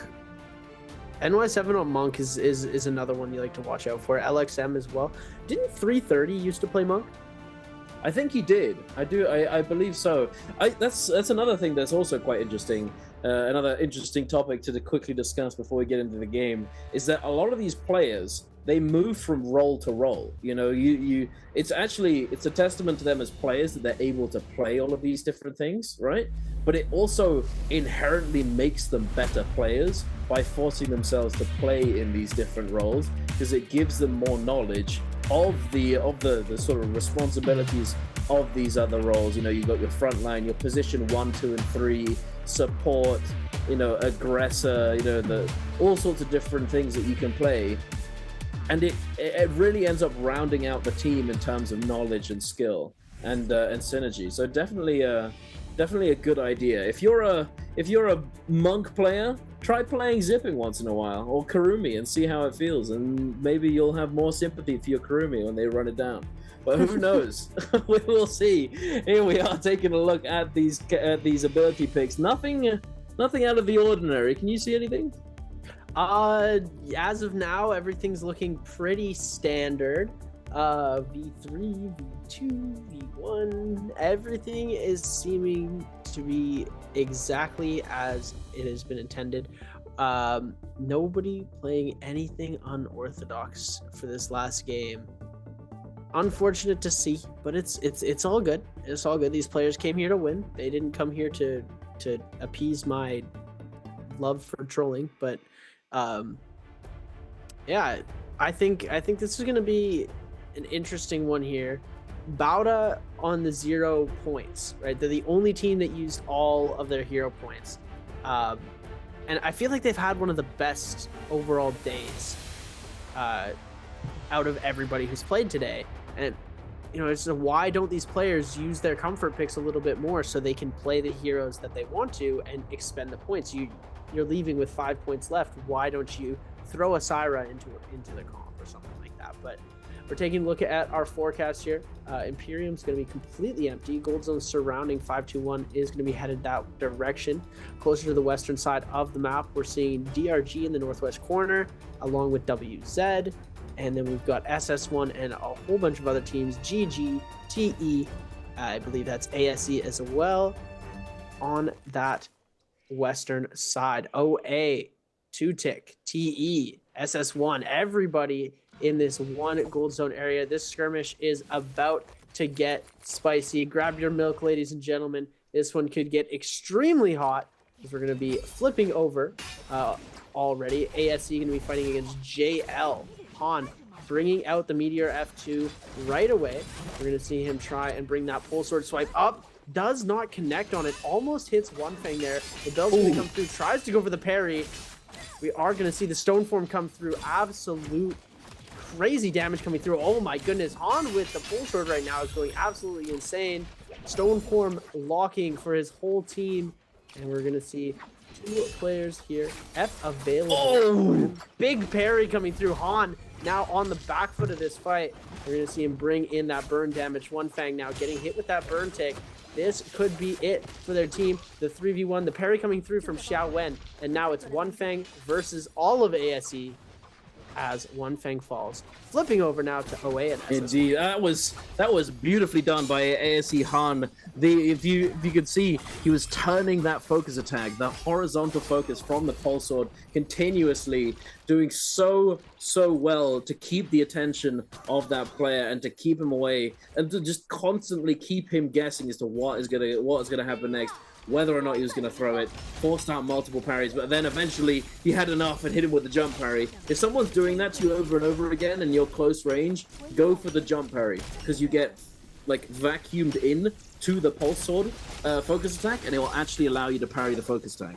But here we are moving on to OUG, and ASE scrapping it out, missed in that Syra ultimate, trying to stagger down this Kylan, and actually managing to do so. Baby Yu getting cut down now. The immortality ending. Jin Yu getting juggled as well off of that parry. And ASE popping off so early into our 6th game of the day. 6 kills under their belt already. DRG on 3, OA on 3, TE on 1 so far. I'm taking a look now at WZ on this composition that is rather unusual with the Kylan, Syra, and Feria. It looks as though they did manage to do something there. I think they did pick up a kill, but having utilized that ultimate on the Feria, they're lacking that defensive cooldown that might spell disaster if they get caught in a bad spot. But I don't believe that they are willing to stick around and sit inside this Moonbane. Bowder do manage to get their resurrection off onto their teammate, picking back up. Sleepy T, get up, it's time for school, we're going out. We're getting in the car, we're getting out of Arcadia. Kakaishi with the Moonbane in pocket. He's running around trying to grab all of the coins so that they can secure that Vulpine essence and get themselves that red soul jade. The Mortal Defiance juiced up to the max, as you described earlier, healing up 1000 HP and giving you damage reduction and knocking people away. Extremely useful, big priority for certain teams. Alliance, off the back of winning, doing a little bit of PvE, getting those coins. Potentially gonna look to try and buy themselves a Moonbane, perhaps, or simply just get themselves their hands on some armor so that they can scale up a little bit later on in the game. WZ, 1 purple armor, Luoye, white armor, not so great, but they do have some good weapons. Purple greatsword and purple staff and purple halberds. Pretty solid. This could be their game, Zeb. It really could, and my question: we get a little peek at their inventory really quickly. I don't know exactly. My map knowledge on Predoria still isn't the greatest for what way they're traveling. But did they steal 3 of the purple coins just so that DRG wouldn't be able to solve the puzzle? So the coins, if a person takes them away from Arcadia, they're gone for a while. But then after a certain amount of time, they respawn. So you can try and grief the team going for the coins, going for the Vulpine essence. However, you can only grief them for so long. If they stick around and continue trying to do it and continue holding their ground and finding the coins, they will eventually get their hands on it as long as nobody else contests them. But you can essentially do that. Yes, it's definitely a strategy. But and then maybe if you come back, you can take advantage of it. But I'm not too sure. But this whole time, the coins have respawned. So when I'm searching the whole place for one, and then I swear I checked this spot and it's there. I wasn't crazy. I was not crazy. GG picking up a quest, trying to get a bit of extra gold to do some shopping, get 330 into purple armor. I believe that would be, the next plan of action here. Maybe get themselves some soul jades. Pampy, Yin, and Ivan pretty stacked up with the weapons. 1 purple armor. Could use a little bit more scale going into this, but they're not looking too bad. 5-2-1 now in the top 10 at 51.5 points. So it's nice to see them there. They have found JL, a team that has not had too much success today. But WZ waiting in the wings as well. This could be a very interesting 3-way fight if this starts to pop off. We're going to be seeing Monk versus 2 teams, 3 teams, because we've also got Bauda waiting in the wings. Looks like everybody's going to keep their distance. Nobody wanting to play this too aggressively. Most people lost their rebirths already, and the teams that already have enough kills to not want to have another fight. But we are going to see Cookie with the rain shots popping over onto 5-2-1. We're going to do a little bit of snowboarding down the little surfing down the Mercury River as we're going to flip over now. OA versus SS1. It looks like it's just rain shots for now. Nobody wanting to get too close and engage. Everybody's scared. The Yangs are starting to spawn now, and this is where these players are going to actually start to rotate on the maps. No one's holding their positions anymore. We're going to see the Yangs start. Spirit Wells are going to start spawning as well. OA looking pretty stacked as well. Everybody's got some decent loot. Nobody's super understacked. And we haven't seen a team yet that's like incredibly overkill yet. Yeah. I think it's when teams are when we're in a game like this where as you can see there's 36 players alive. That means that not a single team has been fully eliminated. Yes, some teams have lost their rebirth, they've lost their extra life, but not a single team has actually been sent back to the lobby yet. So it looks as though what am I watching right now? ASE Han is sort of maneuvering over to this team and just sort of spamming his ADS on the cannon, just essentially communicating, I don't want to fight you.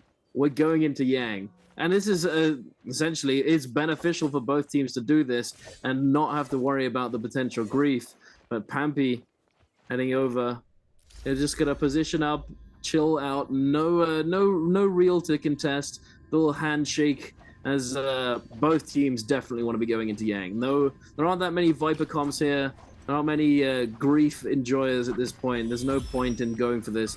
Every single team wants to scale up as best they can and survive until the end game. And that's very telling considering that not a single team has run it back and been fully eliminated from the lobby. But we're going into this run with Yag now. Here we are. DRG versus GG. GG looking a little bit more scaled up. But will that be enough to take down DRG? This is the clash of the Titans here. These are the 2 teams, the OG teams that have been here for so long. I love watching them fight. The competitive energy between the 2 of them is just absolutely insane. We're going to see LXM missing the first 2 grabs. Looks like he misses the next one as well. You're going to see a beautiful tap dodge away. These guys are doing a great job at avoiding getting grabbed. As LXM not able to connect with anything here. Dongqing almost getting grabbed.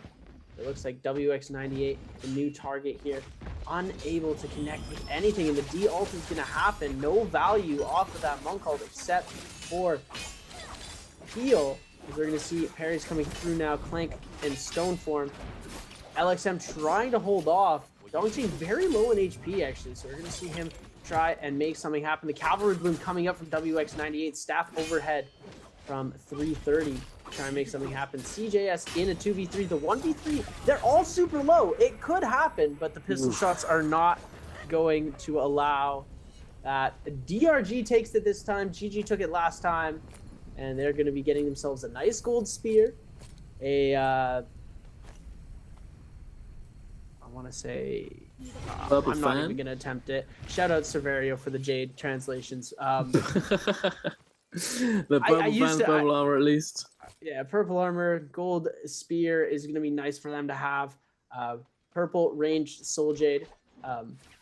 ASE as well, winning their Realm of Yang. 9 eliminations for ASE right now. It's a really good start going into this because they can take a good couple of fights right now. They've got 2 minutes and 30 seconds to get as many eliminations as they can, and we're going to see them try and get aggressive here. While GG and OUG both on that Yang depletion, and what is our other team that we're going to see on depletion?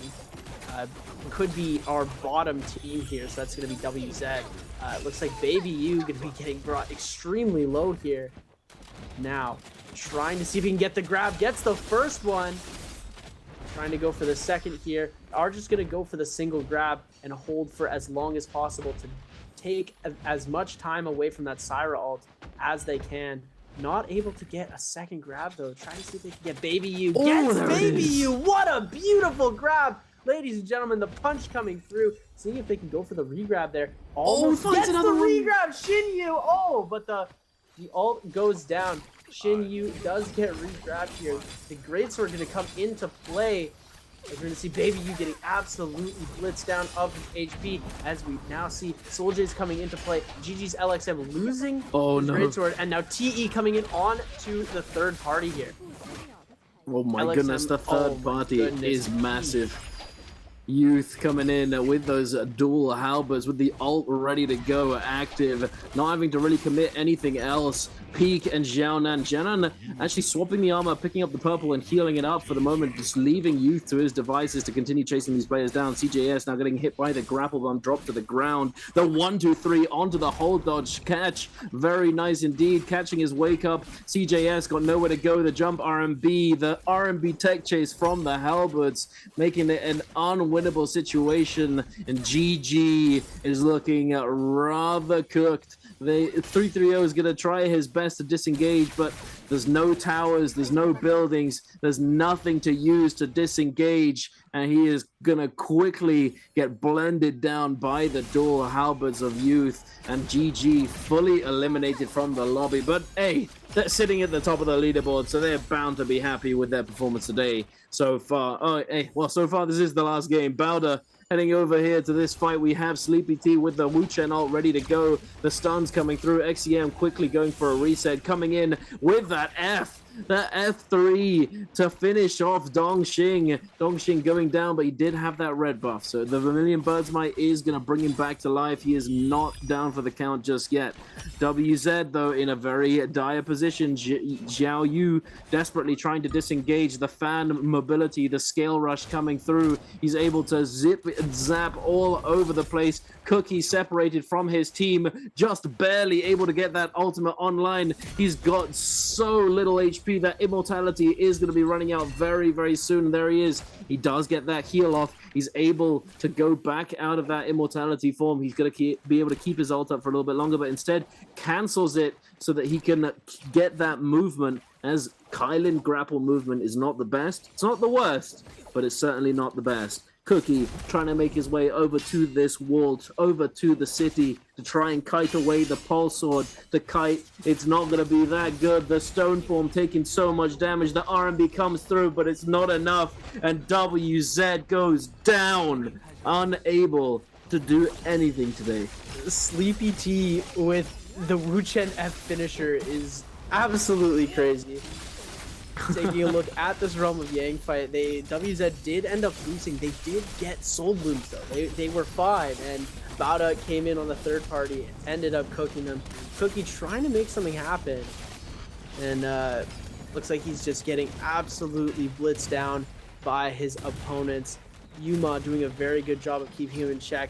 Cookie trying to send some range shots off onto NY7. We've got Luo Yi in the mech, trying to make peel for his teammates, but it looks like the parry's just going to come through on a Cookie. The Cav Bloom into the silence. It just absolutely insane. Goodness. The double stone form, but the amount of damage that goes through is just, oh my goodness, so crazy. And you know, speaking of, we said earlier in the night we don't see Starfall in competitive. The Umod's got Starfall on him right now. NY7 with Varja's grip. Yeah, there you go. Take him away. I can't do the rest. But... Yeah, it looks as though they might be getting that free Yang alliance. Seemingly going uncontested, at least for the moment. We might see a team jumping at the last second. And jumping into the last second certainly is a viable strategy so that the fight will last until later on. And again, the buff, if you win, will last until later on. Definitely an optimal choice if you can make it happen. Speaking of optimal, SS1 able to take down TE's peak at that Yang entrance. Not able to stand tall, eliminated, and it looks as though we do have the contest from ASE onto Alliance. ASE having done extremely well this game, as Alliance doing extremely well in the previous game. 4 eliminations only in this game, but it's still pretty solid nonetheless. NY7 going for that for the Tianhai ultimate. Trying to find these grabs, trying to find something to jump through, doesn't find the knock-up, can't get the grab, can't get the slam. Is he going to be able to find at least something before his ultimate times out? The one grab comes through, Jiao Wen gets slammed. Is there a re-juggle? There is. He goes into the second grab, I believe, but it timed out just before it pulled him in. Jiao Wen cannot move. He's trying his best. The Zai coming in for the peel, making it a little bit easier. He's able to get out of that juggle. The combo break, essentially, he dashes away through all of these players, missed. The engraving coming through, Revenge gets taken down. Jiao Wen is also down for the count, so 2 versus 2, but is looking up for ASE. They're stacked up, they're popping off, and there it is. ASE take down Alliance in the realm of Yang. Comeback story, ASE there. It looked like it was all going in favor of Alliance. NY7 coming out of that ultimate, they were doing such a good job. And Han on the Zai, just what a powerhouse player right now. They've got 15 eliminations after the second realm of Yang, and they're hungry for more. DRG look like they're doing a little bit of shopping. We might get to see some action here right away. Both of these teams do have that Draco Storm, so it looks like they won't be wanting to fight each other. They're going to try and find some other people to focus their energy on. Like we said, when you're fighting somebody in NARAKA, at this skill level, lots of these fights are coming down to the milliseconds. So it's basically a 50-50 chance of who's going to win, who's going to lose. Theoretically, right? And Draco Storm gives you a bonus to tip the scales. So if you're fighting somebody with Draco Storm, it's just evening the scales back up. You want to have that advantage over your opponent. So why would you fight somebody who also has exactly? Have you heard me say this? I feel like I've said this exact same concept a million times. Yeah, well, I mean, I didn't like learn it. No, of course not. It's something that for some reason I feel like a lot of people don't realize. But if you're fighting someone else with buff, who has the same buff, you're just even again. What's the point? Yeah. There's no point at all. I absolutely, you're absolutely right. It is not worthwhile at all, and that's why you see that sort of thing happen. 2 Draco Storm teams bump into each other. Let's just shop. There's no point. Both teams know. You know, there's no use in doing this. You can take advantage of their buff elsewhere, taking down a different team. Exactly, and you know they don't need to be expending resources, ultimates, energies, trying to achieve a goal that could often be turned into a super long fight because of the buffs and made into a third party. NY7 spotted SS here. This could be a really bad spot. NY7 is losing a lot of health. He does get that zipping heal. SS is running away. This could be dangerous here. Going for this all innings for this one Soul Bloom on a zipping who's got so much sustain. Oh my goodness. Get back into the zone. This is stressing me out. Oh my god. OUG's SS just re-healing. Missing the dash is crazy. Yuma. Oh, the parry's gonna come through. SS is gonna go out. They will get the Soul Bloom, but at what cost? I guess they do have the ultimate popped right now from Revenge. The zipping ult giving them a little bit of heals. The Storm Sickness is going to set in though. 1 grapple left for Revenge as well. This could end badly. Yuma is going to go down here. NY7's the only one that needs to survive. He does have that Monk ult, so he can't... Oh my goodness. Oh my god. How did he get grapples? Woo. He finds grapples. This guy is incredibly lucky. As looks like NY7 was able to expend his ultimate to get himself back up to 100 HP, but oh my goodness, Baby U is back to take some revenge on Alliance Revenge. He is indeed. The revenge onto revenge. How dare you do this to my team? Oh, wait a minute. Oh, wait a minute. Oh no, it's going terribly wrong for Alliance. The revenge is sweet indeed. Baby U coming in, the slashes and dashes going straight through, cutting through this monk's armor. He is so unbelievably low now, still in the zone. Makes it out the grapple. No way! No way he lives this. No way he lives this. Comes Oh in no! active. Okay. Okay, I was gonna say, surely not. That would have been insane if he'd made it out alive. Like, where's the grapple check from everybody that was right next to you 2 seconds ago? Yeah, exactly. How are they gonna let this happen? But look at this bank that he's got for himself. He picks up the double rebirth charm. He's got 2. He's gonna be able to bring back both of his teammates. It's not over just yet for OUG. They're coming in and they're gonna try and dominate this end game. It's not gonna be easy though, considering how stacked up the rest of these teams are. SS1. Oh, baby, you died. Edge of this. Oh no. No, no. Okay. All right then. Ignore what I just said. All Feels of that bad. for nothing. Oh my god. That's so unlucky. Oh my goodness. This is the second game in a row where we've seen a Spirit Well right by the no ult zone, like intersecting it. Nobody going for this one, I guess. Spirit Well buff is Draco Storm. Nobody has opted to take it. Pampy. 5-2-1, 1 elimination on the board. Somewhat stacked. I mean, ASE has done the majority of the eliminations. This game. 15. Light 15 before endgame. A light like, 15. DRG is stacked right now. They're looking really That's strong. a Juggernaut level 5 for Kakashi, Yeah. by the way. That's a That's gonna Juggernaut hurt. level 5. Syra's ult, it doesn't do like bonkers damage, but it's certainly gonna do bonkers damage with a level 5 Juggernaut if he's got the other attack jades to fully stack it up. 32% extra attack with fully stacked Juggernaut, fully stacked attack. That's gonna hurt. That is a high-powered laser right there. But we'll see. Oh, wait a minute. They still haven't grabbed it. SS1. They are buff maxing right here. They are absolutely greeding for this. They want to wait until the very last possible second. What, guys? Come on. You're just teasing us at this point. Just take it already. There we go. All right, SS1 finally taking this Draco Storm. I'm going to be heading over to where all these other players are stacked up, ready for this end game. And SS1, they're coming in. They are going to be they're going to be able to dictate the pace of this very, very easily, as Draco Storm at this point in the game is very hard to overcome. That's why these late game Spirit Wells are so impactful. And they're probably going to be able to dominate this next upcoming Spirit Well with ease, as no one's going to be able to contest the Draco Storm. Oh, the Moonbeam! Oh my goodness, no way. Not again. Not again. Guys, come on. What did we learn? They're still in the bush. They're still in the middle of the bay and in the bush. Look at that.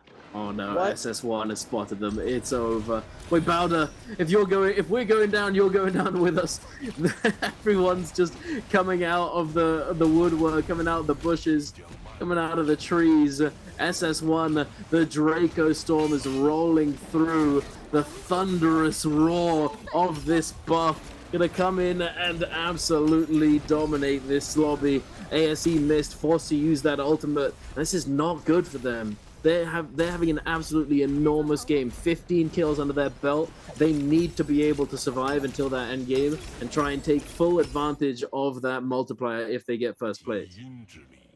They're doing a good job surviving right now. They did bring that back a little bit, but the if they would have gotten triple baned right there, like that's a like, I'm sorry, I would not stop laughing until broadcast ended. It is just once is crazy, twice is like, okay, something funky's going on, and 3 times we get a team wipe from a Bane. Like, that's like we'd have to indict Moonbane into the NARAKA Hall of Fame. It would have I think to it already happen. is, to be honest. The number of I wonder if there's a stat out there how many times Moonbane has killed people. I want to know if there's an actual stat out there. It's definitely in the thousands. Definitely in the tens of thousands.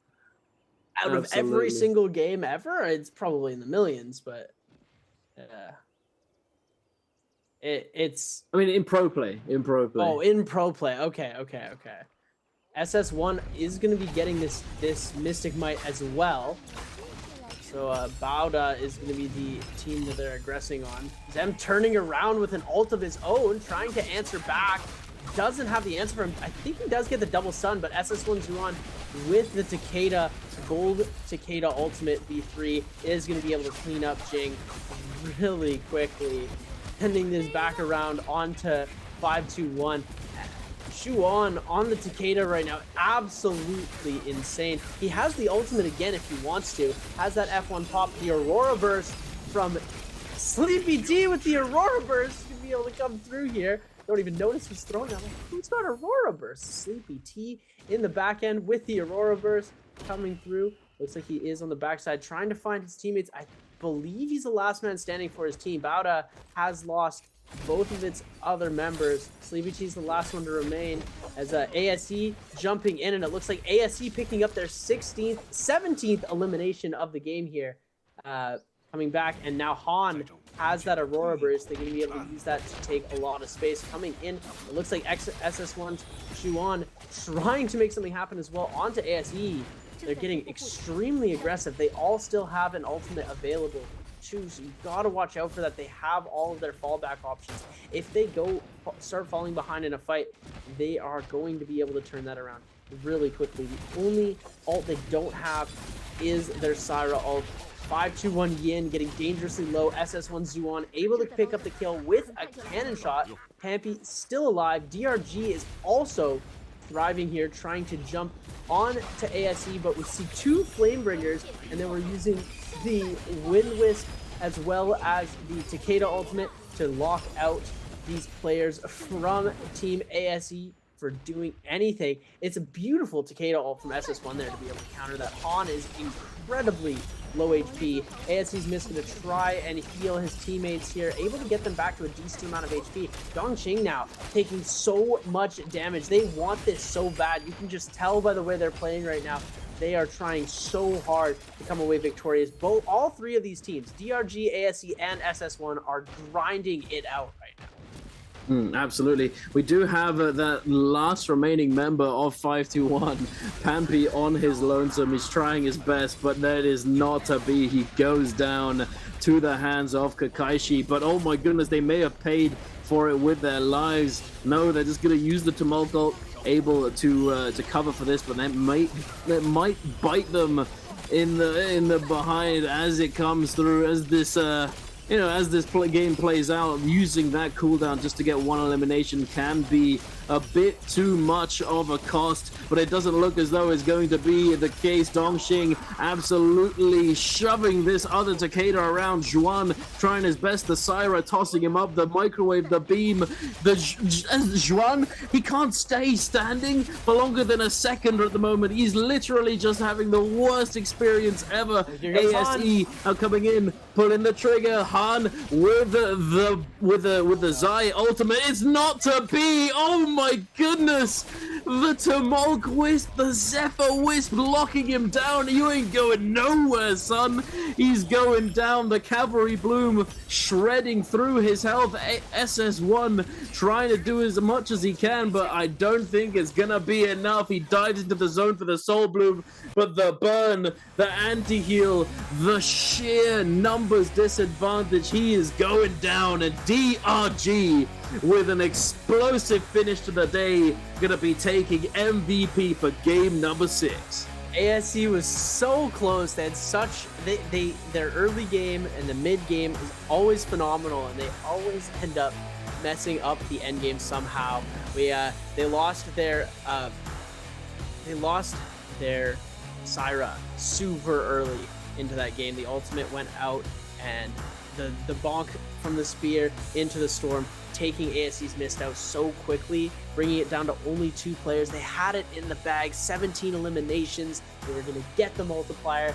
It's unfortunate. They still had a phenomenal day, 108.8 points, plus a couple more for placement after when we get these total calculations. Phenomenal day for ASE. It would have been great to see them win, but DRG definitely deserved to come out victorious. SS1 was a brutal force to deal with in that final circle. It could have gone either of the 3 ways. Like, they were all powerhouse fighting each other, and it was mirror match. It was the Takeda would go low, the Syra would heal, the Syra would stun, then the Syra would heal, and the other Takeda would go low, and Syra would stun. The concentration that takes to be able to keep that up, attack, heal, bring it back around, stun, and at the end of the day, DRG was able to come out on top of there. It could have gone any which way though. DRG fought extra hard. ASE's Han, when he came down there with the ultimate, I was like, oh, this guy, he's gonna be able to come through, just burn damage onto everyone.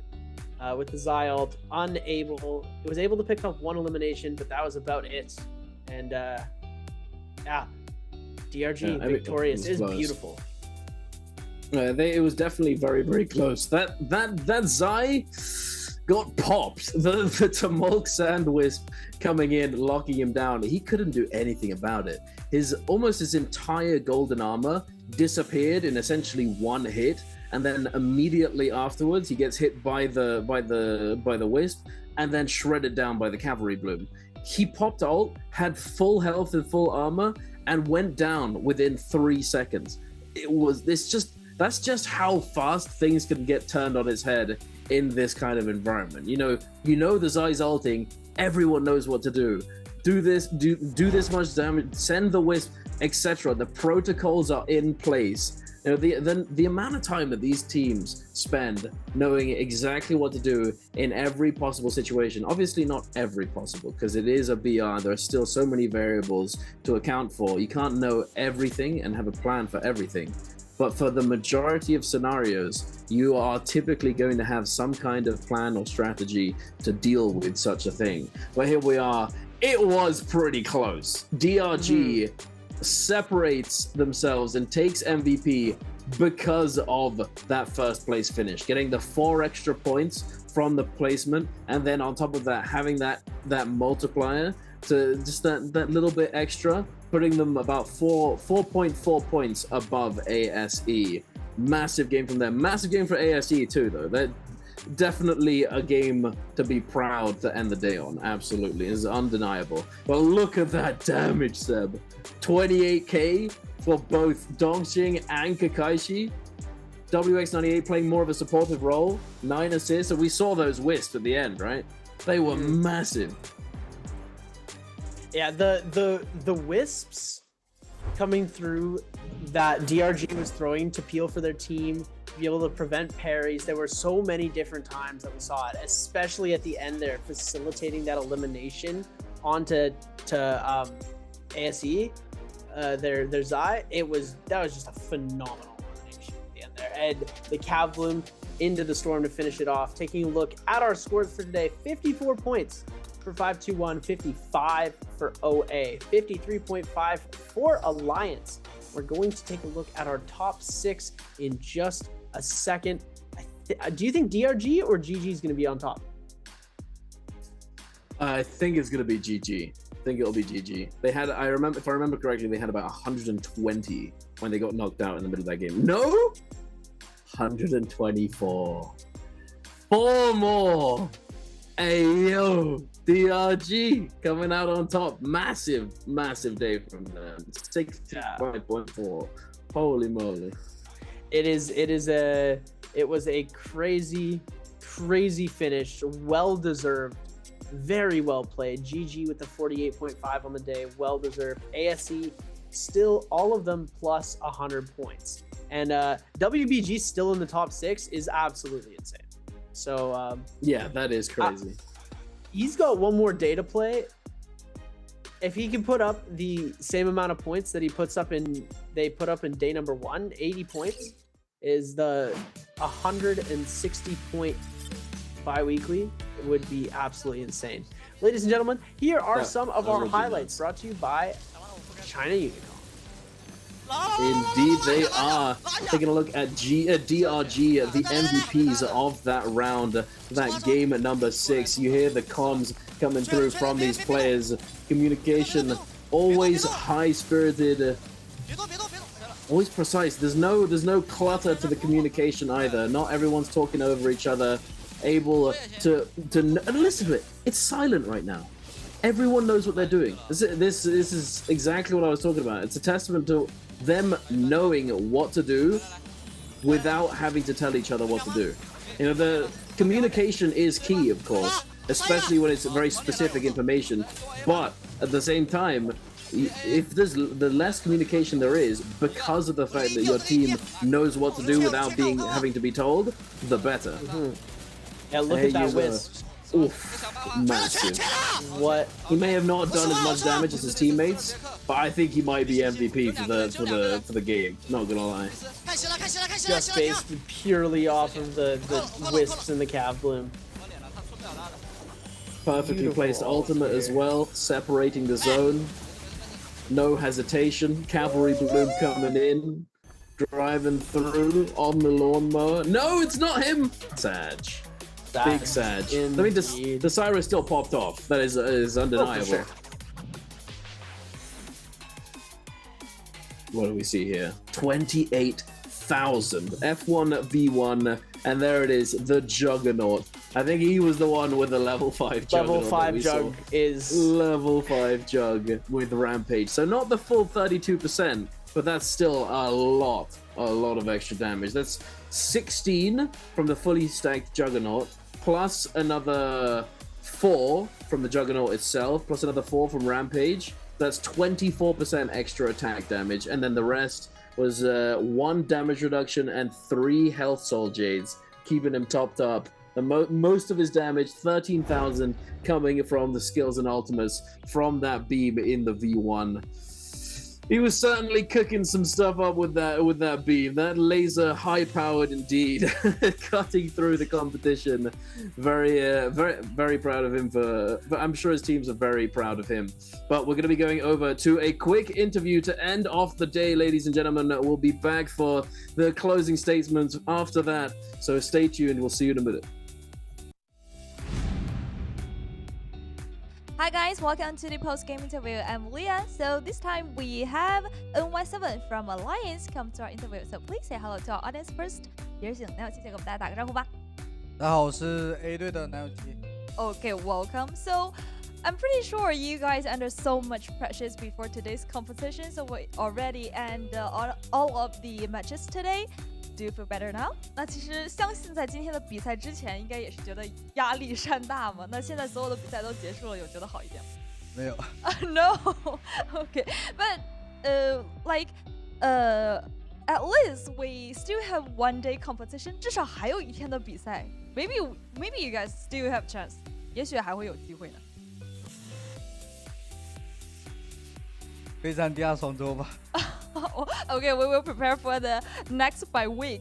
Well, so before this today's competition, after the last day competition, did you guys maybe think about or discuss about what kind of problem you have now? 那其实，在今天的比赛之前，或者说是在前一天的比赛结束之后，有没有私底下去复盘去讨论，觉得现在的问题在哪里？有复盘啊。是怎么是说的？就状态不好吧，就感觉休赛紧张到不紧张，就休赛期没怎么去做调整。Maybe it's because of during the holiday we didn't do much about the training. So when we move on to a new seasons, we feel it's not ourselves now. Okay, let's move on to our answer for treasure, please. So this time our question is, how many times did the Alliance NY7 choose Tianhai today? A2, B3, C4, B5。那我们这次的问题是，今天南永期一共选择了几次天海这个英雄呢？也是请南永期给我们倒计时一下 ，Please count down the time。英文。3, 2, 1。Okay, screenshot everyone. And what's the answer? 答案是什么2次。The answer is A. Well, let's talk about something out of the competition. 那我们也是谈一谈比赛之外的事情吧。So we heard about the boss of Alliance said if anyone wants to buy NY7 from Alliance, they will absolutely say no. Do you know this? 那其实我们听说啊，A 队的老板说，任何人想要把南友期从这个 A 队买走，都是绝对不允许的。你知道这件事情吗？我有耳闻。I heard about a little. How do you feel about that? 那其实听说了这个事情的时候，心里面是什么样的感受啊？开心啊！被认可了吗？ I feel really happy. Also, I think my boss pays very high attention on me. Well, how do you think about your position in your team? 那其实自己看来，自己对于自己的队伍在里面是一个怎么样的定位？核心吧，因为基本我们的阵容都是围绕着我去定的。Because now all the combination we have were like all surrounded by me. I'm the key of all the combination. Wow, that's so cool. So, what's your goal for this time's principal? 那对于这一次 A 队的目标是什么？这个赛目标肯定大家都只有一个嘛，冠军。但现在还是要好好先调整一下。Yeah, I'm sure like all of us are our goals are the same. We want to get the champion, but we still need time. Okay, it's just the beginning of the season. 那其实这也只是一个赛季的开始，仍然有很多的时间给你们去调整，努力的找到自己的状态，好吗？Okay, just good luck for you for the following all the game in Spring Split. That's all for the interview. Bye bye, everyone.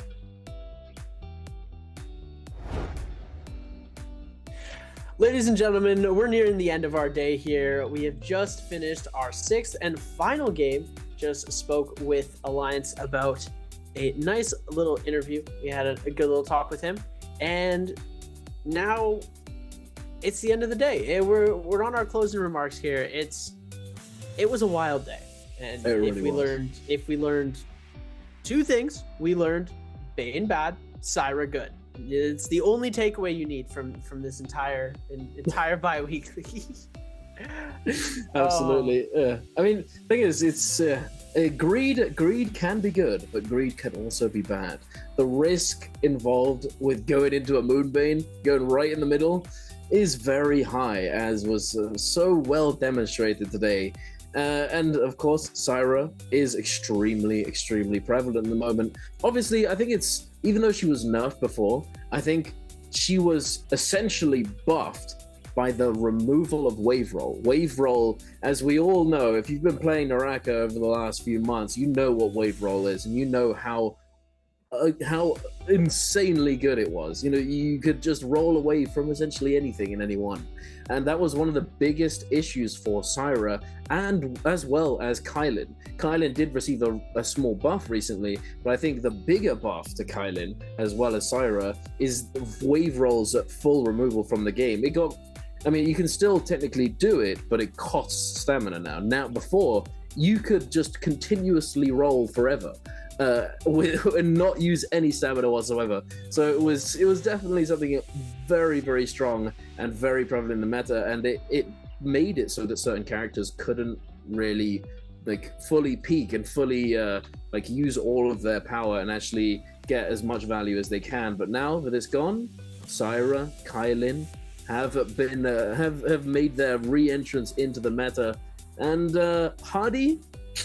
Sadly, Hardy, the nerf to Hardy was just a little bit too much, I think. A little bit too much for him, but I think that Hardy is the kind of character that it's very difficult for there to be a middle ground. You know, if you buff him, he's going to be overly strong. If you nerf him, he's going to be overly weak. So it's very difficult. Perhaps they'll find a way to bring him back in without essentially putting him into the S++ tier again. Well, it's like he had dragon wings, and now he's got like chicken wings. They need to find like, I don't know, some like eagle wings, you know, in the middle. Yeah, maybe something like that. Something that somebody said the other day was actually keep the fact that he can't heal an ultimate with the Vitalia and Armor Pounders, and instead give him a siphon whenever he hits somebody with a triple charge. So you can still use it aggressively, you can use it defensively, but you actually have to risk going in and attacking someone and landing that hit to be able to regenerate your HP. And I think it might actually be the answer, but it's hard to really say. I'm sure they're cooking something up over at NARAKA HQ though. I'm sure they're finding something, but we might not see it for a little while, as there's a lot on their plate right now with the new season release. Yeah, well, speaking of Hottie, at least we did get to see a beautiful F1 yoink kill. Yes, we did. Yeah, in our first game today, we got to see that. It was the only Hottie play that we have seen all Nbpl so far, but it was phenomenal. Definitely never gonna forget that one. And wow, like it's crazy to going like Hottie was a #1 pick in solos and duos, or solos and trios for so long. He's just at the top of the charts and just completely missing from this season's meta. It does feel like there is something missing, but with the addition of Syra, like there already is something flying around that you have to worry about. Yeah, so exactly.